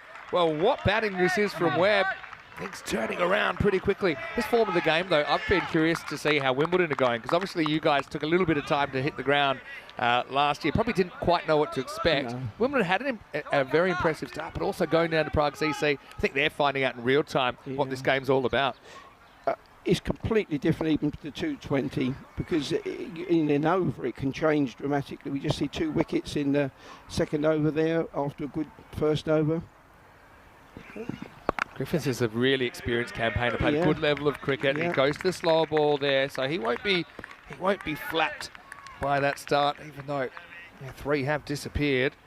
But yeah, I mean, a lot of people watching back in Hornchurch, I'm sure they'd love to be here. They would. Cockney Corner's been a different dimension, something we've never really seen here at the Carter Oval. Bringing so many people. That must be a great experience for everyone. It is. You know, when we knew we were coming, we only knew December time, but I think, you know, the flights were kind of booked up the following day by about 60-odd people, and that's the support we've got. That's a pretty good shot as well. Throws the hands at this one. I think it might have gone all the way. It has. Maximo. 4 in the over. And Griffiths not getting the kind of assistance from the wind maybe at his back than he did earlier in the tournament. That's a really good cricket shot, though. 4 sixes out of 5, and this time it's Merriman that whacks him away. Anyway, how nervous do you get, though? You must get a bit nervous. Very nervous. I actually woke up this morning and having gone through last year where we got through the first round on run rate to get into the super final. That's true. It really is, I am nervous. That's okay. Well, I'll only hold you up here one more over because we want to get a look at you. But Griffiths goes for 25 in that over. Wins the last ball, though. 51 for 2. I'll put your cricket brain on now. What do you think's a past score here between you two teams? And similar in a lot of ways, obviously, the type of cricket you're typically playing through the season. What do you think? Well, having come here last year, I think if we got maybe 120 to chase something like that, we'd fancy it. But because we have got the batsmen. We've got, unfortunately, George Hankins this year hasn't really kind of fired. Last year he was 40s, 50s, 60s, more or less every game, which got us off to, a fantastic start. But, we've just got to hope and back our batsmen. But, I think it is going to be probably 120, hopefully no more that we're going to have to chase. What I would say, with the talent that both teams have in both departments, because one of these games, I think anything's chaseable and anything's defendable, depending on if one team can really hit their straps. Adil Malik gets an over here in over number 5. This is hit pretty powerfully, and it's outside the range of the fielder. It's 4 more, Merriman. Don't forget, he got a life earlier on, making the most of it. 4 runs. Adil didn't bowl last night. He's another one of those players. He is class act, isn't he, Adil Malik? On a grass wicket, for our leagues, I think he's been the leading wicket taker in the Premiership of Essex for the last 2 years. And well, right now, he's going to disappear maybe back to Essex, because that one's gone a long way. Maximo, his partnership growing for Wimbledon. But yeah, those pitches at Hornchurch as well, they do take a bit of spin, don't they? He really makes the most of those conditions. But he's a handful. The one thing that we've seen in this game, catches win matches, and 9 out of 10, Malik will have caught that one there. But that's this type of cricket. Hang in there, Jeremy. Stay with me. Anyway, could come back a little bit shorter, and Merriman misses out. Now, tell us a little bit about the community, though. I know that you're a big supporter of Dag and Reds as well. I'm always keeping an eye on them in the football. Yeah, my company's been the main sponsor of Dagenham and Redbridge for 20 years. It is a great club there. It's a club that's done... Chance. Picks it up. Goes the long way. Just gets home. Bat plug victim is Merriman.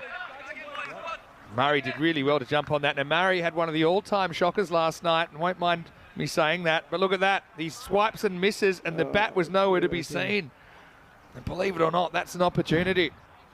It is a big opportunity for us. Merriman gets lucky again after being a bit unlucky. Last ball, the over from Malik. It's been a good one, all things considered. 12 off it, plus this. And it'll stay at 12. So at the end of 5 overs, the score is 63 for 2. Let's welcome you into the Dream Box. And, well, kind of one of my dreams coming true. Vinny Sander here, Mr. Maximo, with the chairman of the board, Jeremy West. And I got to tell you, I got to say thank you as well. You invited me to be a part of your club for the charity day and the sponsors day last year. I thoroughly enjoyed it, and it gave me a taste of where you've come from, and it just reminds me that every single club has a story, and your story is an exciting one. I know you're pretty on edge today. It's a huge day in the calendar for Hornchurch CC, isn't it? Oh, it is immense, yeah, and it's a great honour to be. We can't believe what a fantastic competition this is. Last year we were all bowled over with it, and this year, when we knew we were coming back, I mean, it was like going, all your Christmases come at once. We absolutely love being here. We love you, Vinny. We love the commentary team. We love everything about it, and you know, I can tell you, our boys are 100% up to trying to get through to the next round, but. That's cricket. That's cricket, and the beauty is the unknown is what makes it exciting. It is. It is. Saying you love the commentary team, they've heard that you've got some that you love more than others. We won't go into that just yet.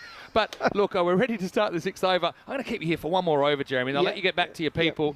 And it's going to start with another headbang. Well, it's been a good week to wear a helmet, hasn't it? And this time it's Merriman who's been dropped and then was almost run out. Now he gets shaken up because that first ball from Arthur George lids him. Pretty pacey pitch, this one, isn't it? It is, yeah. Anyway, I know a lot of people are following on. And I was just going to say that you do a magnificent job, Jeremy. Once I learned a bit more about you and through your company, Western Co., which is a very, very trusted and important company in the area. You really do a lot of things to try and support the community. Oh, that's smashed. Well, get hit, then hit back. And that's exactly what Webb does. He gets the strike back and puts it over the ropes for 6. This game, though, it can change so quickly, can't it? It can change so quickly. We've already seen 2 or 3 momentum shifts in the first 5 and a bit overs of this one. Yeah. That's the nature of the game, isn't it? It is literally an over, can swing it round one way or the other. I might just go back and tell everyone, they might not be aware. So typically the winner of the ECL is invited back automatically for the next year. And in the history of the ECL, it's only ever been the winner that's been invited back. As we see George come in again. This is pitched up and is hit very, very well. Wind not really a factor today. That one travels Maximo as Webb moves to 47. Yeah, so just if you're not aware of the Hornchurch story, Hornchurch ended up finishing second last year, losing the final to Dreux, who'll be here in the next week. I'm sure you'll look forward to seeing them. And so at that stage, you thought, you'd have to re-qualify through the English T20, which is, we're talking literally hundreds of clubs feed through that competition. So you thought, that's our best chance gone. But because of the expanded format next group this year, there was an extra spot. And so it was decided to give it to the runner-up. So you only found out, was it October last year, that you'd be able to come back. And I know you were desperate to come back. Because George gets him jumping and sneaks it inside. So what was that moment like when you found? Because I know you've said, "Isn't there any way we can come back? Isn't there any way?" I said, "Look, it's not really a choice thing. A bit lucky to get away with that. Maybe Milkesh thinking that the batter moved a bit." No, as I said earlier, when we actually knew that we were coming back here, it was just all our club, from our junior section right the way through. It was just sensational. That's good batting. He gets a bit of bat on it this time. Takes an early jump there, and Webb reaches 50. He does in 18 balls. He's a class player. And, Jeremy's right next to me here. And he knew this is going to be tough to qualify through this group. A lot of people calling it the group of death. This game's taken a few twists already. It has. Well batted by Webb, brings up the 50 in 18 balls.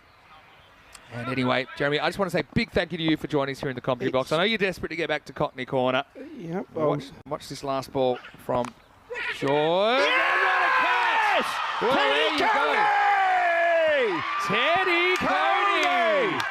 Unbelievable. Well, we've heard some loud commentary in the commentary box here at ECN. Catch of the match! Never mind catch of the match. That's probably the catch of the week so far. Because Webb was up and going, and 51 is all he'll do in qualifier 1. That is an incredible catch. Teddy Coney.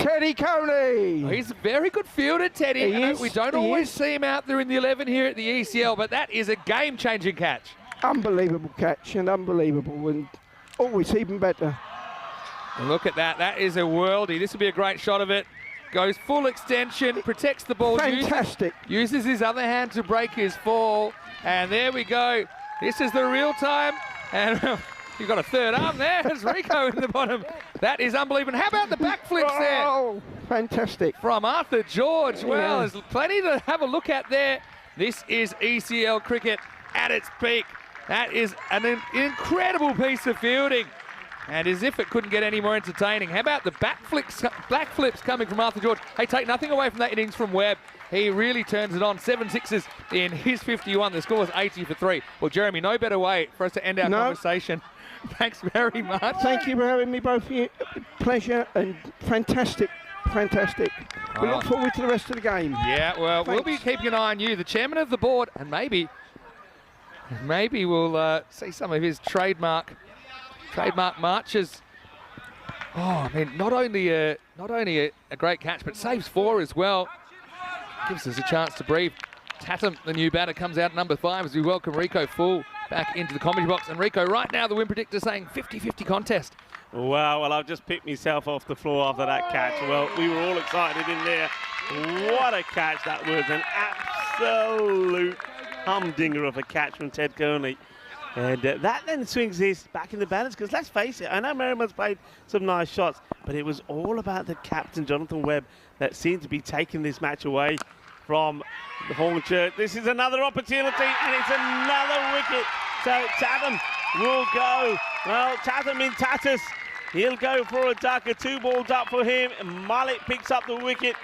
And now we can really see a downslide here from Wimbledon if one of the batters doesn't get going. I think all eyes now have to be on Hamish Merriman to really just keep them going and see if they can get to this sort of, I mean, they should be on for a 140 type of score here, but wickets now falling pretty regularly. Nicely done. Safe.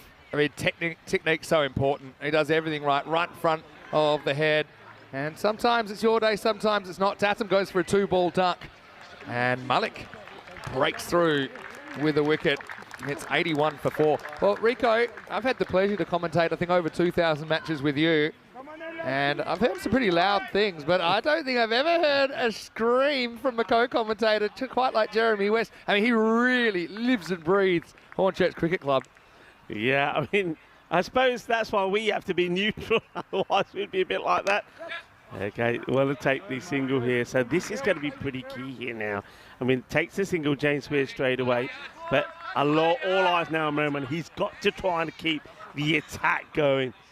Yeah, what a wonderful moment. What a great bit of cricket we just saw there. And you can see that he's playing for it was Webb. He played the shot earlier, tried to do it again. He thought he got away with it. But it was a great catch, and this is a great shot. It's a slog sweep for 6, but that man almost loses his dinner. What's going on? He said, why are you all shouting duck? Well, he's walking with it. He said, duck, what for? Well, he almost loses it. This has been chaos, and I'm loving it, to be honest. Batter comes back and fields the balls. The new one's thrown out, saying, I'm keen to get on with it.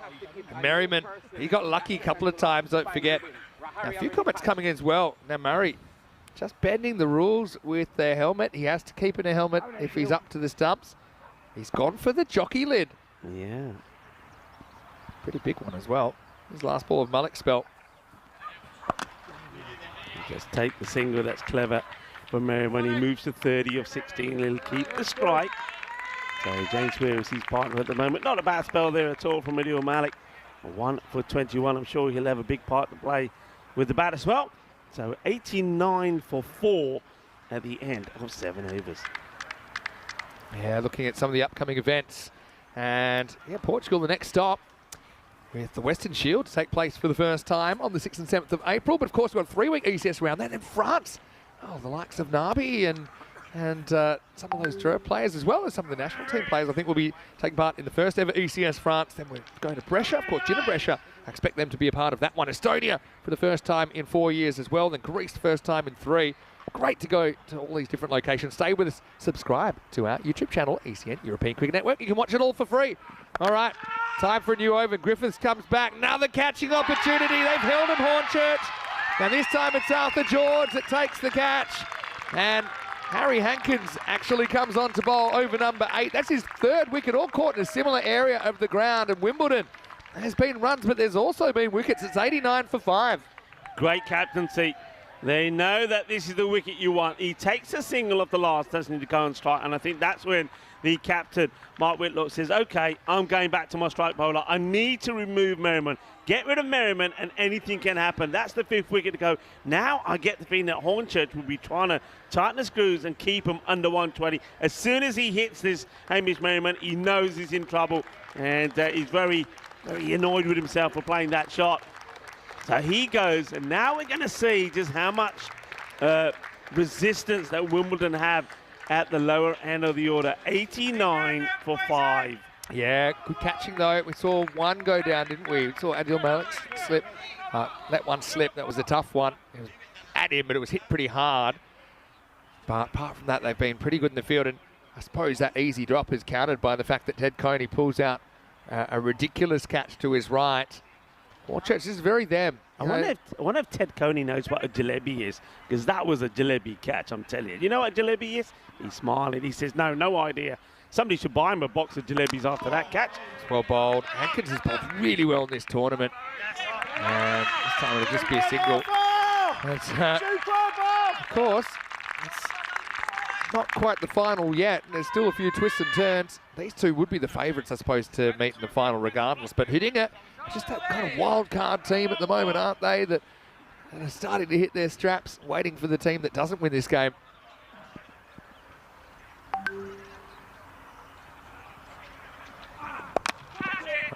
It's up in the air, it's catchable, and it's taken.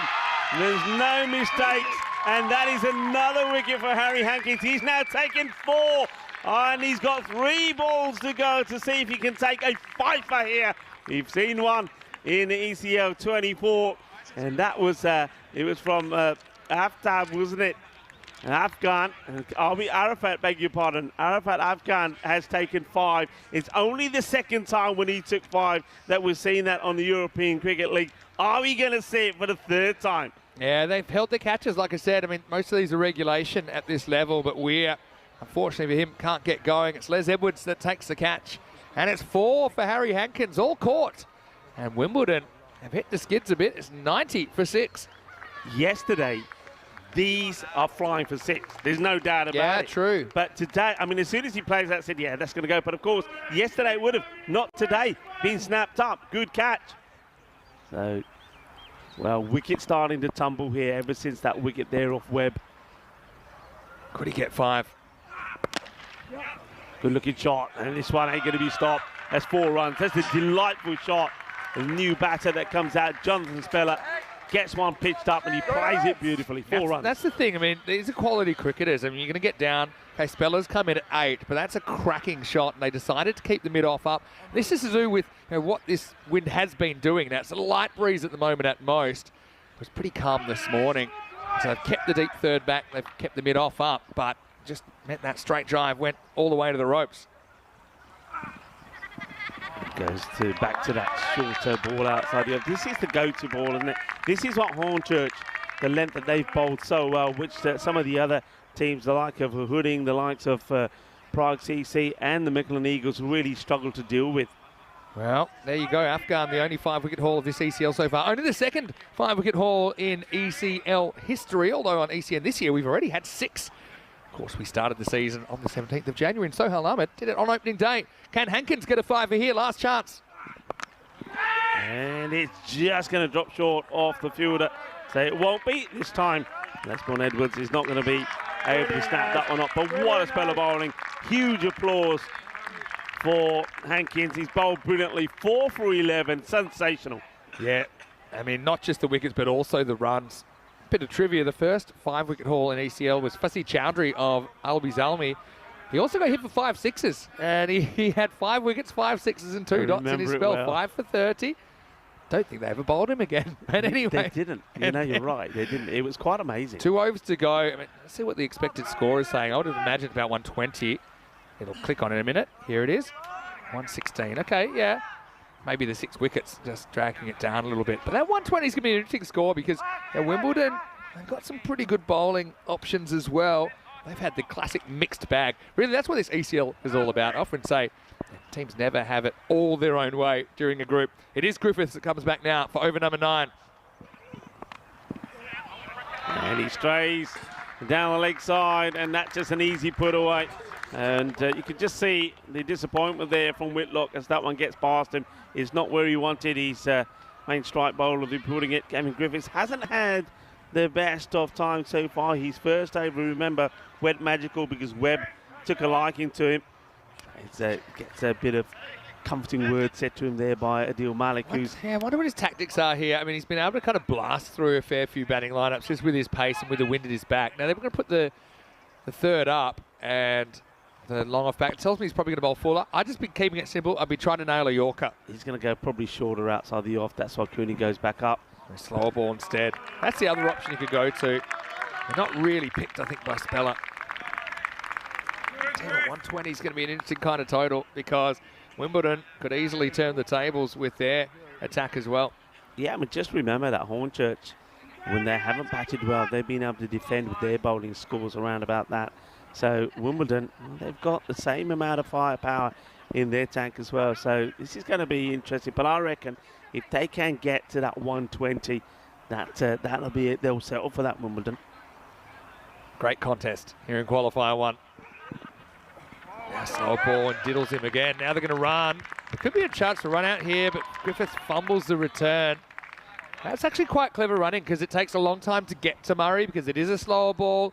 This is actually a tactic we've seen a little bit creeping into the game. Yeah, I wonder if Richie Lamb is seeing this length that's been bowled and thinking, you know what, I fancy it better. Speller's already shown he's pretty good hitting straight. Should it be, look, to be honest, Griffiths throws that. It's the 7th wicket. Wickets do tend to matter even when at this stage of the innings because they're 6 out, being 7 out. You start being able to think you might be able to bowl them out.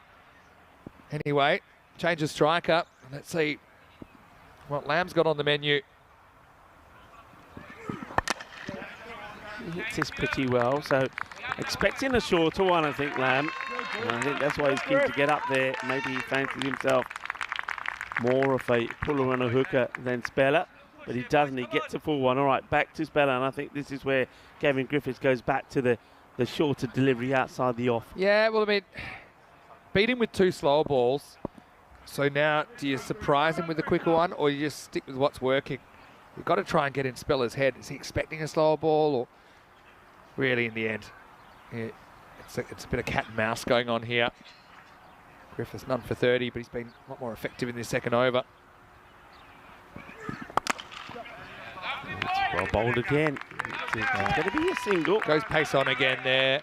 That's the risk because back of Speller's mind, even though he's thinking, look, this might be a slower ball, I'm going to kind of set myself with my timing for a slower ball. But it's very hard to then adjust to the quicker one because then you're not really getting a big shot on it. You're kind of just keeping it out.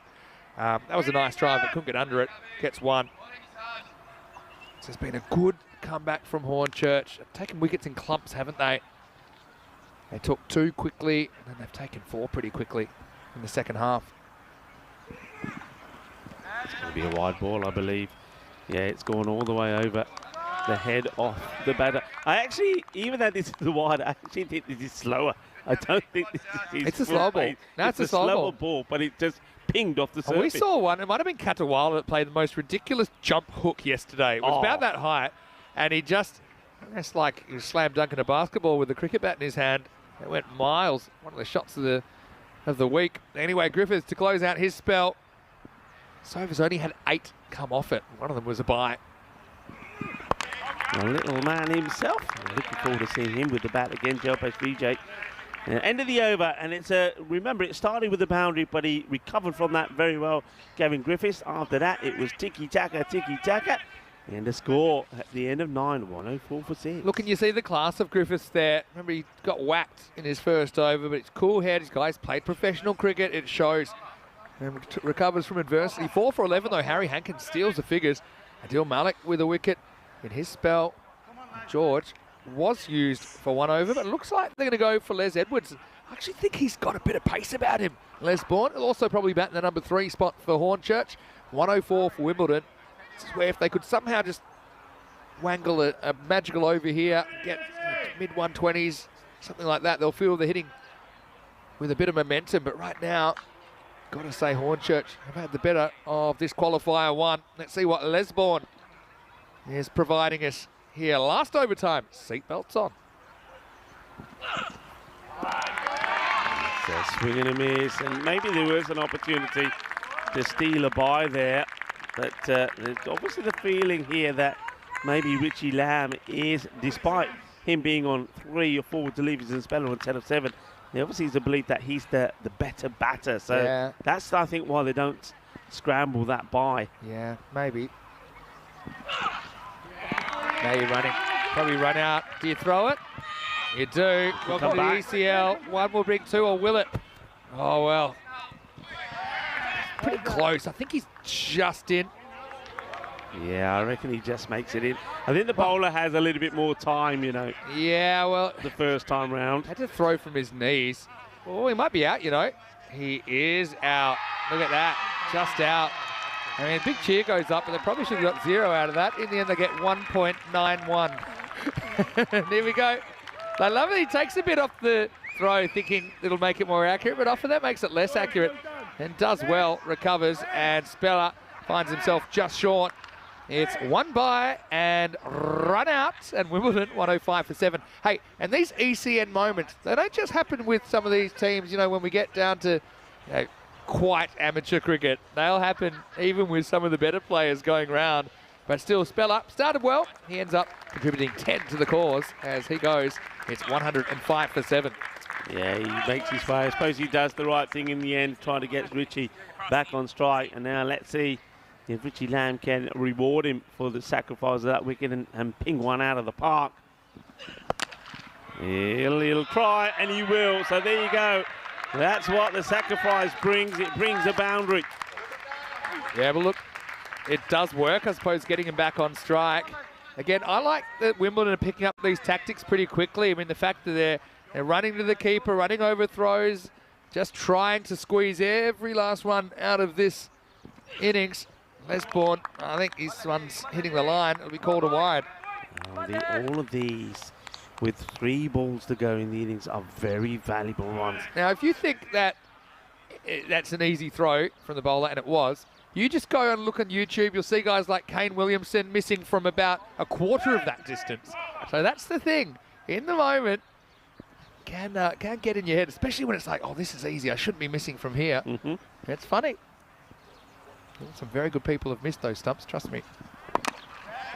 Good slow ball. It's only going to be a single, though. They think about it, and, well, they're going to get him.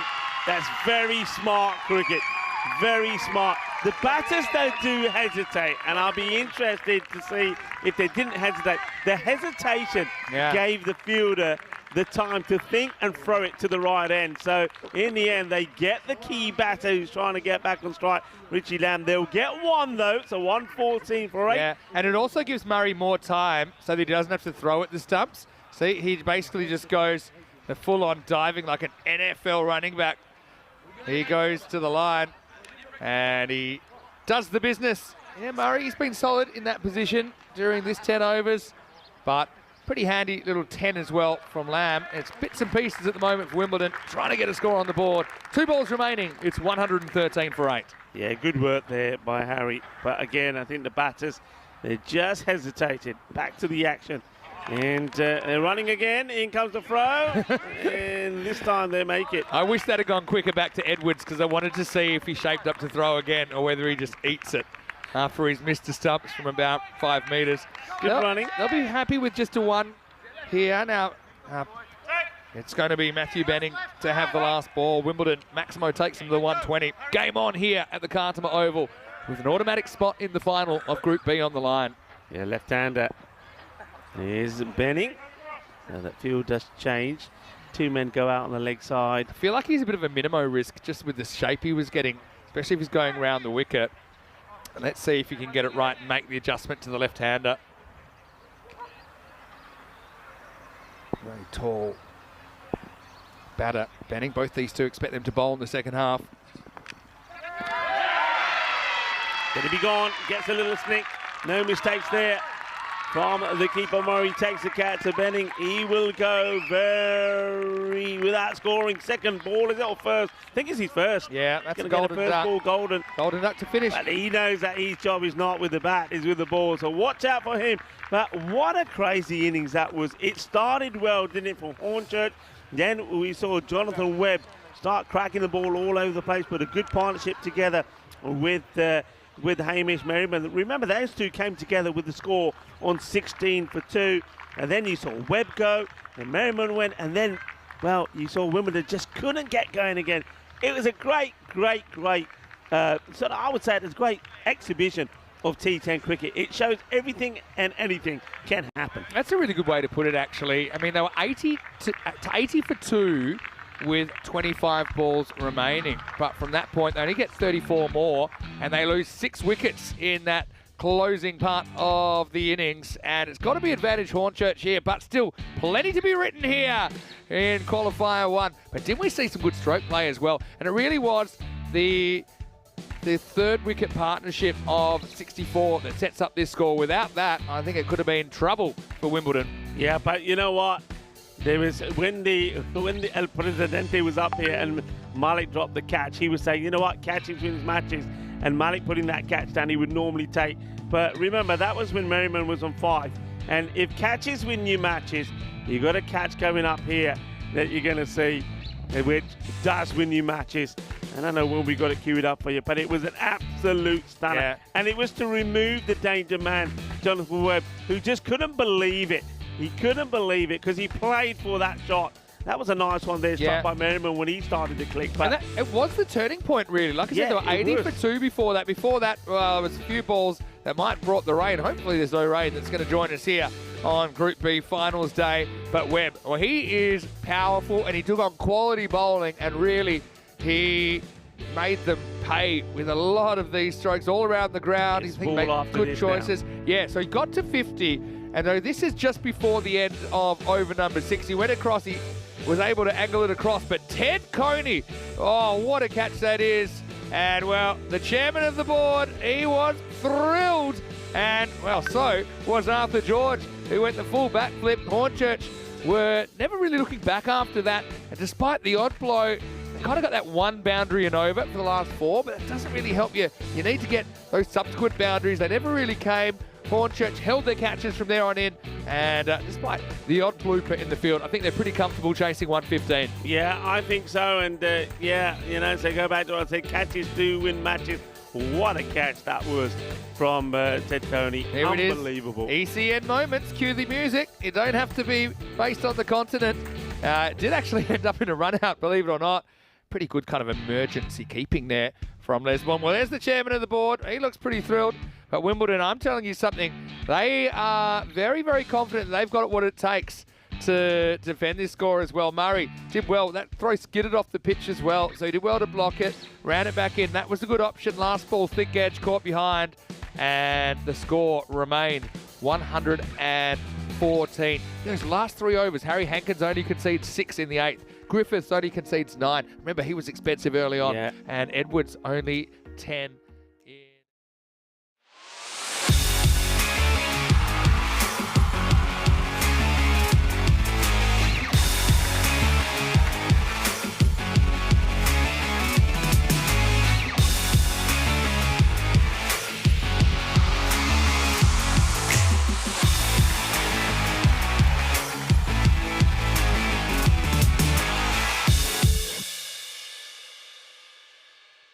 This European Cricket Network event is proudly brought to you by HCL Software and Paramatch.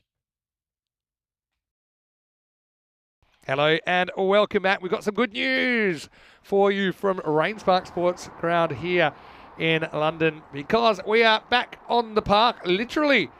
The rain has cleared again. This field's drained really well, actually, and the centre square was well covered. So we are going to get match 4 underway in this one.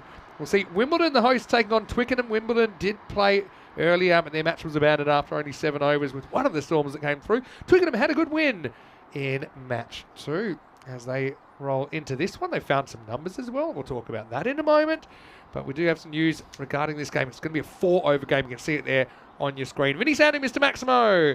For ECN, with me is Rico Full. Twickenham winning the toss and fielding in this one. So Wimbledon to hit first. Just really excited that we're back on the field. It's good to be back, and great work had to be said by everybody here at the ground, including, of course, the 2 groundsmen.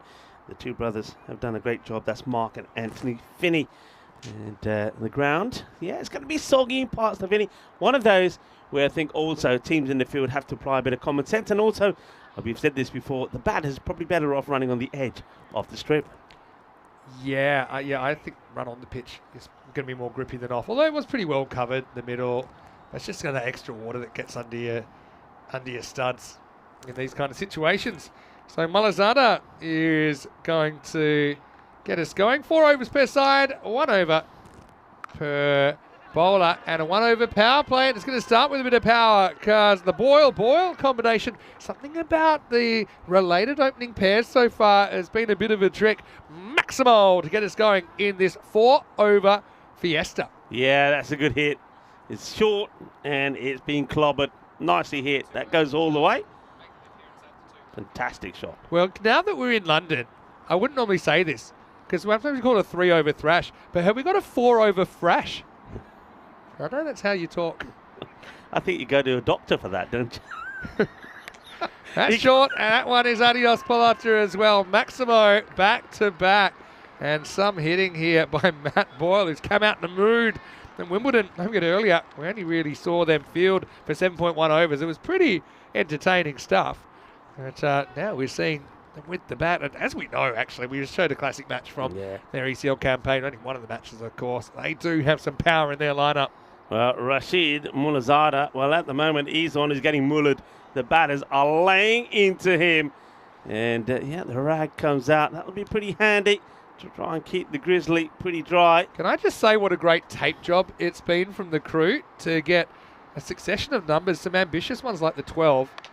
Okay, this one is probably going to make it to the rope. It does. Obviously, the outfield will be a little slower. I think it's an amazing job. You would never know, Vinny.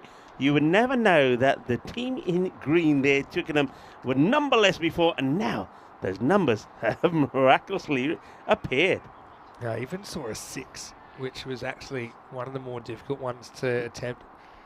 We do have the 111, the traditional tape number. Anyway, this is going to be up and over deep third, and that's going to disappear as well. Maximo, as this pace is frenetic, the first over goes magical. Yeah, that's another 6. So we've seen 3 6s and a 4 now. As the sun starts to shine here at Rains Park. But when they said it's Rains Park, I mean, it's R-A-Y-N-E-S, not R-A-I-N. But we've certainly had plenty of rain. We don't want any more of that. We want to keep this sunshine pretty beautiful right now and warm. So far, so good. Lazada tries round the wicket and he's going to get drilled over long off for 6. Well, this is going to be a big target if this is anything to go by. Maximo, and we're at 28. And I don't think we've seen a supersonic over yet, which is 30 plus, Rico. We could have one here, 28 off 5. Yeah, we could have. He's just laying into this, making it look good, making it look big, runs galore. We have a quick look at the two sides there as we go back to the live action. And this one will go all the way as well. Brashaka Lagyan in this 4 over a side match.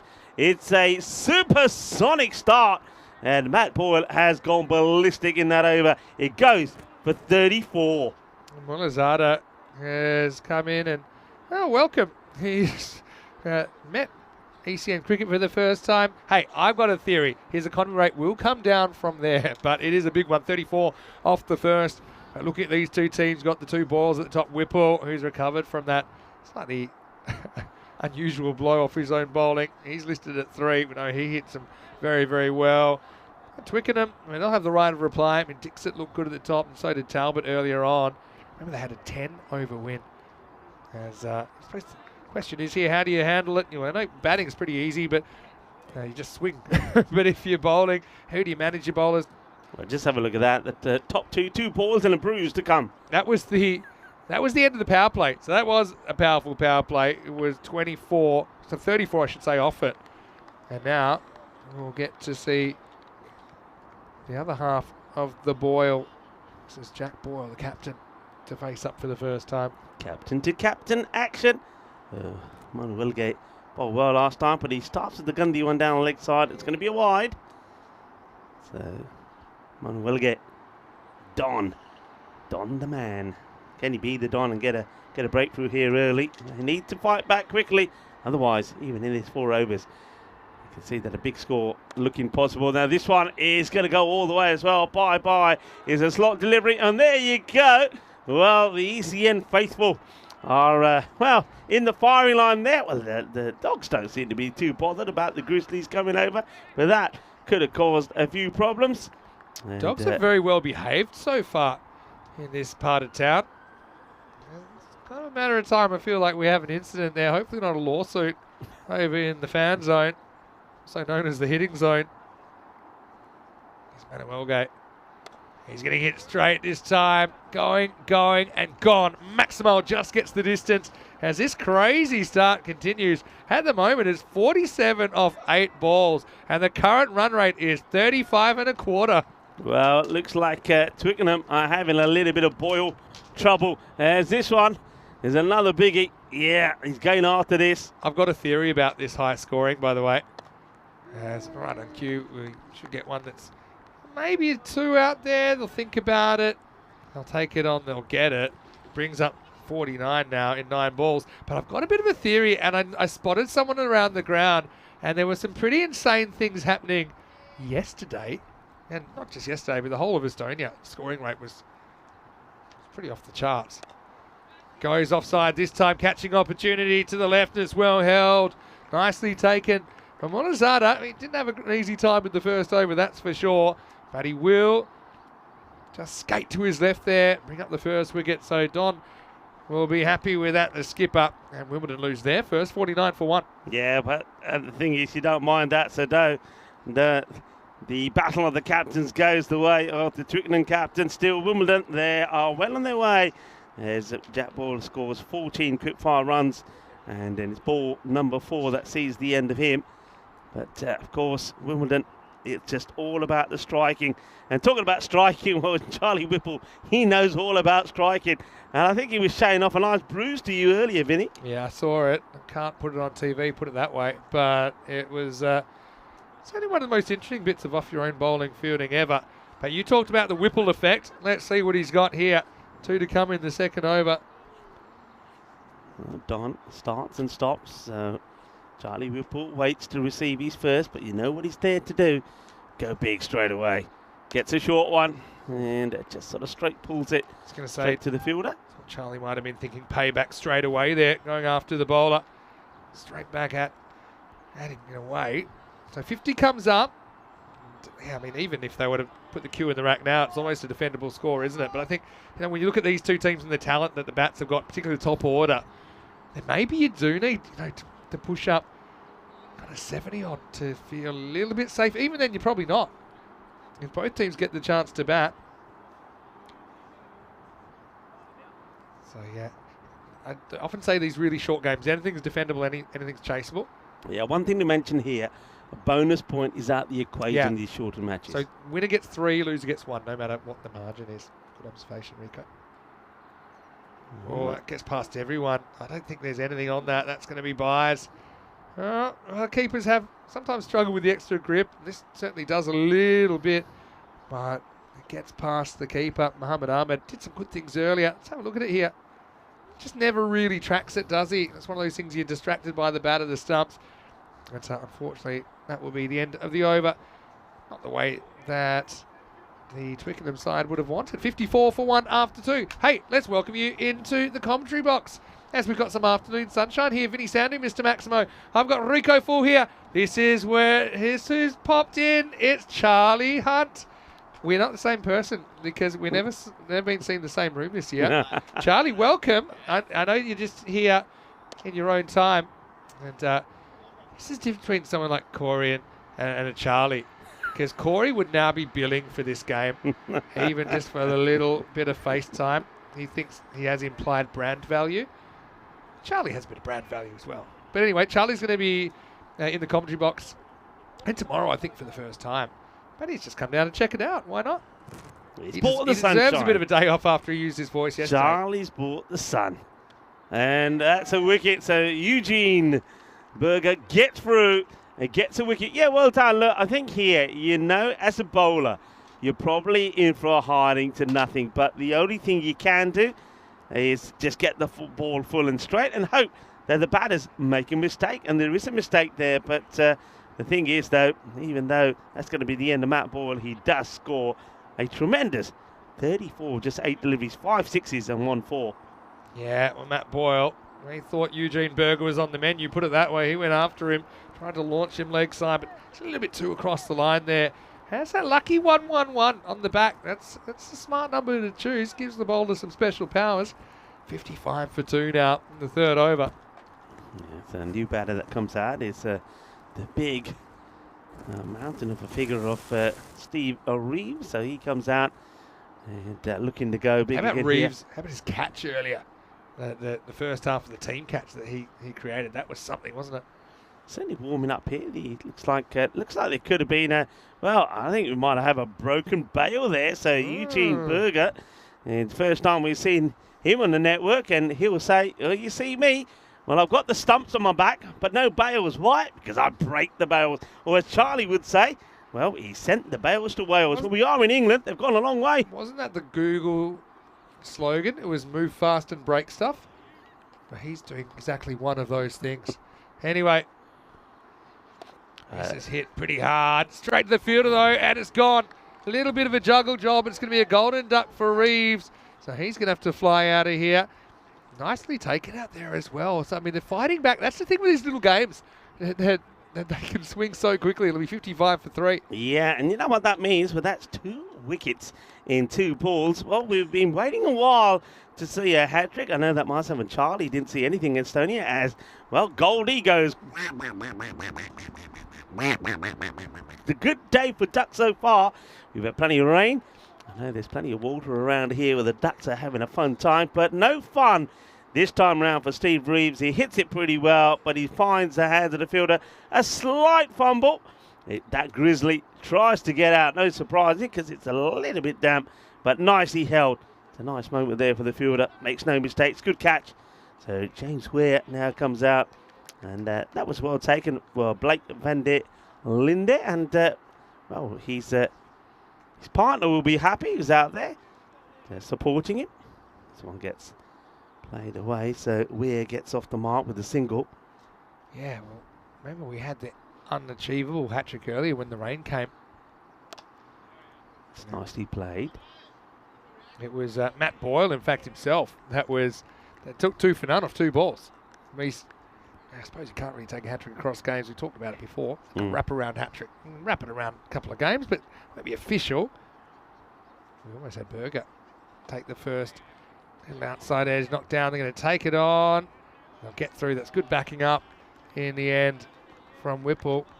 And so it'll be the end of the third over. The score's 58 for 3. What a good over. Only 4 runs from it. 2 wickets as well. That's all the captain could ask for after the first 2 overs were pretty expensive. So well bowled by Eugene. Remember, the over number 1 went for 34, supersonic. The second one from the captain, Don, went magical for 20. But that one, only the 4 from it and 2 wickets. So well bowled. 58. 3 wickets down, and these 6 balls now. The last 6 balls in this innings, remember, 4 overs per side.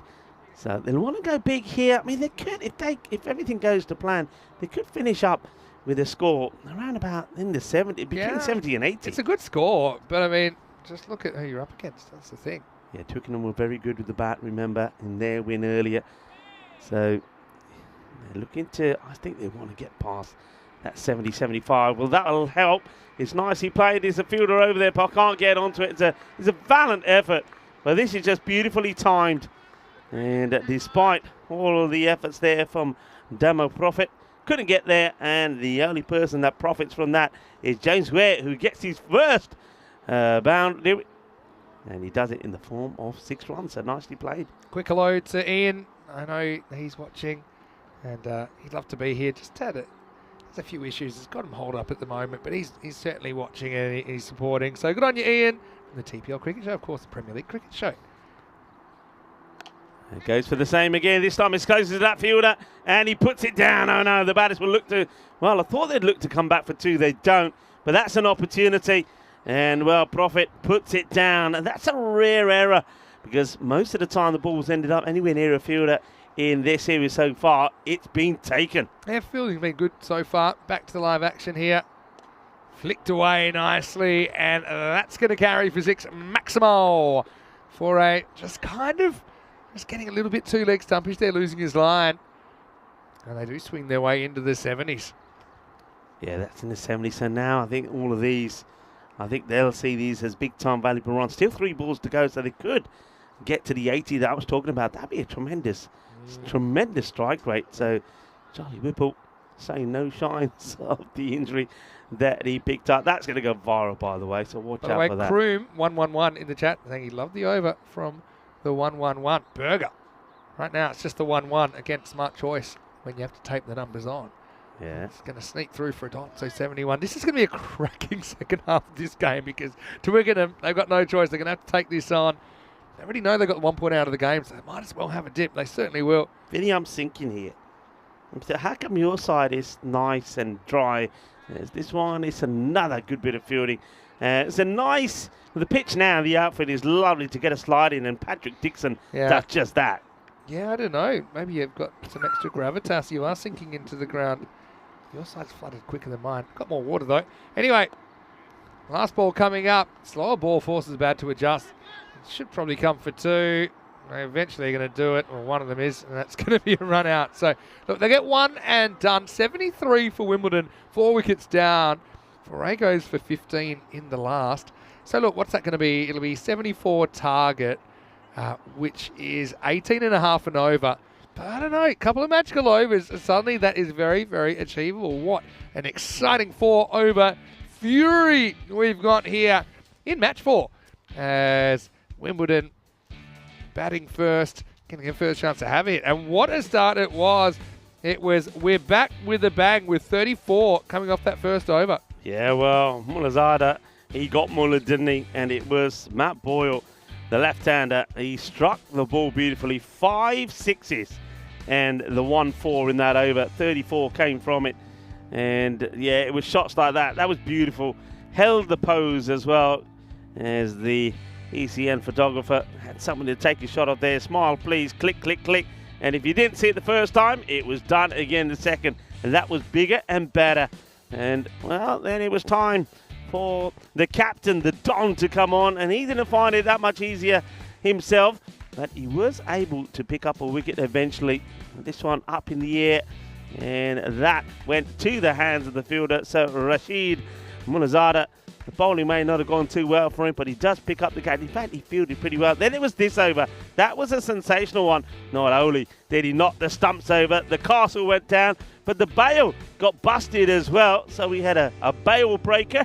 And the bails were kind of sent to Wales. Well, one piece of them were anyway. Then, well, this one was an exquisitely timed shot. Well, the one before was anyway. That one was to the fielder. Disappointment there when a man is losing his number. That was a Demo Profit. And the thing was, though, it didn't hurt them that much. Saves the boundary. So not the worst of last overs there from Fure. 15 coming from it. But it was the magnificent Eugene Berger, 2 for 8. He stands out with the bowling. We'll have a look at that first. But first of all here, let's have a look at the batting. 34 of just 8 deliveries from Matt Boyle. That was great. The 2 balls combined together pretty well. And when they went with Charlie Whipple, he'd 10 of 6. No luck for Steve Reeves. He came out, went for the big one, was well caught on the boundary by Blake Beneder. And then there was some good hitting there from James Ware towards the end. On the bowling front, though, like I mentioned, the one name definitely stands out. That's Eugene Berger. And when the overs before him, one went for 34, 120. He came on and he took 2 for 8. So that was a good one. And not a bad over, like I say, there from Francois Fure as well. 15 come off that one. So it's going to be a short and quick changeover in this 4 over a side match.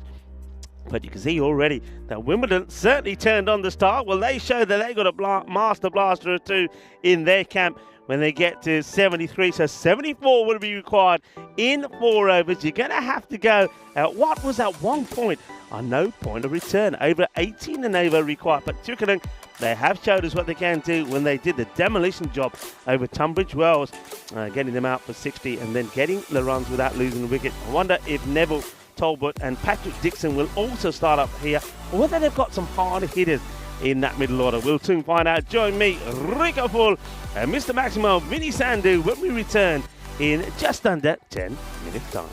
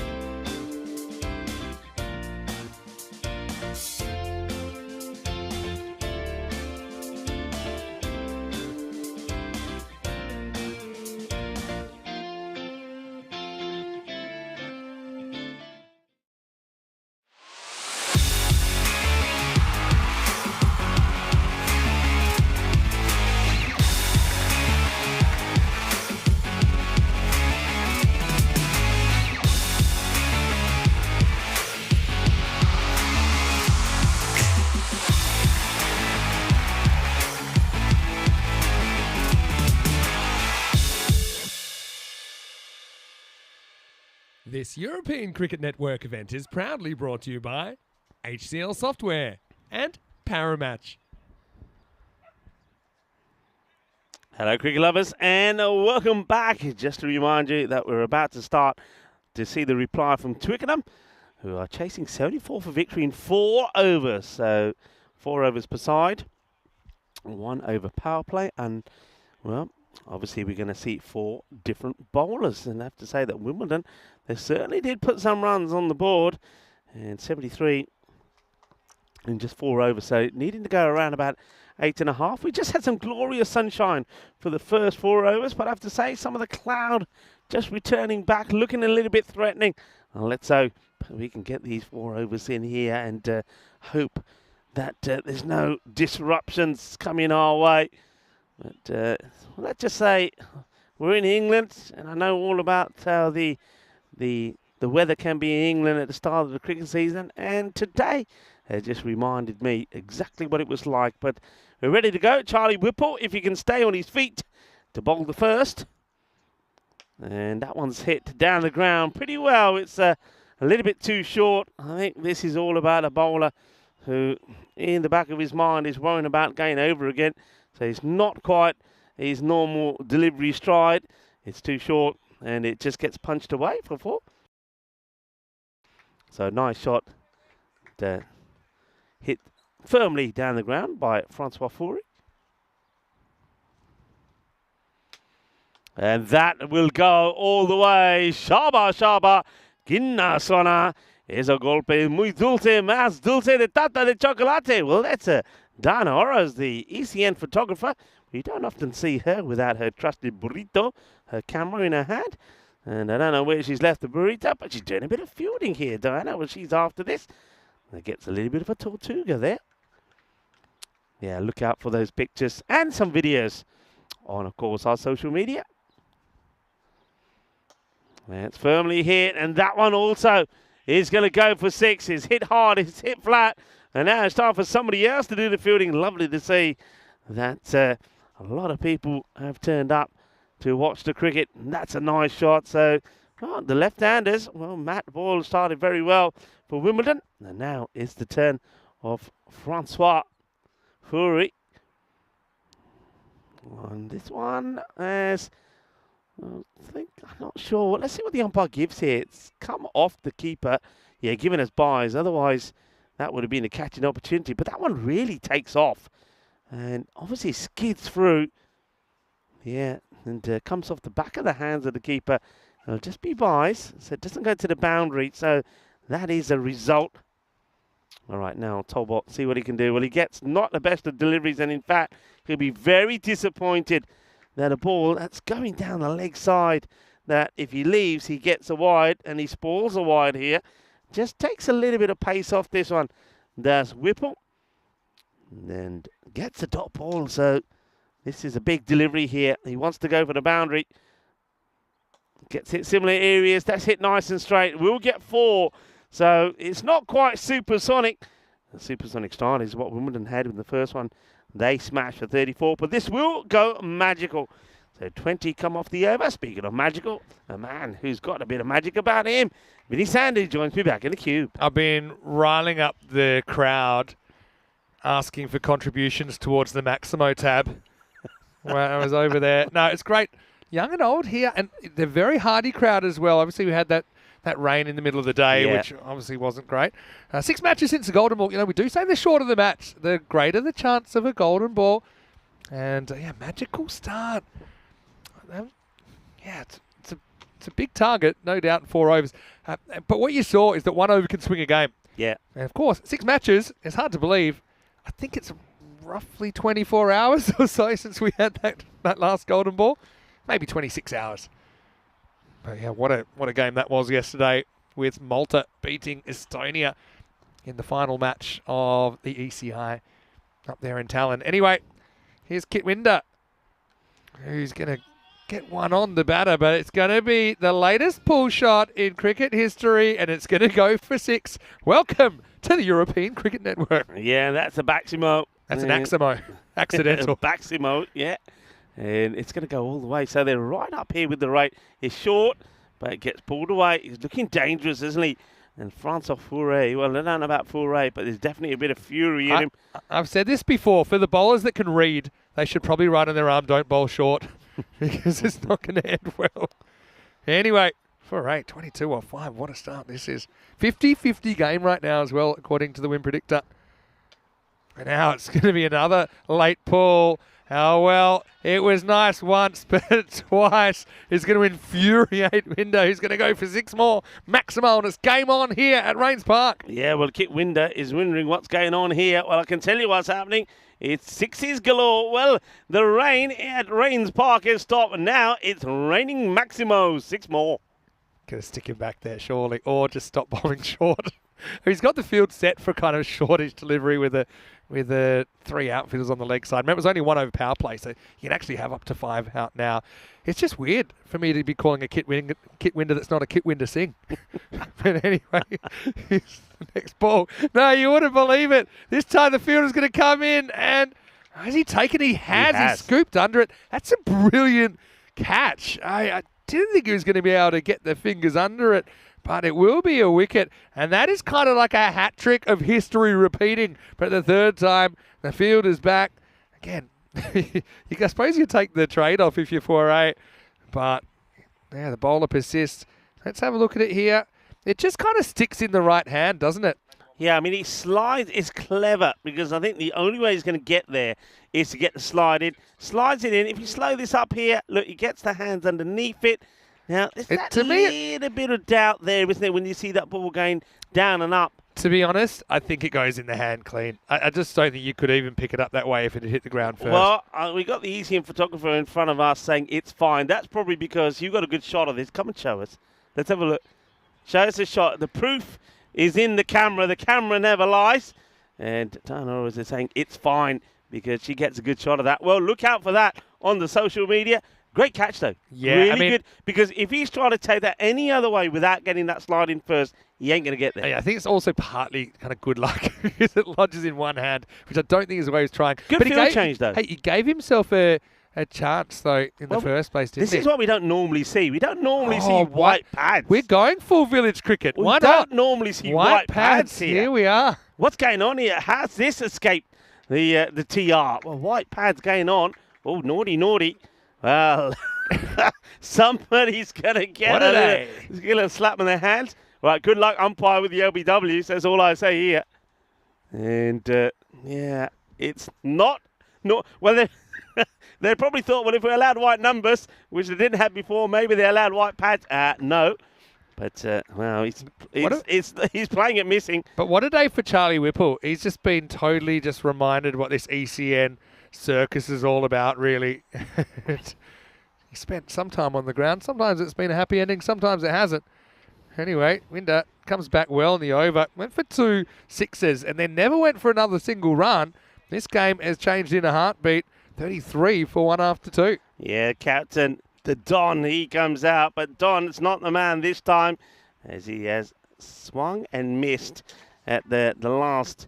Is it 2 or 3 deliveries there? Yeah, the last 3. And don't forget the ball before that was the wicket. Just want to say about the wicket before we talk about the night series as well. It was good captaincy, made a field change, and it worked. So good catch, good field positioning, good tactics, which mean they're in front here. But yeah, in Portugal, well, we know that the Coimbra Knights will be taking on the Fighters. That'd be a good match. And not just will be, because that game should have started 15 minutes ago because it...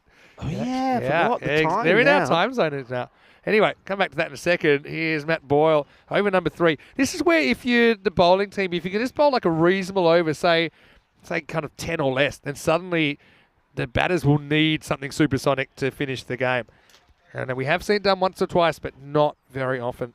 Yeah, Matt Boyle now with the ball. Of course, he was super effective with the bat, or batting left-handed, but bowling right. And now that one just straight down the leg side. Fielder coming across. And will stop it going to the boundary. It sort of guides this, doesn't he? If you look at this shot once again from Manu Welligate, he guides it rather than hits it, so doesn't get the power in. And, of course, with the rain that the outfield has had, the ball is not going to race to the boundary here, so it gives the fielder a chance. So disappointment, it's just a single. Oh, takes it on, but doesn't really get it. Fielder comes around and holds the catch. Well done. That's Jack Polser down at long on. Again, I like this area from Matt Boyle. Kind of asks the right question of the batter, and if you don't quite get in the middle, you can sky it. The fielding standards have been good today. So Twickenham just falling away after a bright start in this chase, 35 for 2. Yeah, well, Matt Boyle is looking to bring up a player of the match performance for himself. A fine knock with the bat. It was quite explosive, wasn't it? That first over went supersonic when he smashed 34. And now he picks up a wicket in a very so far tidy first 3 deliveries. Only 2 runs from it and 1 wicket. So Twickenham, they're well behind here and they've got to go. Well, they've almost got to go big time supersonic here to get this win.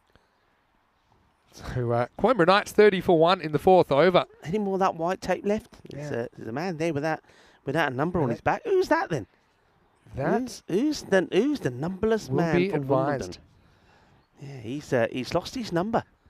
He needs the same sort of treatment that Matt Boyle had on the back of his shirt. Anyway, here he comes in again. Good over so far. And this one should be stopped. Well, look at the difference though, Vinny, with the outfield. With that heavy rain now, the ball certainly seems to be plugging, not racing to the boundary, giving the fielders a chance. But that Matt Boyle's finally bowled an over now. He had 2 for 9 off 2 balls in the first game that he played. Then they got rained off when he was on a hat trick. He's got 1 for 3 here. So they're pretty good numbers, aren't they? 3 for 3 off and over. But it's going to get ruined here, and it's very ECN. Manuelgo says, well, that's why I'm out here. And he puts some children in danger as he puts it out onto the other field. Maximo, what a hit. And well, Twickenham, if they can hit this 1 for 6, and suddenly becomes a little bit more possible. Yeah, he needed this hit though, didn't he? After missing out on a few, finally gets one out of the middle. Right, That's gone a long way. Watch out, kids. Watch out. There's a grizzly about. Remember when white football boots first came in? Is it kind of a radical statement by Manuelgo? This is, you said to me that, you got to go back a long way as that one is blasted. That's going to be another 6, is it? No, it'll be a great bit of teamwork. Well, it had the fielder push back. These are the sort of standards. How about that? He's saying, I took the catch, really. He didn't have it under control. No, steady on. Well, we've never seen 3 involved in the catch, but that's just brilliant, isn't it? I mean, first of all, a good catch. He knows he's going to go over the rope, so he throws it back in. But it has to be said, the fielder who finally takes the catch, and we'll get his name in the book, had to take... Yeah, you could call it a one-hand jalebi catch in the end. We had a 3 amigos situation. First, let's go back. Just wasn't confident he was going to be able to throw it away, was he? And then look at this. But I love the idea of Billy Sewell here, who then takes it and says, hey, that was a great team catch, 1, 2, 3. Because I've never seen a team catch involve 3 people. It's probably as close as I've gotten. But it's a bit of awareness. Also, not only the catcher initially, but the fielders around to kind of be in a position where they make it pretty aware just by kind of making a noise or making a call, like I'm here, and so you know roughly where to go. And that wasn't an easy, it wasn't an easy second catch. Had to go up and to the right, but Kit Winder does well to take it. 42 for 3, end of the 3rd over. Mullazada will be on strike. Well, he got Mullazada out of the ground for 34 in the 1st over, so it'd be a nice little bookend if he could do something similar here, because that's about what they need. They need 32 off this over for the victory, and it's going to be Billy Sewell who held onto that ball eventually, I think after the catch had already been taken by his teammate. But anyway, last overtime, they need boundaries. They need them now, and they won't get it first up. Gets that ball to climb, and now... I think you're relying on extras, but yeah, it might only be 4 overs, but I feel like we've had the 20 overs worth of entertainment. We definitely have, and that catch itself, well, that'll have people talking. And one thing we're telling you is that you're going to see some outstanding fielding. That's the one thing I know you're going to see. Well, that's been clubbed, Captain Caveman style, and this one will go all the way. You had the fielders once again lining up to see if they can do anything about it. No, they couldn't. That goes clean over Kit Winder. So Winder is going to have no chance to sort of maybe return the favour that Polser did for him. Let's get hitting Maximos and see what happens. That one won't go. Fielder should come around and keep it to 1. That's Adam Slater down there. That's modern cricket now, isn't it? When you look at good teams training, the amount of time Yeah. and effort they put in practicing those sort of catches. And you can see why, because they make immediate impact to the game situation. Well, that one is another teaser, but it's clean over the fielder once more. So, is that Mr. Baywatch down there? Checking out the dogs on the beach? I think it was. It's 6 runs. Look, it's going to be close, isn't it, in the end? I'm curious about the 5% to get 19 off too. Maybe they're expecting another walk-off. Anyway, slower ball. It's going to come back. And I was given a wide. I don't know about that one. That's a surprise. And the That's bowler. a sense of theatre, though, keeps the game alive. But, I mean, I still don't know why we paint these. Yeah, look. Umpire's call, maybe. Umpire's Yeah, call. I mean, I thought it got a bit of the blue, but fair enough. Have another go. Dixon will, but they'll only get the single here.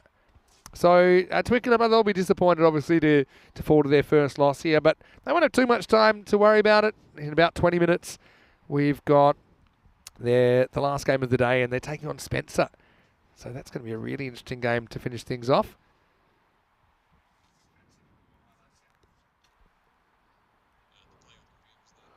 It's going to be another wide. It's a good take from the keeper. Now, you've got to remember here that that's Nick Hooker.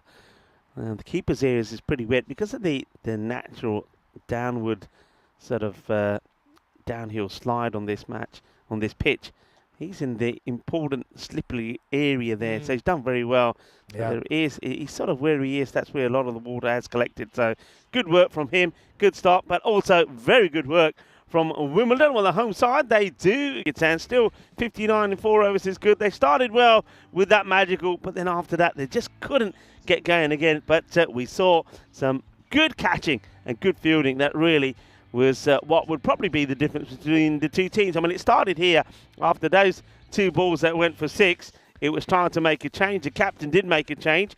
And Whipple comes across and takes a catch. I tell you what, when you see this again, I mean, the bowler thinks he's got no chance. The bowler's turned away and said, nah, it's not going to be a catch. It's a fantastic moment, fantastic catch. And there were moments like this where catches, well, you would say straightforward catches were taken. That was Jack Poulter. Then Poulter also produced moments like this. Yeah, it's always tough throwing one away. And I wonder if he thought he could just put his foot down and hold on to the catch. But he does the right thing. And I love the opportunism as well of Billy Sewell, who thought, hey, maybe that can be my wicket or my catch. But anyway, came on and bowled an okay last over as well. Look, it wasn't the worst batting performance ever, was it? I mean, 59 in the end? Yeah. In a 4 over game, so about 15 and over pace. Not too bad. Well, the crowd was getting a fair slice of the action, weren't they, as well over there? But anyway, this is match number 5 coming up, and it's coming up in around about 15 minutes' time. We'll be back featuring some of the ECN super fans as well, and some of the fans at the ground in the introduction. It'll be Spencer taking on Twickenham. Had some really good performance. Look at that top 3. They have been looking very, very dangerous so far. And Twickenham, well, they're 1-1 after that. They'll be hoping to finish with a winning record at the end of the day. Good hitters on their side as well, as we just saw. Looking at the scorecards then, and 74 was never going to be particularly easy.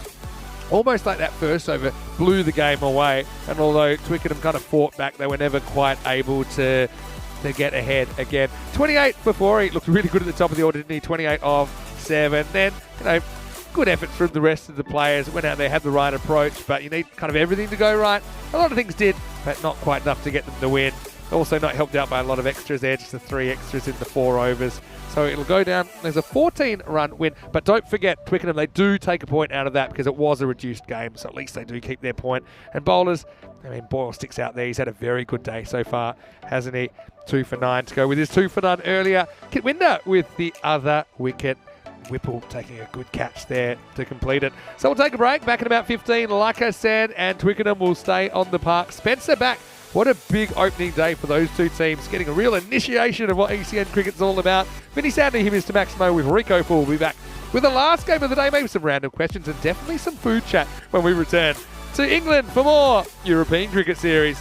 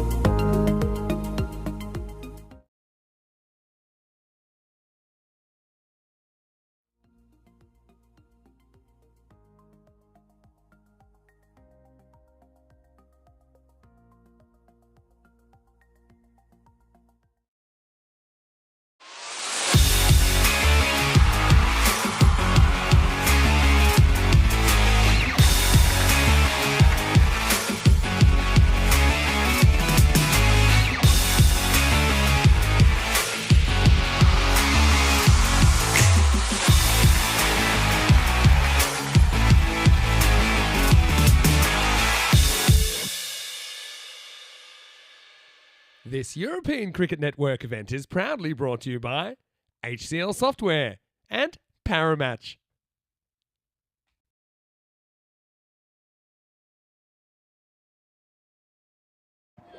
Welcome back, here we are, and yes, we have beaten the rain, the cricket is going on. We've got some of our fantastic ECN fans here, young and old. First day in England, have we been having a good time? Oh yeah! Mostly, I will say that, but we are going to get on the park now. We've got Dave B, of course, we've got George, we've got Julie, we've got all of our, not all, we've got quite a few of our fans, of course. We know there's a fair few that would love to be here, so hello to you as well. Now, I can tell you match 5 is going to see Spencer taking Twickenham on in the last game of the day. Some random chats possible as well, so I want you to get your phones out. I want some random questions, okay? Right now, let's see what happens at the coins toss a little bit earlier. Ian Ramage had the 2 captains. Spencer, you're the home team, you'll toss the coin. Twickenham, you're the away team, you will call. There you go. Tails. Tails has been called. Oh, oh, oh. It has come down tails, so you have won the toss. We will have a bowl, thank you. Okay, toss won by Twickenham, who will bowl first. So Twickenham win the toss and electing to bowl first. So we're going to see Spencer with the bat. Really all teams today have shown a lot of panache and power and intent at the top of the order. So I think it's going to be a great way to finish the day. Hopefully the weather holds, we'll get the 10 overs in. Now look, I am an Australian in England and I know that we have a fraught atmosphere, but you know, I come in peace. I don't mind cheering, but there's one cheer I don't want to hear. So what are you not going to cheer again? England, England, England. You know what? I think the English are going to win today. We're going to take a bit of a break. I need a moment. Over to Rico Full for the start of match 5. Thank you very much to Vinny Sandu. And of course, a big thank you to all of our loyal viewers. And of course, we are on the ECN, a big family. And it's good to see that a lot of our family have travelled over here to mingle with the supporters of, well, the home side like Wimbledon, Spencer and Twickenham. Well, Spencer and Twickenham are going to be in action here. Twickenham, well, 2 teams, I think, are going to give us a really good match. We saw Twickenham beat the Tunbridge Wells, restricting them to 60 and getting a good win. Then it went down in that last match. But that last match, look, there's a number of things to remember at the last match. The conditions meant that someone like Adam Amata was not going to have a ball. He's not going to be running in when the wicket was pretty wet as it was. So a few changes in the bowling had to be made. And I think, remember, it's a bit of a lottery, isn't it, when you had just 4 overs. And Matt Boyle, with that player of the match performance, made sure that Wimbledon get the win. This is going to be a good match. I'm looking forward to seeing Will Dekani, who's the captain in this one. I reckon he's a really very good player, talented. And Troy Johnson could be pretty destructive as well with the bat. They batted really well. They were unlucky, I think, in match number 3, a match that got abandoned. They were 101 for 4 going into that 8th over. And I think they were on course for maybe putting a score around about the 140 on the board. But then the heavens opened and it wasn't able to continue. So they'll be looking to do the same sort of thing again. Daniel Adams will be out there. And he's going to be the batter on strike. And he is joined by the captain, Will Dekani, who is at the non-strikers end. So they'll be looking to get to a good start here. So we go back to the 10 overs aside. With the ball is going to be Adam. Now, going to be interesting to see how Adam goes here. Adam bowled with some real fire and pace when they got that win against Tunbridge Wells. He really was bowling with some really good pace. I'm liking what I see from him. Let's see how he goes here. Is he going to be able to keep his footing there? That'll be the big question. Here's the first ball. And so far, no issues. And coming round the wicket to the left-hander, Adams has a big swing and a miss. Doesn't get anything on this one. Welcome back, of course. I've mentioned that a lot of our fans are here. Well, a big shout out to the fans that are watching around the world. 55% to 45 to Spencer. Yeah, hello to the likes of Wayne, Chris Smith. Well, Croom's here, but he's still in the chat. Hello to Nick and John Gray as well. Well, this one gets played away, but no run, shout of no. Yeah, great to have the European Cricket Network family together. And big day today as well. We know that it's a bank holiday here in England that's being celebrated. We also know that, well, there in Gloucester, the cheese has been rolling down Cooper's Hill I wonder how that's gone. And we know Memorial Day in America, big day there to honour all of the war heroes. Goes funky, and well, back to normal routine here in England. We've seen a lot of this funky stuff, and well, nicely played. Good shot, sees the length, knows the options behind him are there, so gets a scoop in. That's beautifully played. Really nice shot. And well, I think teams have to find a way to stop this.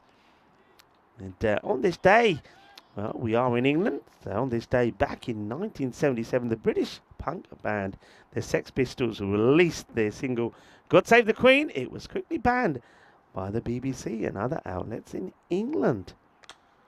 That crunched into the deck, and it gets past Mata, and he can't stop it. And if it gets past him, it goes all the way to the boundary.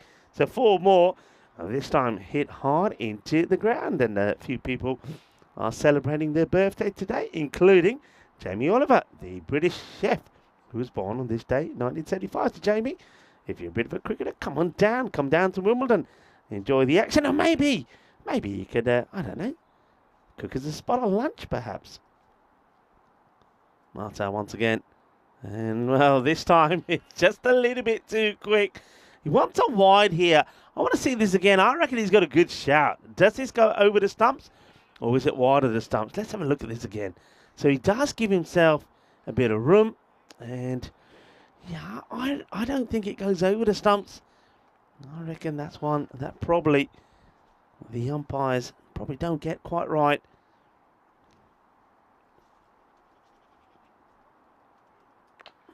Plays it out into the offside. No run there. So the first over comes to an end, and it's not a bad one at all from Adam. He answered my questions about how he will handle a slightly softer turf under his feet, and he does pretty well. Bowls a good over, goes for 10, but probably not putting 100% into it though. A couple of other big days today. We'll return our attention to those in a moment and remind you of our schedule. And to remember, a lot of cricket to come. Make a note of that. Now, that doesn't take into consideration some of the other events that are happening. Also, remember, it doesn't take into account the night series that's happening there in Portugal right now. And, well, I can give you a little update on Portugal, where it is the Coimbra Knights have finished their innings, 74 for 4. Ravindra Singh, top scorer there at the moment at 36. So it is the fighters that need to get to 75 for a win. And good job being done there by all our crew. 10 without loss. Phil G, of course, in the house in Portugal. Let's a good look at the field there. So at the moment, we've got the 2 men back as the third. And a sweeper. That's been hit hard. And, oh, well, this one just takes a little bit off the bowler, who I then think takes it away from the fielder doing the backing up. So if you look at this again, so Rashid is backing this up, but it gets the finger, and as a result of that, it wrong foots Rashid slightly. We'll get 4. Oh, that is fast. Oh, well, this one almost takes out the keeper.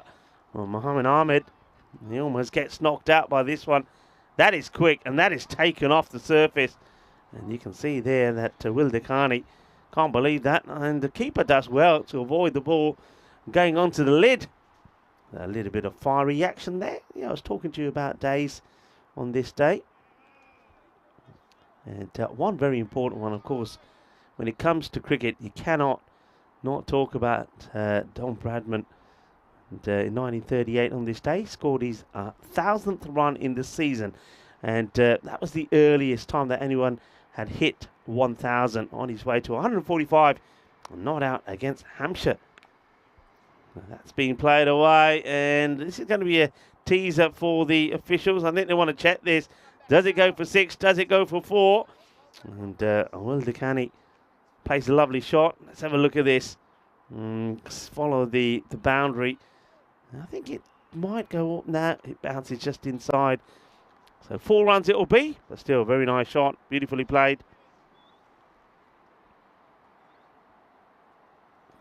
Also 1962 on this day. It's, Ravi Shastri was born, so happy birthday to Ravi Shastri. A wide ball this time, there's no doubt about it. Yeah, Indian all-rounder Ravi Shastri batted, remember, 10 hours for his test best of 206 at the SCG in 1991-1992 in that series. In a match in which Shane Warne was on debut and took 1 for 150. Nice shot and down the ground, and that's what I'm liking here about Will Dekhani. He's got some powerful shots, hasn't he? But he's not afraid to play the, what I would say, well, in the words of Jamie Oliver's birthdays today, the pucker shots as well. That's beautiful. Down the ground, 4 runs, beautifully played as Vinny Sandhu comes back into the cube. Yeah, Ravi Shastri, I remember watching that actually, and he was actually Shane Warne's first test wicket. And it was caught by Dean Jones at deep cover. Yeah. It's sad in a way when you think that both those Australian players are no longer with us. It's really tragic. Anyway, this will be the end of the second over. Profit goes for 13. Not so bad by today's standards, and it's 23 without loss after 2. Hey, I survived the crowd, but a few things going on there. Dave B has obviously commandeered a wheelchair that's not his. Yes. So there's that. There's just what else? Maximo Tab's been run up, Dave. If you missed it earlier, even in a 7-over game, that's gone for plenty. Hornchurch, by the way, haven't seen them today. Early days on the table. Won't read into that too much. But I think all teams competitive. I think that's what we see so far. Also, Gus Grant not in the lineup for Spence. You might have noticed that. Will Dekhani is leading the side tonight. And yeah, but it was also nice to see a few new ECN fans as well. And that's really what it's all about. Hey, I've got some, not really breaking news, but just in case you missed it, Adam Mather, by the way, is going to come back. Now, he's got pace on the ball. And this is a sensational bit of fielding. How many times have we seen this today? He seemed to think he might have put that over for 6. He's saying check it. I actually think that he's done it. Unless he's just stepped on the rope. Because he knows it's coming and he throws it away. Yeah, he's not sure. He's, well, Hollywood on the front of their shirts. Is this a Hollywood type of save? Well, let's have a good look at this. Let's have a look. I mean, that's good to me. And that's fine. That foot's fine. This is the foot. On the I rope. think it's on the rope. Yeah. I think that's pretty clearly on the rope. Because you see the toes over and he's landed. So it will be 6. That's good honesty as well. He said, look, hopefully maybe I've got rid of it in time, but 6 runs is the correct call. Yeah, I liking that. That's good sportsmanship as well. And also a great effort. I mean, he does everything right, but of course there's no way he can stop that foot going down. And it would have been a tremendous save if he had done it. Super effort. Adams gets rewarded with 6. And this is a swing and a miss, so that's going to be another wide. So just on the other side of the line there. That's the 2 umpires doing a great job here. Man in black. That's a tough one. Did it get a little bit of the line? Maybe, maybe not. If the umpires aren't sure, then we'll call it a wide. That's probably one of those ones. I've got to say, though, big love to all the fans that are here, but we know there's a lot of fans that couldn't make it here. They'd like to be here. Yeah. Maybe they can make it down later in the week. Maybe next time we're here. But hello to all of you that are in the chat, and those that are watching. Oh. Nathan just bowls a ball that takes off, doesn't he? He's got good wheels. I mean, he does. In the match we saw earlier when he didn't have any issues with, worrying about his footing, he's certainly got the ball to go through quickly. And what we haven't seen him do here at the moment is get that Yorker length in. And maybe that is just because he's just a little bit concerned taking that extra stretch to get that Yorker through. But still, he's bowling with great economy. This time he does go fuller, and it's a dot ball and takes the pace off that a little bit as well. I think this is pace off, and he gets some good swing. Also a bit of early food chat from Chris Smith, who said to check out, he said it's called, what is it, Aladdin's or Aladdin? Aladdin Brick Lane. Said their fall is to die for. The chefs have to cook it in gas masks, special gloves, and wear goggles to prepare it. Ooh. It's making my eyes water. Oh, well, reverse time. It's a run away for 4. We've seen almost any shot in the book. We think in European cricket that we see all the shots in the book. We've seen other. All we need now is someone to bat with the wrong hand, the hands the wrong way around. He tries to go leg side here, ends up going so late, it almost never comes, and it goes offside for 4. Yeah, I mean, look at the keeper there. Mohammed Ahmed says, well, he does the right thing. He goes through the way he needs to go, anticipating the ball to be hitting that side, but somehow the batter managed to go so wide and swivel it past him.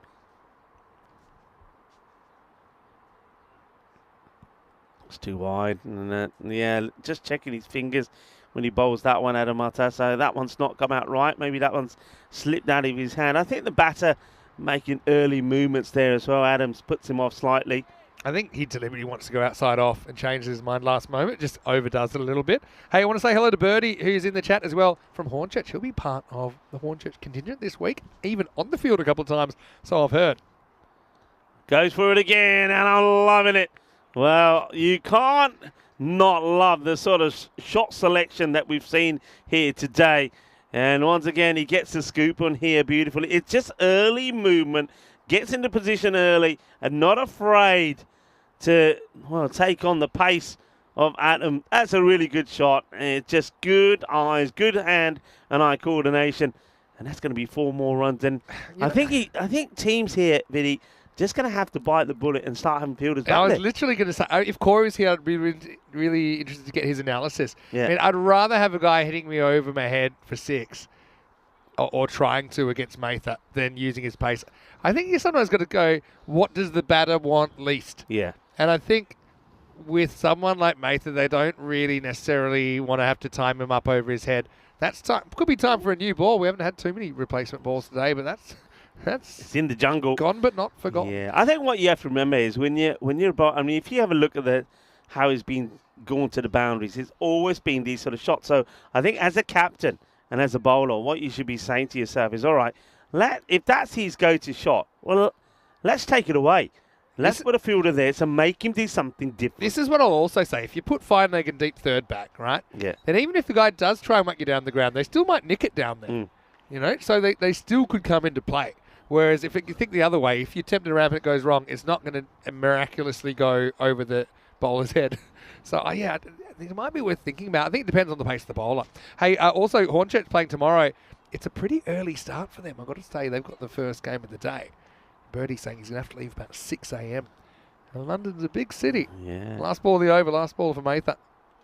And he fires this one through pretty quickly. So his bell will go for 28. And it's not the worst, but yeah, I think that's something that certainly, not just them, not just Twickenham, but other teams will have to think about, because the likes of Spencer, we've seen it from Wimbledon as well. These are teams that like to get a little bit funky. And of course, Tunbridge Wells were very much the same. So going in the right way, well, good, nice upward steps. 18 come off the last 41 without loss after 3. Yeah, pretty good power play, I think. Time will tell. I probably think that 40 or so is about a power play. I know we've seen some insane things. I just think we're going to get big variability. Because depending on who fires in certain games, obviously, the bowlers are pretty wily. I think the bowlers are going to probably have more ability to improve than the batters who have come out firing. But bowlers might kind of see what's working for others and be good enough to replicate those kind of things. As far as the type of bowls you use, the type of deliveries you're attempting as well. Manuelgate, the captain, is going to bowl over number 4. Now we're out of the power play. Just making a little adjustment to his mid-wicket, getting him to go just a little bit squarer, a bit closer to the square leg. So 3 on the leg side, 2 on the off. And this is hit straight down, coming our way. And, well, you reached right You would have across got there. that. I will give you that one. I was there. First thing I decided was it going to hit the equipment? No. Yeah. Next one was You've done get well. ready. But they talk about the You stagger. got off that chair pretty quickly. Yeah, but they talk about the stagger. So that's like, you're the first slip. And if I'm the keeper, if I think I can get it, I get it. That's true. But I was also protecting my equipment, as you know. Pity we didn't get it on camera. Probably just as well. Anyway, we're not going to have to catch that, but someone's going to have to fetch that, because that's out of the ground. Maximo Takani lighting it up here on day 1. Brings up the 50 and the 50 partnership for Spencer. Yeah, well, it's a wonderful day for the spectators as well on this spring bank holiday in the UK. As many have come down, and despite some of the weather issues, and seen shots like this. And that one's going away nicely. Nice to see plenty of youngsters here as well that have also been bowling and hitting a few balls as well. Short, up in the air now. This one is a catching opportunity, or is it? And now it goes over. Yeah, that's disappointing. I think really what the play here probably would have been, I think that's, is that Mata? I think it might be Adam Mata. I think he knows he's close to the line, but he never can get enough off this to throw it back into the field of play. So it takes him over the line. Going to be 6 runs. I want to change the angle here now, the captain. So the Don going to come over the wicket. And this one has been played away. Just will drop short. Oh, a slight misfield, but quick recovery. The batter's not able to make the most of it. That's the Patrick Dixon. Makes the stop. Good weather for Tortugas. So more changes now. I think this left and right combination seems to be working pretty well. Still 2 dangerous batters in there. A good partnership developing. All right, this is one hand off the bat in the air. The Don takes the catch, gets the wicket. Nicely done. So the breakthrough finally comes, and it will be Daniel Adams, who's going to be the first batter to lose his wicket on the Spencer side, but not before he scores a very good 26, but it's ball number 13 that sees the back of him, and it is the Don Manuela that takes the catch. Now this catch is not easy, goes a long way up, is probably moving around a little bit in the air, but he keeps his eyes on it, and good technique to take the catch. So even though that ball is a little bit slippery, no problems at all. I'm not normally one to give out fantasy tips, but he's a pretty handy one to have in your team. Seems to have love a caught and bowled. Paul seems to follow him. Tends to bat around number 3, and we saw him hitting big. Look, and before today, there's only really one Don that I respected, and that was Don Mundo at the Empanada shop. But Don Manuelgi is quickly rising up in my list of Dons. This over will potentially go magical, though. Troy Johnson is being good. He's a power hitter. And he tries to get this one in the gap. But, well, the captain at the beginning of the order and did get his fielder in the right spot. And, well, Adam Matha almost took the catch to reward him as well. But he's not able to do so. It does go magical. 20 come from it. But he does pick up the wicket and break that opening partnership. That was worth 60 runs. So, I suppose that's some positives to take out of that from Manuela's over, but that is steadily going up, and Spencer have still got, I think these two, if they click together, they can really get the acceleration in here, because we saw good hitting from both of these guys earlier. Remember, Troy Johnson 46 off 15, and then Will Dekani was 29 not out when Spencer against Wimbledon. That got abandoned. Gets a bit fortunate here. It's a little snick which takes it past the keeper. Otherwise, there was definitely, there's no touch on this. You can see that Mohammed Ahmed was ready to whip off the bounce.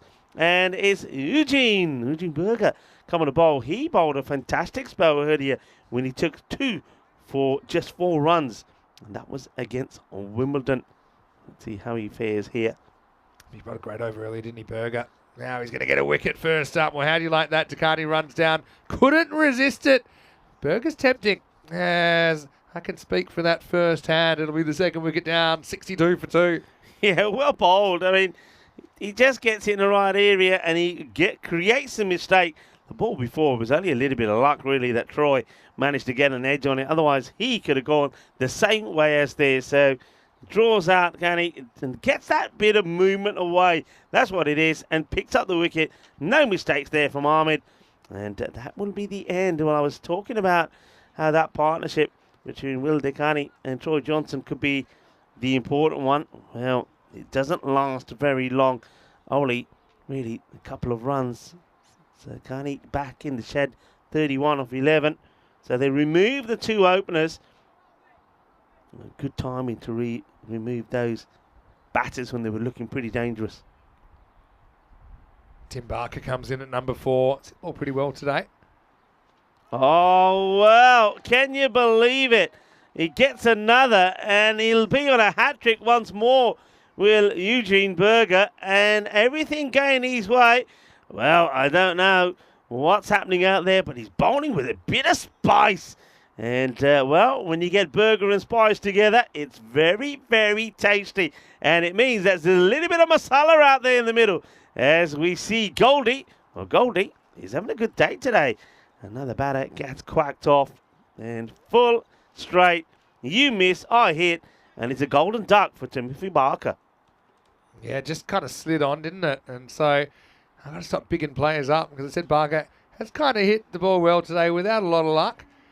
But this was more just a misjudgment than anything else. So hat-trick opportunity. Stothard is going to come in. What a time for him to come in as well. And what about Berger? Just has that golden arm, doesn't he, at the moment? 2 for 1 off 3 balls. Hat-trick delivery. Well, this is carefully watched by the batter. It's a left-hander that comes out, and Harry Stothard plays it away for a single. But what a spell of bowling. I mean, 2 for 4 in the 1 over that he bowled in that 4-sider. 4 over game. Yeah. And now he's taken 2 for 2 with still 2 balls to go. But I don't think Troy Johnson is going to shy away from going for this. He wants to try and keep the upper hand, and he does have a swing, but he misses as well. It's that little bit of movement away that Eugene gets that gets the batters in trouble. Yeah, good areas again. Berger's got it on a string here. And that's the end of the over. Fantastic bowling. So he's taken 4 for 6 today in his 2 overs. Pretty incredible. And he can still have another one here, don't forget. So here we are at the end of 5 overs. Let's welcome you into the commentary box. Vinny Sandy, Mr. Maximo, with Rico Full. And I want to welcome you. We've still got a few obstacles here, don't we? But I want to just mention to everyone that there's a lot going on in the cricket universe right now. I'm multi-screening as well because I'm watching fights. It's 21 for 3 chasing, 75 for victory in the 4th over. Ooh, so that I don't know if Portugal's got a golden ball tingle because we haven't had one from Portugal yet in the night series. As we see more spin, it makes sense that they're sticking with this. It's flat for 40. Is trying his hand at and seeing how this works. Right, so Fury, he's Ouch. drags this one down a little bit down leg side, but well, Stothard will be disappointed. He wasn't able to get that one away.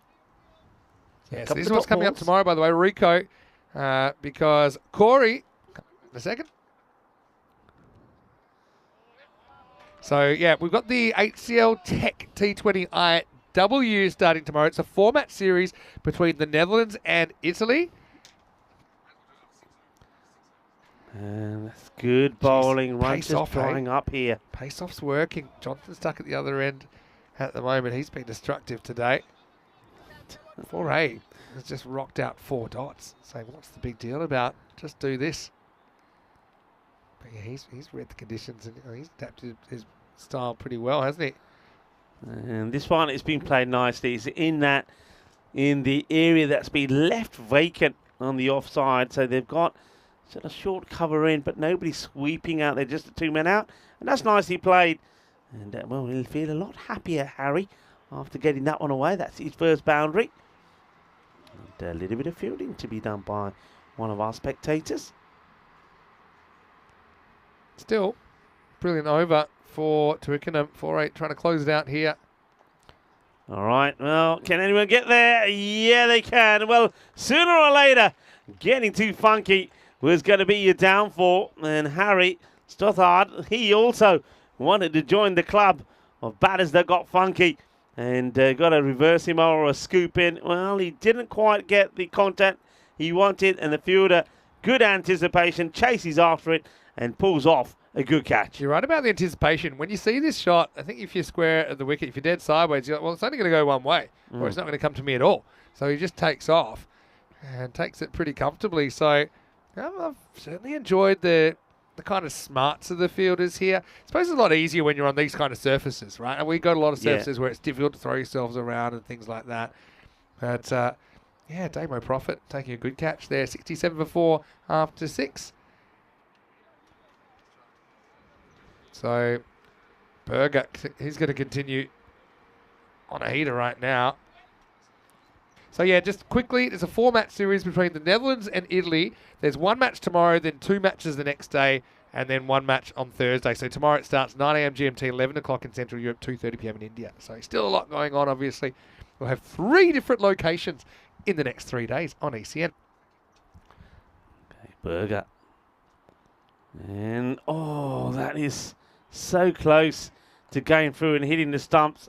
He's very fortunate Here is Evans to get a little bit of something on this. That's Martel Evans. Comes out at number 6. Yeah, Berger. It's been absolutely magnificent. Into the ground. Oh, he slipped. I'm going to have to go back. He wanted this run, but he plays the shot, and then in the process of trying to get going, he gets a slip on there, so he goes down. Fortunately, the non-striker doesn't overcommit. Otherwise, that could have been very disappointing for Troy, who just at the moment can't get on the strike. Well, that's been lofted. Talk about striking. That is a good one. It goes all the way. Manos. Arriba, arriba, arriba, Vitro. Porque eso es 6 carreras. Yeah, good shot. There stands and delivers. Almost threw himself off his feet, or swung himself off his feet last time, didn't he? But that time with a lot more composed. Hits through the line, backs himself to get the power, get the distance. That one sails into the late afternoon sun. Beautiful sunshine as well, can I say just now. Lovely and warm. A little bit short. Oh, interesting shot to play. I'm not sure why he's just dabbed at this and taken the single. That certainly was short enough to certainly play a much better shot with a bit more intent. So a little surprise that he just pushes at this. What that means is he's given Troy Johnson a ball to go after here from Berger. He hasn't had the better of him so far. Willie with this one ball. And, well, yeah, he will. He gets his proper. That will go nicely to the boundary. Balle, balle, balle. Ginnasona. It's another banger from Troy Johnson. I reckon he's the man now who can, if he gets a big score on the board here, win the remaining 18 balls. And he could take him to, well, they want to be getting to 120 to 130. But he's got to go some here.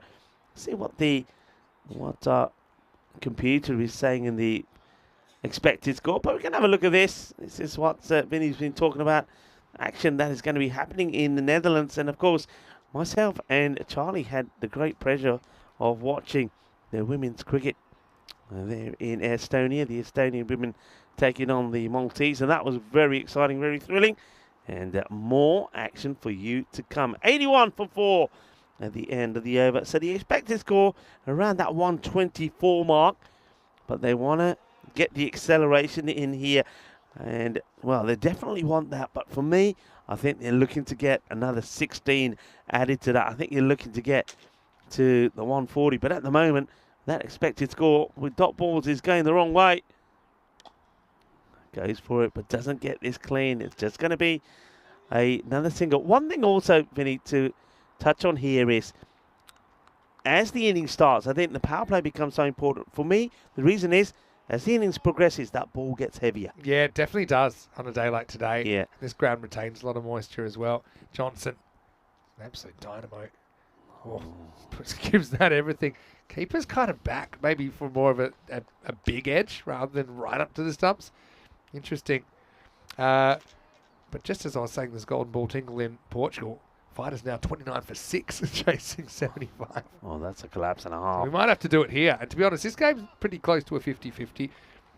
Anytime you kind of see it in that, I suppose, between the 40-60 to 60-40 zone, you got a contest on your hands. Dot balls hurt you so much. They look 124 predicted score now goes down to 115. That's the difference it can make. Needs to get one away, and he does. That's going to go long and over the square leg. You can see the other issue. Just quickly watching that one, the fielders now that are on that leg side, they have the sun to contend with as well as the sun starts to come across. Of course, the first time we're at this ground, and what a beautiful ground it is here at Rains Park. And we're starting to see that the sun, coming around at this point, long shadows. Just have a look at those shadows on the ground. So anything on the leg side for those fielders is going to be a bit tricky. I think the shades are going to have to come out, Vinny. It's time for the shades. Yeah. Nice that we need them. All the rain we had in the middle of the day. And now it's timber as the stumps go over. Now that is a huge wicket. I was saying at the time, Troy Johnson, if he's out there, he's probably the guy that could get them to a 130 plus score. But with him going, I think they're going to struggle here now. Of course, there could be somebody else that comes out on the Spencer side that surprises us.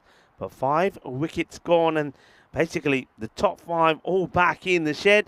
It's going to be hard going from here. But a good finish from Francois Faure. I liked his bowling. He's varied his pace well. Some of the slower deliveries, he mixed it up and he gets a wicket. Well bowled, 2 for 11 off his spell. And Spencer in a bit of trouble, 88 for 5. Yeah, but really interesting by Foray. Again, you see the cricket IQ. I talked about it earlier. Bowlers are going to work out what is the best strategy on this. It's not like you get overs and overs to kind of work somebody over and wait for a false shot. Cutting the ball, this surface does have a bit of skid in it. It's got a little bit of sideways in it because it's so new. So it hasn't really been trampled down yet. So I think Foray reads it pretty well. Malazada is going to have another bowl. And let's see if he's got any aftershocks after going for 34 in his first ECN over. Don't think that's really indicative of what you expect. I do like they've kind of held him back here a little bit. So, okay, look, different situation. All right, you don't have to deal with the openers, for example. Don't deal with the power play. But it is the ninth, and we know it all happens in the ninth. It's going to start with a ball that stays on the field, just a long single first up. Yeah, Rashid Munazada, you'll see this as an opportunity to really start his series. It's some of our regulars enjoying the sunshine. That was the Dawsons in the sunshine. He scuffs at this one. They're taking it on. Here he's in trouble. Ooh, I reckon this one probably would have been out. I mean, Munazada gets there, picks it up, has a shy, but he misses the stumps, and they'll scrape through for a single.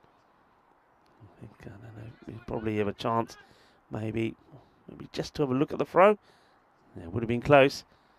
And this is a swing and miss as well. So I think it's been very good tactically, this from Twickenham as well. They seem to have put a lot of focus on their slower bowlers. They've expected with these conditions the slower bowlers to do better, bowling off sort of the edge of the square. That's where this one should be out. It will be. And once again, it's just getting the line right, not trying to bowl too fast. It's the captain's really done well here, I think, John. He's basically looked at his bowler and said, you know what, it's not the sort of conditions where I'm going to get a bowler who's going to be running in from a long run up. Just bowlers that are starting at the edge of the strip, the artificial, where it's nice and dry, no issues with the footing, getting the ball in the right areas, batters knowing they've got to go after it to up the tempo, but losing their wickets. So Martel Evans, well, it's going to be a runnable 9 from him. A little bit of disappointment. Wasn't really able to get any big shots in. And well done to Malazada, his first ECN wicket. Still 2 to come in the ninth, but this has sprung off the bat of Mansfield. That's a monster 6, honestly. And, well, Berger, he's on the long march to nowhere out there. 6-run to Spencer. What a shot first up. Look at how quickly this comes off the bat. Wow. He didn't even think about running. It didn't even enter his mind for 1 second. Well, that's what he needs to do now. Hey, doesn't it look splendid? Doesn't it look splendid? The sun is out now. Yeah. I mean, you can see the lush green grass here in this Rains Park cricket ground. Of course, 3 grounds here. And, yeah, that's a lovely moment as well. Watch the cricket. And got the dogs in as well that are soaking up the sunshine. Oof. And good comeback. He says, if you think I'm going to pitch up to you again, you can forget about it. So Munazada, he'll take that. 1 for 8. And 96 on the board. 6 wickets down. 6 balls to come. Let's see what's coming up tomorrow then with Hornchurch entering the fray. They'll play 3 times. Taking on Twickenham in the first game of the day. Also, we'll see Tunbridge Wells. Don't think we see Spencer tomorrow. He had a 3-game day today. But join us, same time, 8:45 a.m. GMT. It's 9:45 British time, but 10:45 in Central Europe, 2:15 in India. For day 2 of this 5-day, feels like it's too short, this series, but we'll enjoy it while we're here. Our first ever European cricket series in England. Some cracking matches coming up there. Of course, seeing Hornchurch for the first time against Twickenham, that'd be good. But Wimbledon. Match number 8. Yeah, rematch time. Yeah, rematch. This time, it's personal. And it's at Wimbledon's home ground. It's on their turf. That'll be interesting. That's whipped away nicely. That's a good shot.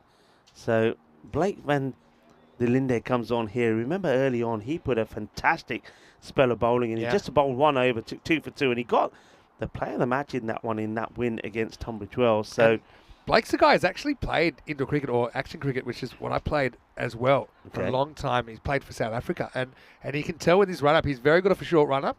where you can only really get 4 to 6 steps. But he's very clever, and we were chatting a bit in the rain break, and he was saying, this. We're saying to Foray, who's also played a lot of indoor cricket, saying this gives us the same vibe, the kind of intensity of it, which is what you do get in that sport. Well, yeah. I don't think that was a ball really to go with that shot. I mean, after hitting a nice boundary, I think Hauler here wants to follow some of the other batters above him. Well, that's maybe a good shout out for our travel partner, Bizway. And thank you, Bizway, for getting us here. I mean, we talked about May madness, Vinny. Well, a little bit of madness for obviously our travel partner, Bizway, but they've got us all here. I got here, you got here, Charlie's here. And, big shout out to Bizway Travel. And of course, all our partners, HCL Software, Perry Match. And they all do a brilliant job with Grizzly Bear Sports as well. And great. What a catch. Absolutely brilliant. This is the sort of standards you expect to see here in England. That is absolutely brilliant. Well, absolutely superb from the bowler. Blake van der Linde, take a bow, because that is a magical bit of cricket. This is stumped. It's hit so hard, it almost knocks him off his feet. What a great catch this is. That's superb. Yes. Slower ball. He's moving one way, has to double back, just gets the right mitt around it. But he's been brilliant today. And you can see Twickenham, they're here and they mean business. So Spencer loses the 7th wicket, 2 to come now. 101 for 7. Rurid Barker will get a crack. 2 to come. And it's 2 in 2. And maybe we will get a hat-trick here today. Good areas. New batter's going to come in. You've got to feel a little bit for Barker. He's got to go after this, but he gets the perfect length delivery, short of a length, moving away. He's not able to get the drive in, and it's going to be another duck. And Goldie certainly been busy here in Wimbledon. And Derek's had some pretty good conditions last couple of days on the network, depending on where you've been watching. But yeah, I mean, you're right. Has to have a go at it. Gets a piece of it. Another day that might go over the keeper around. But it does give us a hat-trick opportunity. Who will take the first ever hat-trick in the ECS England? Will we even get a hat-trick this week? We don't know. We'll find out. Probably a good time to have a crack at one, though, because this is the last ball, and he's gonna be going at it. Right, his bowling today has been brilliant. Will we see a hat-trick? Well, we could see a hat-trick in wickets. I think we will. It's a team hat-trick. It not one that will go down for the bowler, but a team hat-trick. And he just saw they had to go for it, had to try and get something on the very last ball. And it's going to be a score or a chase of 102, 101 for 9. Another cracking over from Blake van der Linde. And, he's saving his best for last as well. Well, he's a one-over specialist. Yeah. Took 2 for 2 and now 2 for 5. Probably should bowl 2. But what I will say is that really shows how things can change. I mean, they went 61 off 4 overs there, and they only get 40 off the last 6, which is only a shade better than run a ball. So, look, they played their way back into the game. A little bit of the old calypso about the second half of that innings as well. But still, they kept fighting. Every over had at least one boundary. But in the end, 101 does look a bit thin on the ground for Spencer. I suppose they could do the same thing. They need to take some early wickets, don't they, against Twickenham, who have been pretty impressive with the bat today. I think all teams have in patches. But have a look at Tunbridge Wells, how quickly their batting fortunes turned around earlier today. So, look, plenty to talk about here. But in the end, 101 for 9 is the first innings. It's going to be a good opportunity, I think, Vinny, as we get set to look at the highlights, because Twickenham, remember, they had a chase of 61 and then they had that 4-over slog, didn't they, against Wimbledon. This is an opportunity for them to go out there and apply themselves to get the win here. And once again, it's an opportunity, I think, to try and steal all the points. Yeah, I agree. But also, going for that can make things go wrong as well. This was a kind of bizarre start, wasn't it? We've seen so many of these pull shots end up down there. It tried to pull it back, but couldn't quite manage. Mather, though, he's just a natural pacer. I think batters starting to think, okay, look, if you can't beat him, join him. We're going to try and use his pace and go backwards. And then we saw the Don he was on and he got dropped over the boundary. Well, the Don did have a little bit of a moment like that earlier on, didn't he? In the circle, but he makes no mistake. Very good off his own bowling. Yeah, he deals with pressure really well, doesn't he? I mean, he doesn't show any signs of pressure, even when he's been hit for a few boundaries. He comes back well. But what about this man? Talking about come back well. Well, Eugene Berger, he had just been fantastic. He's picking up wickets for fun. And for the second time in the day, he was on a hat-trick at one point. Brilliant bit of bowling from him. But you got to say, they dealt with the batting and the issues and the conditions very well. They applied the slower bowlers, and it worked a treat. I think Francis Foray also picked up a couple of wickets, so he was good. And then, of course, right at the end, we saw Blake came on, and he quite easily could have once again got a hat-trick as well. So I think just applied themselves really well. I think it was sensible cricket for conditions which, well, it wasn't going to be the sort of conditions that would have suited the fast bowlers. So they deployed the slower bowlers, and it worked. And what a catch this is. And you'll appreciate this better from this angle. He's going one way and then has to make a movement and say, that's a great catch. The reactions there are super quick, super fantastic. What a lovely moment that is there for Blake van der Linde. Yeah, and it comes from the form of the game where you do have to have super quick reflexes. And it actually ended up with 1, 2, 3 from a position where they were actually 60 without loss. The rest of the innings basically yields them 41 for 9. So, yeah, not the finish they would have wanted. But look, hey, 100's 100 on the board. And if you can bowl field well, if you can get those early wickets, then who knows, maybe Spencer can steal and win still in match number 5. Takani ends up top scoring, but for Spencer, it's been a case, I think, that no one's really been able to go on with it after making a start. Yeah. Adams gets to 26, Takani gets to 31, even Johnson 15. The top 3 okay, but after that falling away pretty quickly. Barker went first ball, and then nobody else was able to reach double figures. Just a 3 wide, so pretty disciplined bowling I think we're seeing most of the time. I really like the way that Twickenham kind of put their spin on the ball, even the kind of really the medium paces. They were bowling a lot of cutters. It just seems to be working. 2 wickets apiece for Eugene Berger, Foray, and also Blake van der Linde in the last over singles. So Molazana, his first wicket in there, and Manuelge, the captain. But for me, yeah, look, Berger, still, he's just got that golden arm. Seemed to turn it around at an important moment. 101 on the board then for Spencer. 102 will be the chase for Twickenham to try and get the win back that they weren't able to get in the last 4 over Fury. Vinny Sandy, Mr. Maximo with Rico Full. Plenty of cricket happening right now. We're in England, we're in Portugal, we're everywhere. This is ECN. We're back soon with more action in the European Cricket Series.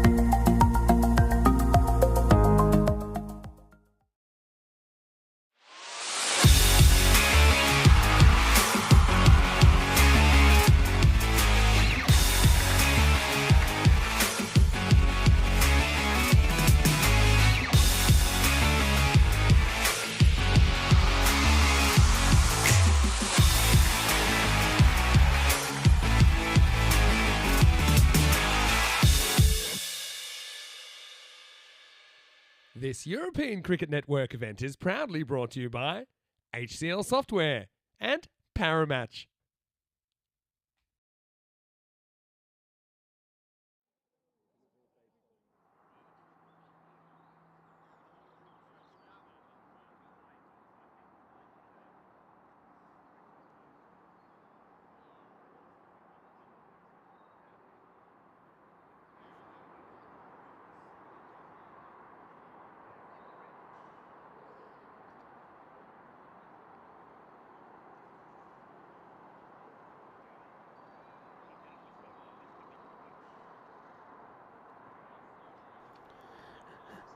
Hello and welcome back as the players make their way out into the middle, led of course by the umpires, and that's Gerard and Aaron, the man in black, doing a great job with Himal. He's the third umpire, led of course by Ian Rubbage. We're leaving you with a look at the bonus point equation. So 101 was the score, which means that 70 or less. If you restrict the opposition to, then you pick up of course not all the points, but that, I suppose it is possible. Stranger things have happened, but I think this is where I think Twickenham are looking to get the 102 in the 7 overs. If they can do that, that'll certainly see a good finish to their day. Remember, they got the win against Tunbridge Wells, but only got all the points there, so that gave them 4 points in that one.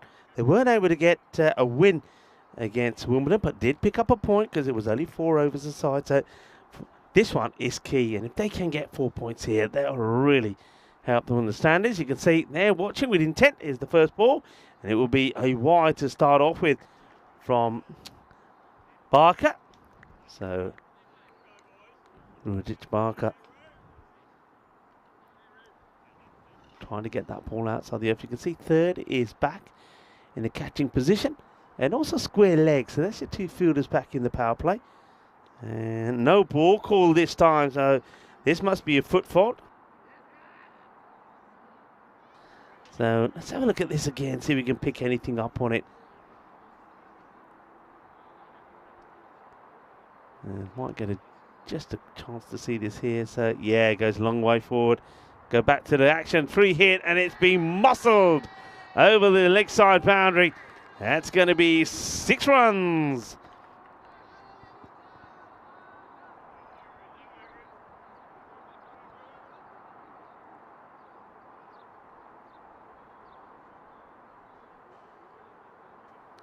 So that one smashed away.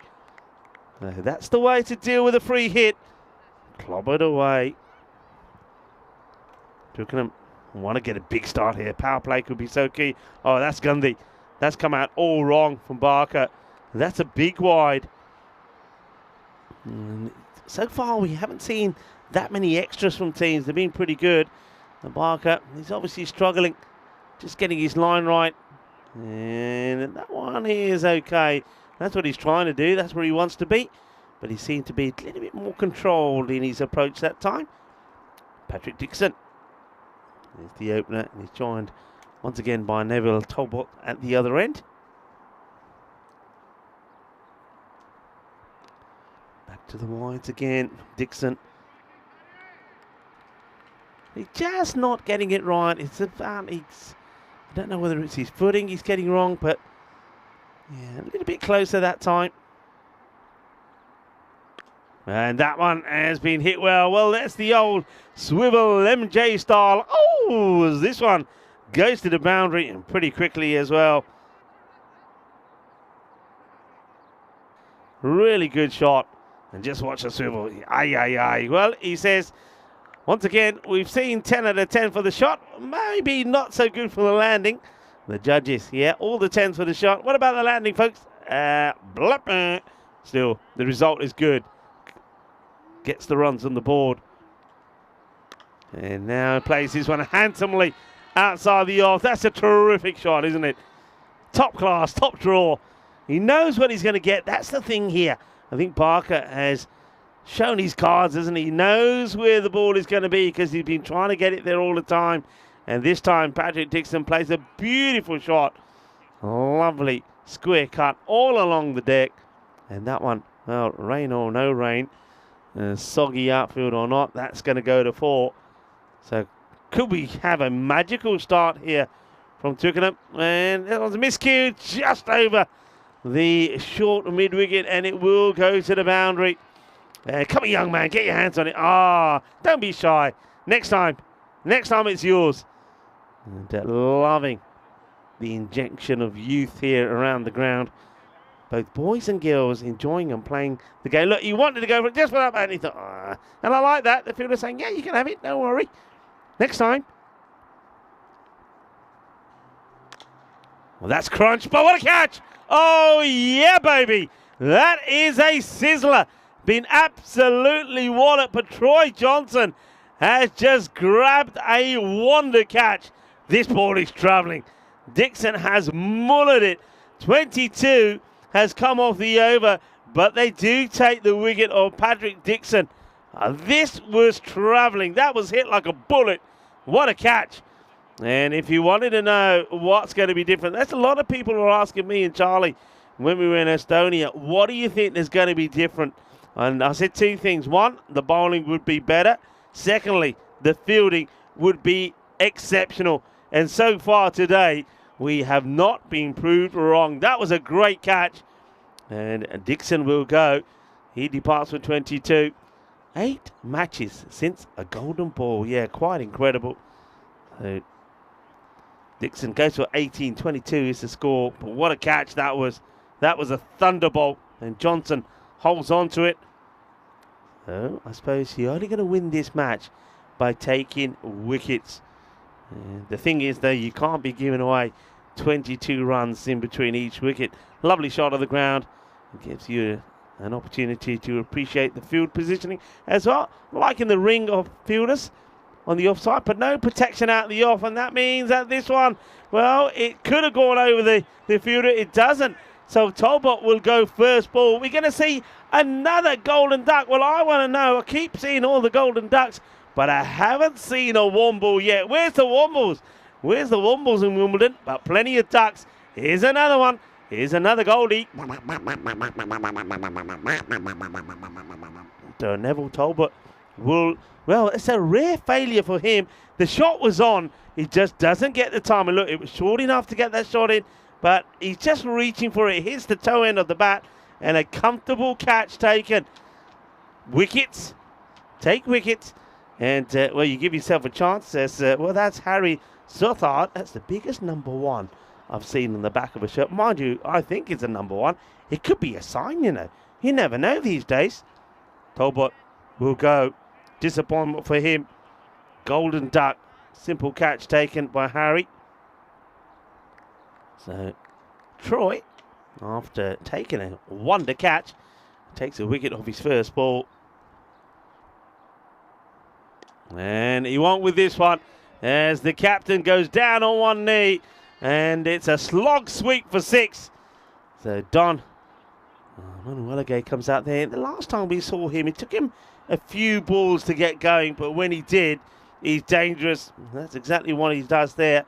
Gets that one away, and he knows he doesn't want to give the opposition the upper hand. He wants to stay focused on picking up all the points here. He's been joined there by Francois Faure, who's at the other end, yet to face the ball. Vinny Sandy joins me back in the cube. Nice to be back, Johnson. He's tried pretty much everything today, hasn't he? It's been wide for over the head. He's bowling like dangerously fast spin. That's what I would call it.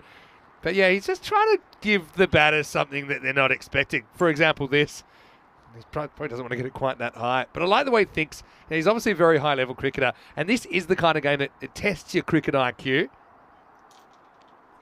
Ooh, that's not that far away from the edge, you know. Good comeback from Troy Johnson. Hey, before everyone writes in saying, hey, hold on, it was just 6 games since the Golden Ball, and with the last game it should be 7. Hey, you forget, we've had a game in Portugal since then that went close but not quite a Golden Ball. So that's why it's gone from 6 to 8 here. Now this has gone up in the air. Now it is catchable. He's going to have to find it firstly, and then he does.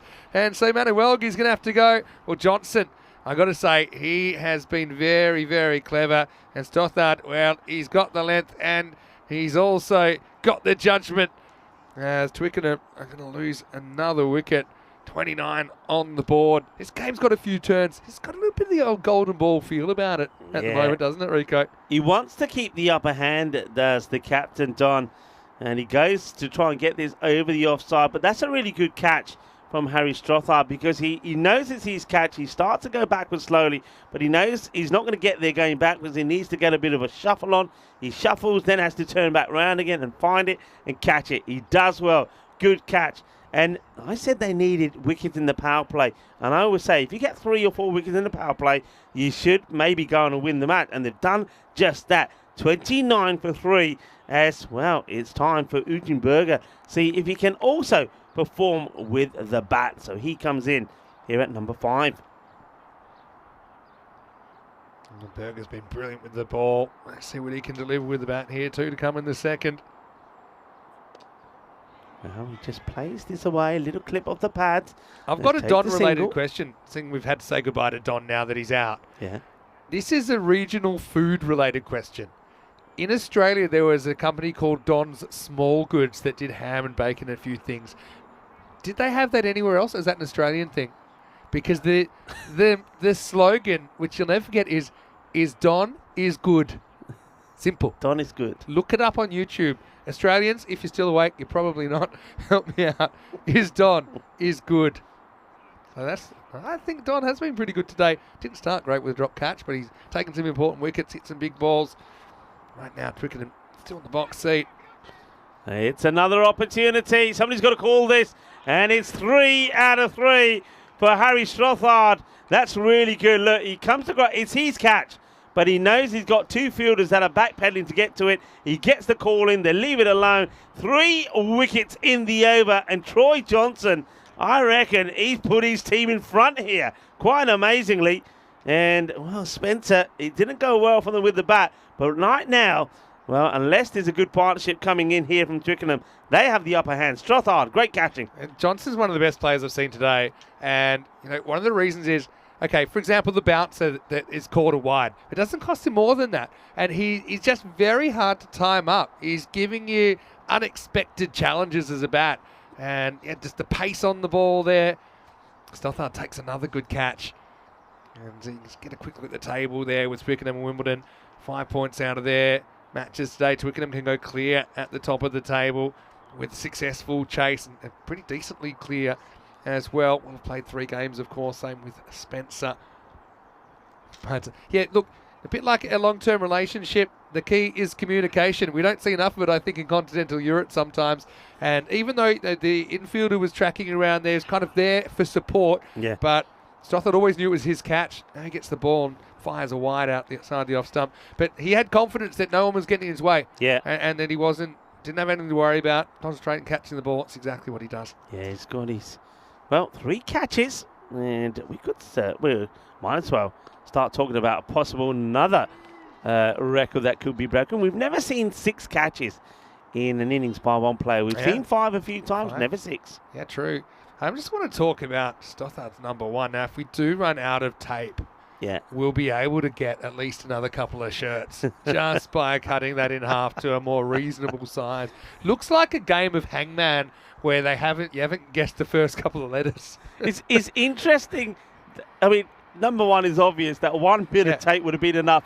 The bit at the bottom must bit of unnecessary license with that. Oh, this one is going to be a wide, but how many? It's going on the Iba, and a little back flick there keeps it to. I think they should have run 2, so 3 wides. Is that our first bit of ECS England foot fielding? Yeah, but I have to say that it's probably the only way he's going to get there. He chases hard, doesn't it? It depends how wet you want to get. You can always try and slide. I don't know. The stomp scares me.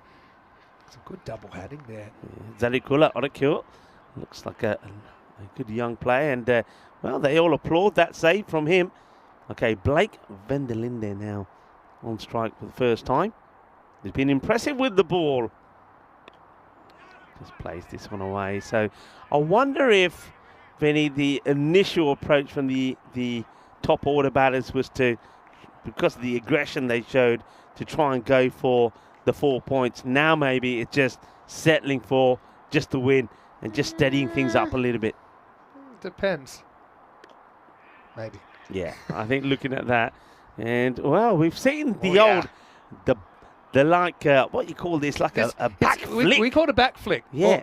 Or we just call it a flick for short. It's a very indoor cricket manoeuvre. Yeah, because you wouldn't expect him to be going at the bowler's end. I think this is why it's clever. You think he's going to go to his end, but he actually, well, tries to outfox the batter running to the striker's end.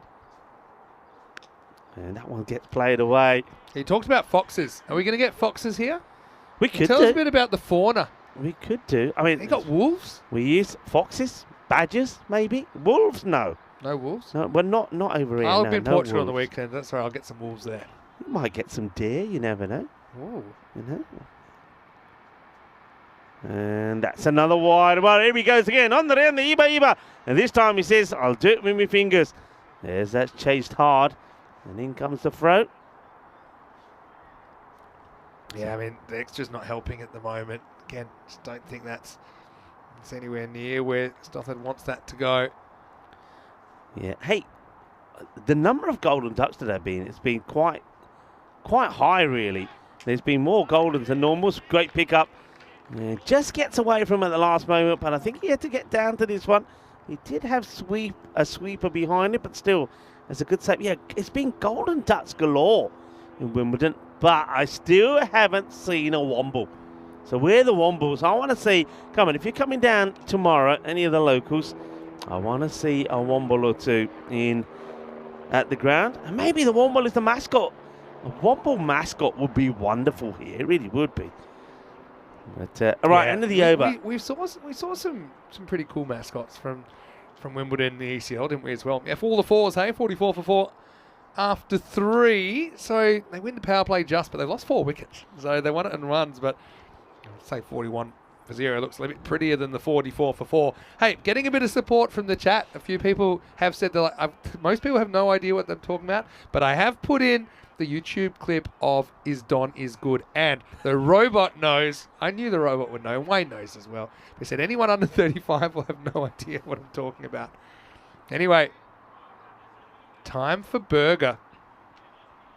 Burger makes me think food chat. Can I just speak about with the early finish in the Netherlands last night? I had the decision to stay at the ground, have dinner there, or make an early exit. Mm-hmm.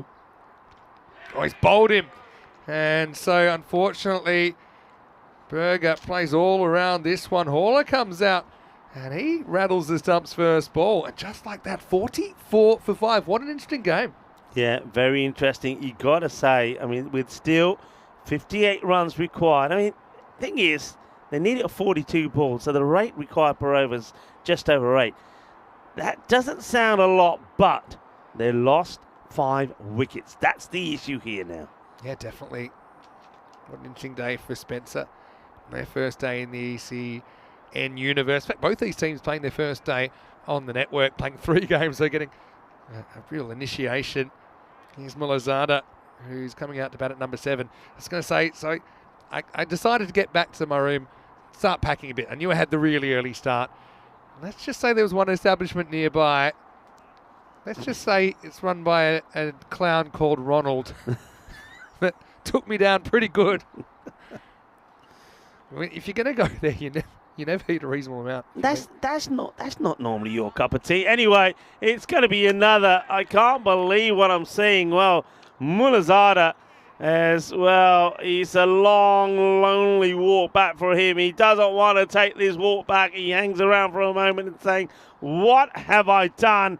And it's another wicket. So once again, we have the opportunity of another bowler to take a hat-trick. But once again, it's another golden duck. I honestly do believe, Vinny, we've had a record number of golden ducks here today. Yeah. Well, who knows what the record is, but you're right. There's been a lot of them.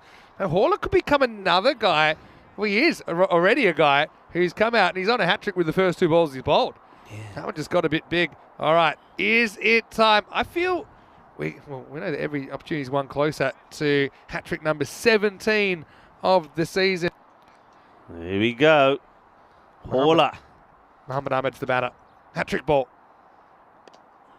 Just watches it onto the bat and tickles it away onto the onside, but Well, it's getting to a point here now where singles not going to do. They need to be looking at least one boundary and over. This is a bit like the Fighters game in Portugal we just saw when they lost a bunch of wickets. They end up scraping over the line 8 down. So, yeah, the run rate required is actually pretty reasonable. If you hit one boundary and over and you survive the 10, then you're in the game. Let's just say you hit 1 6 and over. Then, what have we got? 6 overs left. Scramble the rest. You can still do this. Well, this one gets chipped away towards the leg side. That's a good bit of fielding. It's a little bit of the old rock and roll about that. Nicely done. Well, they've got their tails up here. All right, I'm going to call it early. Thriller. I'm feeling it. Are you feeling it? Yeah, there's a twist in this. All right. All right. Like a retwist. Well, that's a good shot. That, I think, is going to stay here, and Whoa! it does. And, well, who's in the firing line this time? Everybody. Well, he's not very happy about that, is he? And that's been hit beautifully. Lovely shot. And I think that's John out there. I think everyone actually gets a little piece of this. Some sitting, some standing. Yeah, John Heasham. Yeah, Well, it's a good stern face as well. He's travelled a long way to be here. He's a huge supporter of ECN cricket, as many of the people that have come today. Yeah. Great to have him here. 52 for 6, 50s up after 4. 50 required of the last 6 overs of the day. We've had rain, we've had sunshine, we've had action, we've had hat-trick opportunities. It's just another day at the office for us. Yeah, it certainly is. Well, I'll tell you what, it's not so much the offer. I should have bought me wellies. I always remember in England, you always need your wellies. I should have bought me wellies. Our office and your office is you're probably not standing in 4 inches of water like Rico is. Yeah, it's not good. It's not great. And I'm sinking. You're not getting taller. I'm getting shorter. I am sinking into the ground here. I really am. Here's Ponsonby, who's going to get over number 5. Question is Twickenham sinking as well? Well, at the moment, they're just about in this, but I think another wicket could really dent their hopes. If you can get 8 and 0 for 3 overs, suddenly you're not so worried about the 6 wickets down, right? Anyway, run them around for Cameron. Oh, wow. How about this? It's showtime again, people. Showtime as this one, yes, the reverse, and it will go to the boundary. What a shot this is. I'm going to give it the Rico checklist. Sun, have seen it sometimes. Sea, apparently there it is, but I haven't seen it yet. Sand, does mud count as sand? Sexy cricket, yes. Yeah. And in spades. I said it earlier, the cricket today's been so sexy, it's probably going to carry a 15-plus rating when this hits the syndication. What a reverse there from Van der Linde. You find a lot of left-handers are good at this shot because they do practice a lot of things right-handed growing up. It's natural.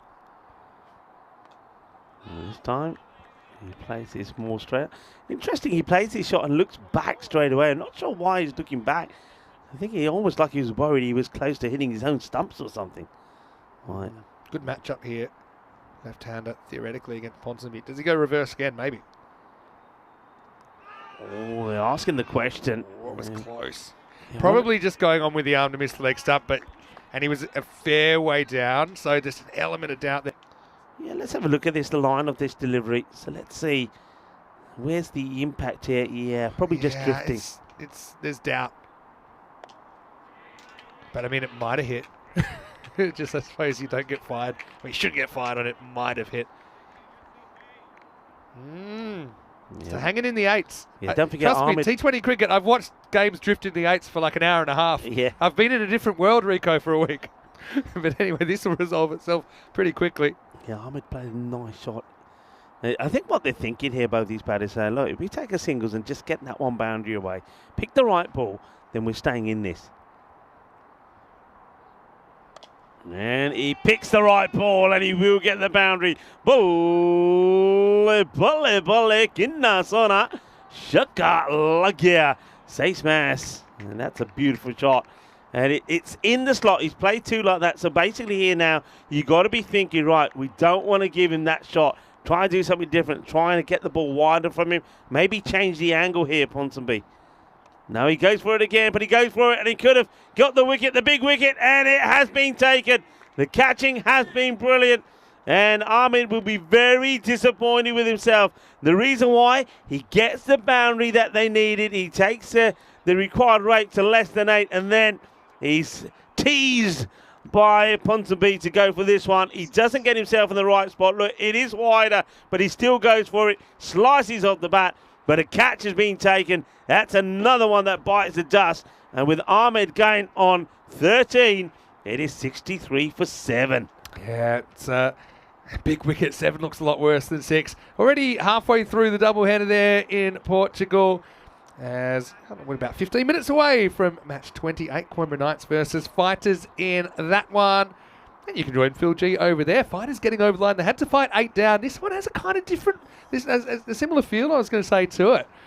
Because a lot of wickets falling, but the tail can kind of wag and get them across the line. We're only halfway through. They only need 39 off the second half, which isn't much at all, really, by ECN standards. But they're down to their last 3 wickets, so they probably do have to value them. Damo Prophet comes in at number 9. He's at the non-strikers end. And this one is missing leg stick. So this now you know how important. Big Stothart's number 1 was. Damo Prophet has gone the other way. Look how much he's got of his number 1.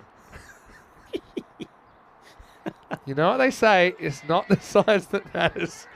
Anyway, has this just taken off for 4 buys? I think that's I don't think there's bat on this, you know. Is he? Yeah, Oh, he's saying there's bat. Well, I mean, it see really it. jumped. I don't see bat. Maybe it did. You reckon? I mean, it jumped a lot. I mean, we can't really see. Here. I don't know. Look, there must have been a big edge. I thought maybe came off the keeper's gloves. Maybe it did. They're But just taken off. yeah, Well, that's the result. what a thriller. Yeah. What do you think of that number 1? It's a little bit sad. Come on, lend him a little bit there, Harry. Harry's got it to spare. Harry, a little bit of tape, please. A little. Well, you know the bit that he's got at the bottom of the one? That'll do. Yeah, easily. That'll do nicely. Well done by the tape crew. The tape squad were called in for Twickenham. It had to be. Had to be done. Nobody knew who anybody was. Can't wash those shirts then Yeah. for the rest of the series. Okay. So having got that boundary, it's now all about, all right, singles will do. Tiki-taka, tiki-taka. Don't often say this, but tiki-taka can give you a win here.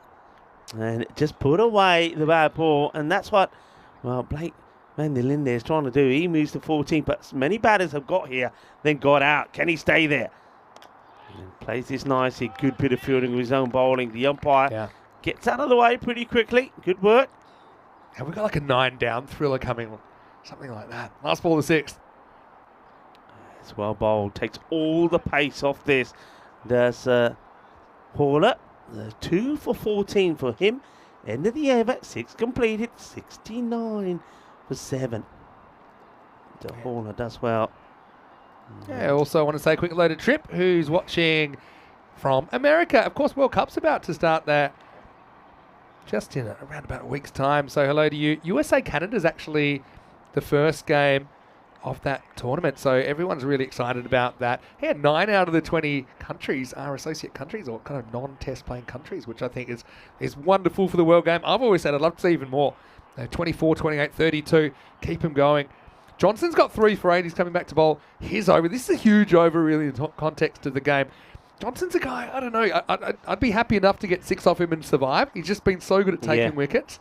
But anyway, he's been generally just ripping fast off spinners / cutters.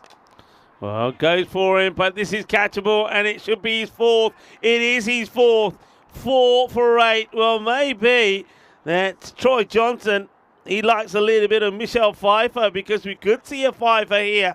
I know we had to wait a long time since we saw one, and it happened in Portugal not that long ago, actually. And the one before was back in February. And now could we see another here? Certainly on the cards. As that one goes safely into the hands of Freddie Horler, who after bowling a good spell takes the catch. Well, there we go. Well, we saw... There we go. There's the 5-wicket horse, but I think there might be one missing there. I think the one from Portugal is not on the cards there. Yeah, so I think that one. Well, actually, it's been another one. It was a hat trick as well. Yeah, it's Rutul Chowdhury, I think that's you're right. thinking of, and also Sammy Boda had got one in the Continental Cup. Okay. As well for Gibraltar. Now we'll get that updated for you. But anyway, Troy Johnson 4 for 18. Playing the match performance so far. Will he get 5 here? He strays down the leg side, but that's a good stop behind the stumps. Oh, and this, I think if this is a direct hit, it could have been Curtin. And by the way, I was pretty sure it was, I didn't want to call it, but that was actually a hat-trick ball because he took a wicket last ball of his over in the second as well. But can't make the hat-trick ball work. Just look here. If this hits, oh, he would have been out. Would have been out. Back to the action. Short and clips away, but straight to the fielder. And nicely done by the youngster behind there. Zakirullah, what a kill. Has taken the catch already. He's made some good, very good, important save as well when he stopped the ball going to the boundary. Kept it to 2. All of those points so important. Oh, that one just pops up, but no run once again. Is put in a squeeze. In. I wonder if the batters have just decided, look, Johnson's on something here. Let's just see him out and see what we can do with, well, what happened in the last few balls coming up here. Very, very important over this one. Troy Johnson, fantastic figures from him. All right, goes for it. It's up in the air, and, well, the fielder tries to palm it into play. That was Martell Evans. He's not able to. He's going to go for 6. Well, Martell, he's had issues on patrolling the boundary before. Very valuable 6 runs. Gets him to the point, which I think they should have always gotten, really. You got more depth in English cricket than some of the countries you go to, obviously. Oh, now he wants to get funky. He's taken this right off the stumps. Well, that is a brave shot. He wants to. Will he get to? They're asking a question. He may not get to. He might have got too sexy for his own boots here. First, it's a risky shot to play. This is close. It's super close. I didn't have a great look at it. I was too busy seeing to keep it clean. It ran quite a wide line here. Let's have a look.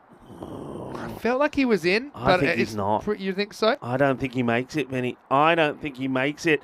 He's got a lot to do. He's sliding the bat in. Let's have a look here. We'll go back to that in a moment. Let's have a look here. Here it comes. Here we go. And, we're going to have to really slow that down.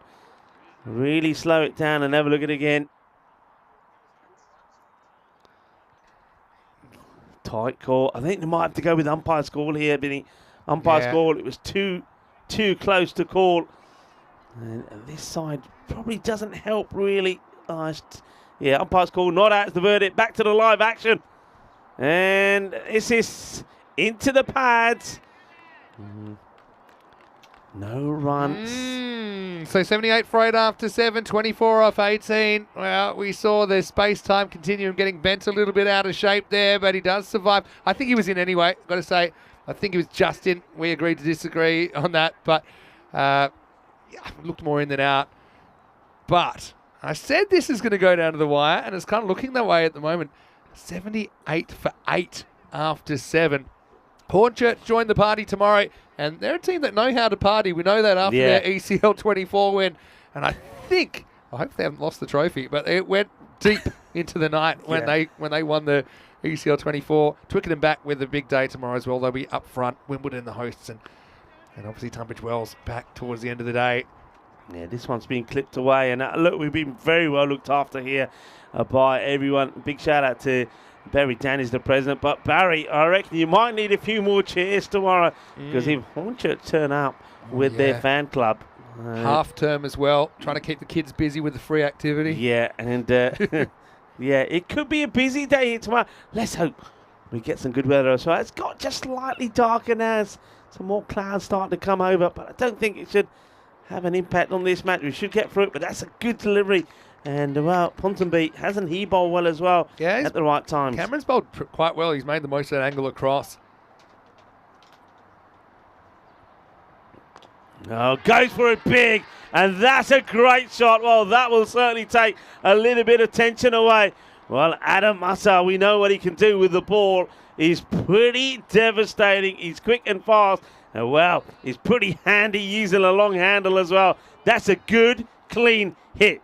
Matha Maximo, and I can tell you something, just look at the way he bowls, you can tell he could probably hit a long ball as well. 17 on 15 now. It's a matter of can they keep those wickets in hand? Oh, just lobs the bowler. Now you can see now what they're thinking. Now they're thinking no risk in this over. Don't Take go the too singles, defensive, but though. no risk. Don't want to go too defensive either. I mean, if it's in your zone, then whack it. I still think it's gotten you this far. I know that the Hornchurch kids, I'll be a bit disappointed that Corey hasn't been able to make the trip. He's in the Netherlands. They've got some great chats about him. That's hit pretty well by Blake as well, but just a single. That's all they need here now. Yeah, I mean, that would. I reckon if they got hold of him here, we would never see Corey again. It'll be a committed crowd from Hornchurch if they're here at 9:45 a.m. for the start of the first game. Bit of light rain falling just in time for us to have to walk home at the end of this game. So let's hope it burns itself out. 15 off 13. Mather faces up. Last ball for Ponsonby. It goes full. And that gets played nicely down the ground. It'll be a single, but that over certainly becomes a bit of a win there for Twickenham, who are trying to get a victory here. But it's going to be points for both teams. But which team is going to walk away with the 3 points for a win? All the 8s at the moment here. 88 for 8 after 8. Okay. Yeah, a lot of wickets falling. Yeah, see, this is what I love. I said that the games are going to be unpredictable. We've seen 17 wickets fall in this game. So anyone said, oh, it's just going to be a bash fest. Yeah, that's true for phases of a game, and often when someone gets in, they're hard to get out. But we've also seen some of these wrestles, haven't we? 14 off 12. Normally I'd say that's pretty much as good as done, but with 8 down, anything's possible. But these two obviously can handle it. 9th over. Oh, he sort of gets beaten here with the drift. As Harry Stothard comes in, searching for his first wicket in this match. This is the second match in Portugal coming up. Knights winning the toss and bowling first. At the end of this game, you can turn over to the other stream if you haven't already and catch Phil G. For match 28. Knights hoping to square that little mini-series. This is where 14 off 12, 8 wickets down compared to, say, 5 wickets down. You're just conscious of not wanting to get out when normally you wouldn't care so much. Yeah. But you do care here. Short, and he flicks his up in the air. Fielder can't get in there to take the catch, so that's just going to be a single. So changes a strike, and I think I like that as well because it means a change for the bowler and the fielding side. They'll go from right-hander to left. That one just climbs up a little, but Mather plays it nicely. So now Blake goes for the switch again, and that's a risky shot. But he nails it, Vinny. What a risky shot this is. If that hits the pads, I think everybody, including you and I, is going up. It's full, it's straight. But he manages to get the reverse Malachi in. It's brave, and it gets a boundary as well. Yeah, well, I mean, if this hit him on the pad, I think even the umpire would have been appealing because it's going to hit him pretty much right in front of middle and off.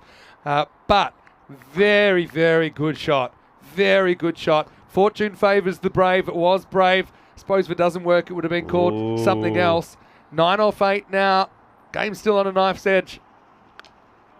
Pulls this away, and from now on in, you'll take the singles because if you score every ball, you can't lose the match, can you? You cannot lose the match. True. But you know what? You can take it too. Yeah, that's right. But I think he read that situation well, Van der Linde. Said, okay, if we don't get a boundary, I'll try and manufacture one, but once and over. It's risky. You know, and he got away with it. Then kind of shuts up shop a little bit. So we are going to the last over of opening day in England. Twickenham 94 for 8 with 8 runs required off 6 balls to win with 8 down. Geez, still all 3 results possible. Win, lose or golden ball. Just again, some of those players to watch tonight. Lovepreet Singh leading the Knights, and he's also behind the stumps. For fighters CC, I mean, Maddox's a really experienced player. Mohamed Bilal is pretty handy behind the stumps. They're listed to open. Of course, if we do have a tie in this game at 101, we will go to a golden ball. And they've been coming. You always say they're like London buses, right? And we are in England. We are in England. I'm dressed like a London bus as well. Tingle, tingle. I think the London buses have a little bit more on top than I do. But anyway, last one was yesterday. Malta defeating Estonia in Tallinn. Anyway, let's get going. Yes, I honestly, my strategy here would be I don't want dot balls. I'm trying to make sure I get one a ball, and at some point the boundary will happen, or you might be able to push it 2. You might get a wide. The field's pretty much back, almost conceding the one on the edge of the circle as well. Do you set a field for that reverse, though? I think you do, because it's a shot that Blake van der Linde likes to go for. They put the deep third back, but maybe could be a bit squarer there. I'd protect that boundary. The other thing is when you get this close, you start thinking, especially when you're 6 away, you're like, I could finish it right here. And it's amazing how your eyes light up, even if you've been fairly sensible to this point. Anyway, 8 to win, last over of the day. Okay, well, take just the single fielder comes we're in. on here. Charlie Hunt, the golden ball magnet, he's in the house, and he doesn't leave the hotel on a rainy day unless he's smelling golden ball. And right now, 7 off 5 required. Look, boundary probably puts this game almost to bed now, but if this ball stays on the field a few times, it's going to go to the wire. Yeah, Adam likes to go down the ground. I think if it's pitched up, he's going for this. He's going to try and whack it over long on. They have got players in that vicinity, though, and this could be a wide. It will be a wide, so that certainly helps the boat. Now, they certainly have the upper hand. Run a ball. They can't win it, but it can take us to a golden ball, couldn't it? Yeah, Ruud Barker getting the responsibility of this last over. And a bit of a miscue. It goes in the air. It's well fielded, well grabbed. They think about the second. Great but fielding. It's fielded well, and the throw comes in pretty quickly as well. That's Freddie Haller out there. Oh, yeah. We're getting close here. Love an early throw from the knees as well, saying, hey, don't even think about it. I'm coming up throwing. All right. 5 off 4. They can win the game with one swing of the bat now. Spencer are just hanging on. Barker to van der Linde's batted really well for 22. 4 ties at 6 wins at 4 to come. Oh, he was prepared to go for it, wasn't he? Because he knew if he gets one away, gets one out the middle, the 6 could do it. So have a look, everybody. We're getting closer and closer. 4 off 3 to win. 3 singles does it. I mean, that's one option. We saw 16 singles in a row yesterday in the game as well. That was a proper picket fence. But 4 off 3. Again, boundary wins it. Spencer hanging on for dear life. Oh, he's going to do it. Is this going to go to the boundary? It will, and in the end, well, it is the French cut that will give the victory to Twickenham. And, whoa, it's a cruel game sometimes, isn't it? It's a cruel game, but it will be victory to Twickenham. They hold on, and they win by the narrowest of margins. Well, I mean, the French taunting the English again, but this time in a different way. A French cut to win the game. I guess you can't protect all the boundaries. Poor Barker on a pretty good last over. But Mather, he started the day well. He finishes it well. What a chase. 8 down in the end. It just shows you the depth as well, that these games are never dead. And, with that rate being kind of in the 8s or 9s, it just meant they could absorb a few dots more than they would have otherwise. Just a reminder that there's plenty more cricket coming your way. Of course, Portugal's on right now, but tomorrow we've got day 2. So if you are switching over to Portugal, make sure that you tune in tomorrow for another day of action. 8:45 GMT, which is 10:45 in Central Europe, and 2:15 PM in India. We're starting with Hornchurch. They will be back. Their squadron will be firing, I'm sure. Twickenham, a pretty worthy opponent first up. Rico will be here, and I'll be here, and Charlie will also be here for day 2. All right, let's roll into these highlights. And it was a case of the haves and have-nots, really, as they got off to a reasonable start. And Johnson, he was a bit of a machine, wasn't he? 3 wickets in this second over, kind of put the game back in the balance. And in fact, for a while, you'd have to say Spencer were leading in that chase as they continued to take wickets through the middle overs. Yeah, wickets kept falling. Of course, don't forget, there was some brilliant catching there as well. And they say, well, if you get half chances, you've got to take them. And they did take the chances. Well, then the Don came out. He thought he was going to get some quick boundaries in there, but it wasn't to be. The catching from Harry Stothard was good. And I just get the feeling that when that wicket of the Don fell, that maybe they just decided, okay, let's just make sure the victory now. Let's forget about the bonus point because we're in a bit of trouble. There were some glorious hits at some points, but the catching was good. How about that? Stothard comes in, and that point, that was 3 out of 3 for him. That one was a little nurdle away, but look, any runs that you say were important. And I think Zakarullah Otakil, he was very good in the field, not only stopping that one and saving a couple, but he took a nice catch earlier. This one was just full and straight. and Eugene Berger wasn't able to replicate the good performance with the ball, with the bat. And this is the catch that was taken by Rakil.